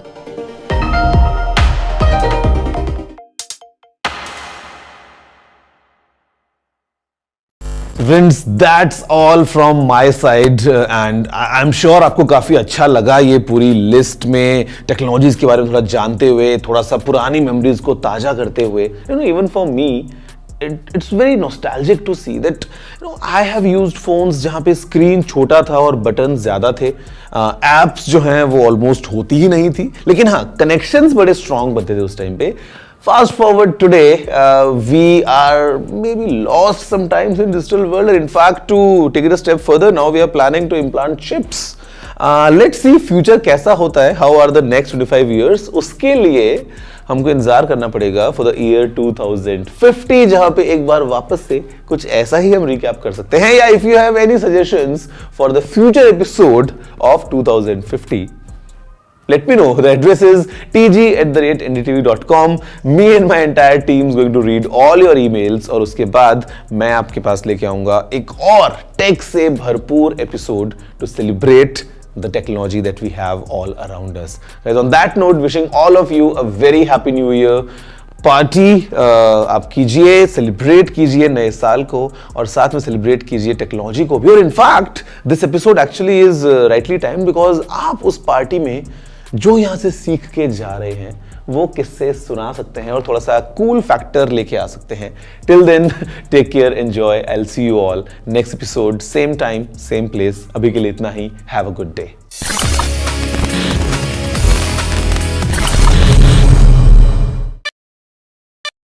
NDTV shines with 38 prestigious wins at the News Television Awards 2024. Powerful journalism to cutting-edge digital innovation, production excellence to regional leadership. NDTV sets the benchmark. 38 awards, each a testament to your trust in NDTV. NDTV stands for trust. In today's interconnected world, India's voice is more crucial than ever. When India speaks, the world listens. At NDTV World, we are that voice, bringing you intelligent and insightful news from India and beyond. From geopolitics and diplomacy to economic shifts, migrations, tech disruptions, and the stories of our diaspora. We cover the news that shapes our global future. NDTV World, your new home for global news is here.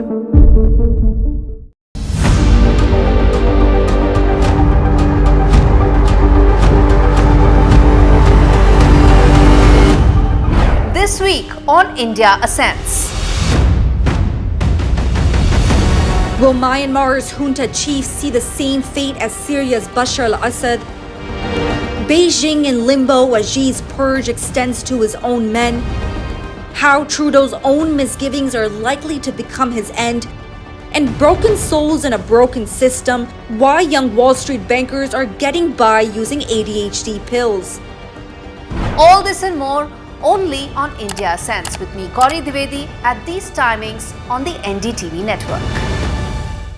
I've been reporting on all issues big and small from Andhra Pradesh, Telangana, rest of South India, bringing you all the action, all that you need to know, all that you want to know. The energy of Maximum City is infectious. I bring in that energy in our news coverage from financial capital Mumbai. Covering from the southernmost part of India over the last 23 years, I bring in-depth and 360-degree coverage from the Dravidian heartland. The land of Mishti is also known for its bitter politics. I have seen much water flow under the Howrah Bridge, covering Bengal in all its vivid colors.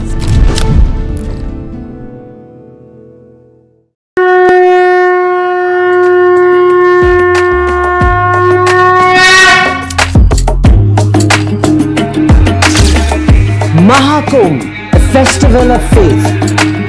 The world's biggest spiritual festival. The divine dip at the spiritual Sangam. A sacred confluence of faith, culture and heritage. NDTV's mega coverage of the Mega Fest. NDTV at Mahakumbh 2025.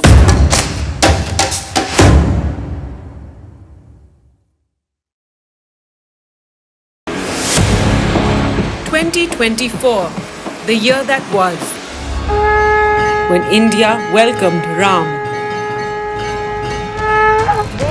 When India decided, मैं Narendra Damodar Das Modi, when Jammu and Kashmir turned a historic leaf. As Chief Minister for the Union Territory of Jammu and Kashmir. When India mourned. When India celebrated.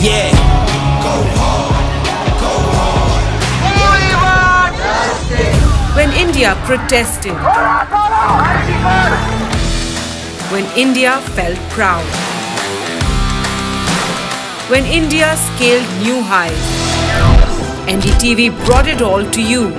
Your trusted news destination. Yesterday, today and tomorrow. A very warm welcome to the first edition of the NDTV Emerging Business Conclave 2024.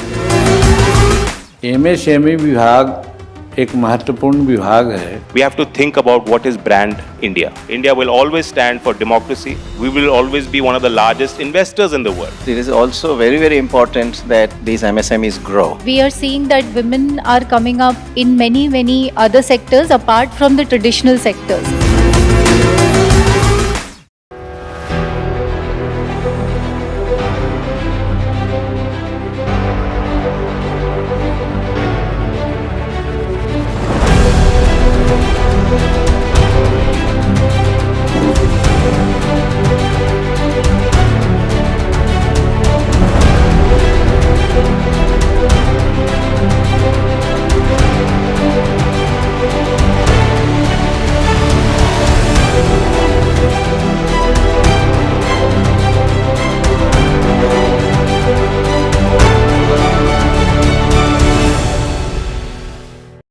New day, new show, a new experience.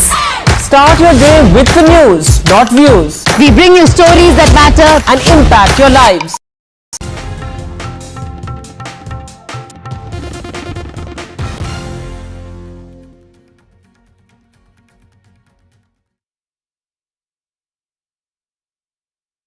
Former Prime Minister of India Dr. Manmohan Singh cremated with full state honours. The ex-Prime Minister's daughter lights the funeral pyre. Politics over Dr. Singh's memorial. Congress demands appropriate location. The government ensures to allocate separate space for Dr. Singh's memorial. Arvind Kejriwal hits out at Delhi LG order. The Aam Aadmi Party alleges BJP conspiracy over the women's scheme. The Delhi LG, remember, had ordered a probe against AAP's women's scheme. Heavy snowfall witnessed in Jammu and Kashmir and Himachal Pradesh. Tourists stranded in Jammu and Kashmir after heavy snowfall. Srinagar airport shuts the runway.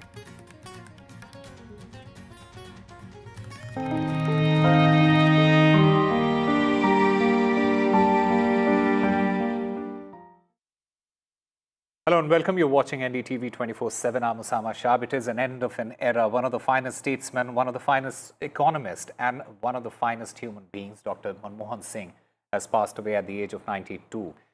The former Prime Minister of India, widely recognized as the architect of India's economic reforms, he passed away on Thursday night. A 7-day state mourning has been declared and all flags are flying at half-mast as Dr. Singh was cremated with full state honours.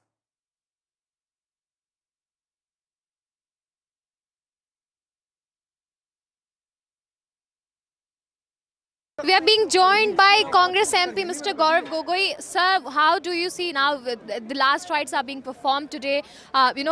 People from the Congress party are here to pay their last respects. The way world leaders are remembering him from UK, from the US, he was a true global statesman. And I think today the world has lost a tremendous leader. Of course, it's a tremendous loss for India and a loss for the Congress party. Though Manmohan Singh may be dead, but we feel still he is alive. All his contribution to this country has given us big strength. He has made constitution amendments to implement Narega, implement Food Security Act, right to education, right to information, forests and fair price. And all these things are still alive and Aadhaar card. No one can stop it. Time for a very short break. More on the other side.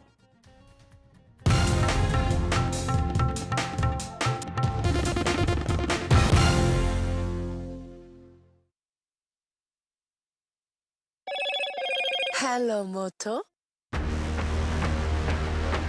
Motorola Edge 50 Pro, world's first AI-powered pro-grade camera.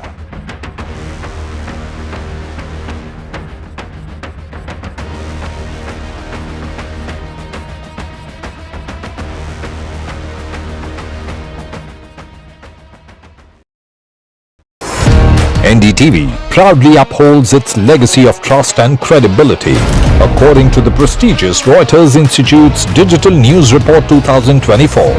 NDTV is the top-most news platform in the country. Number 1 in both online and offline reach in India.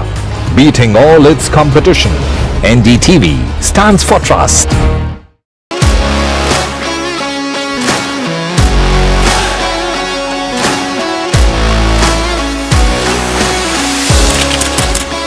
We are able to maintain the democratic fabric and the democratic system. I want to do something that can make a difference. लगातार जनता की आवाज को सरकार तक पहुंचाने का काम मैं करता हूं. I was a student up until very recently. I really want to work and do something for my people because they have given me this opportunity. They have elected me. सोचा नहीं था कि राज्यसभा सांसद बनूंगी.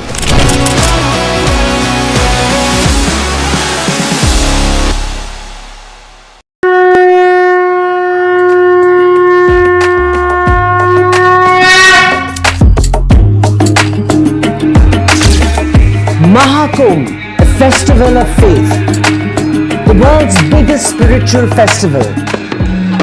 The divine dip at the spiritual Sangam,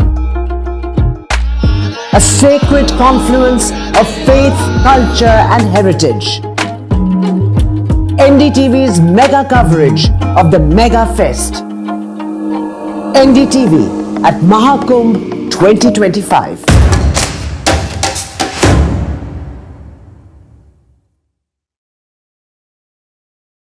NDTV shines with 38 prestigious wins at the News Television Awards 2024. Powerful journalism to cutting-edge digital innovation. Production excellence to regional leadership. NDTV sets the benchmark.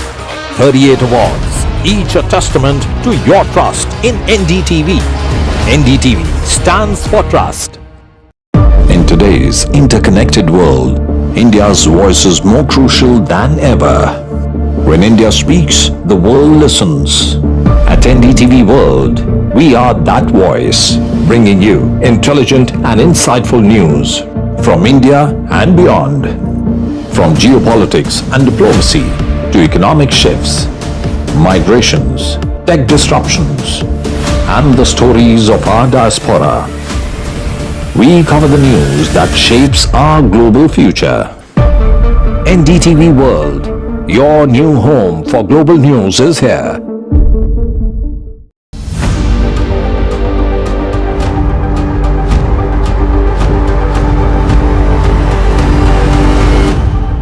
This week on India Ascends.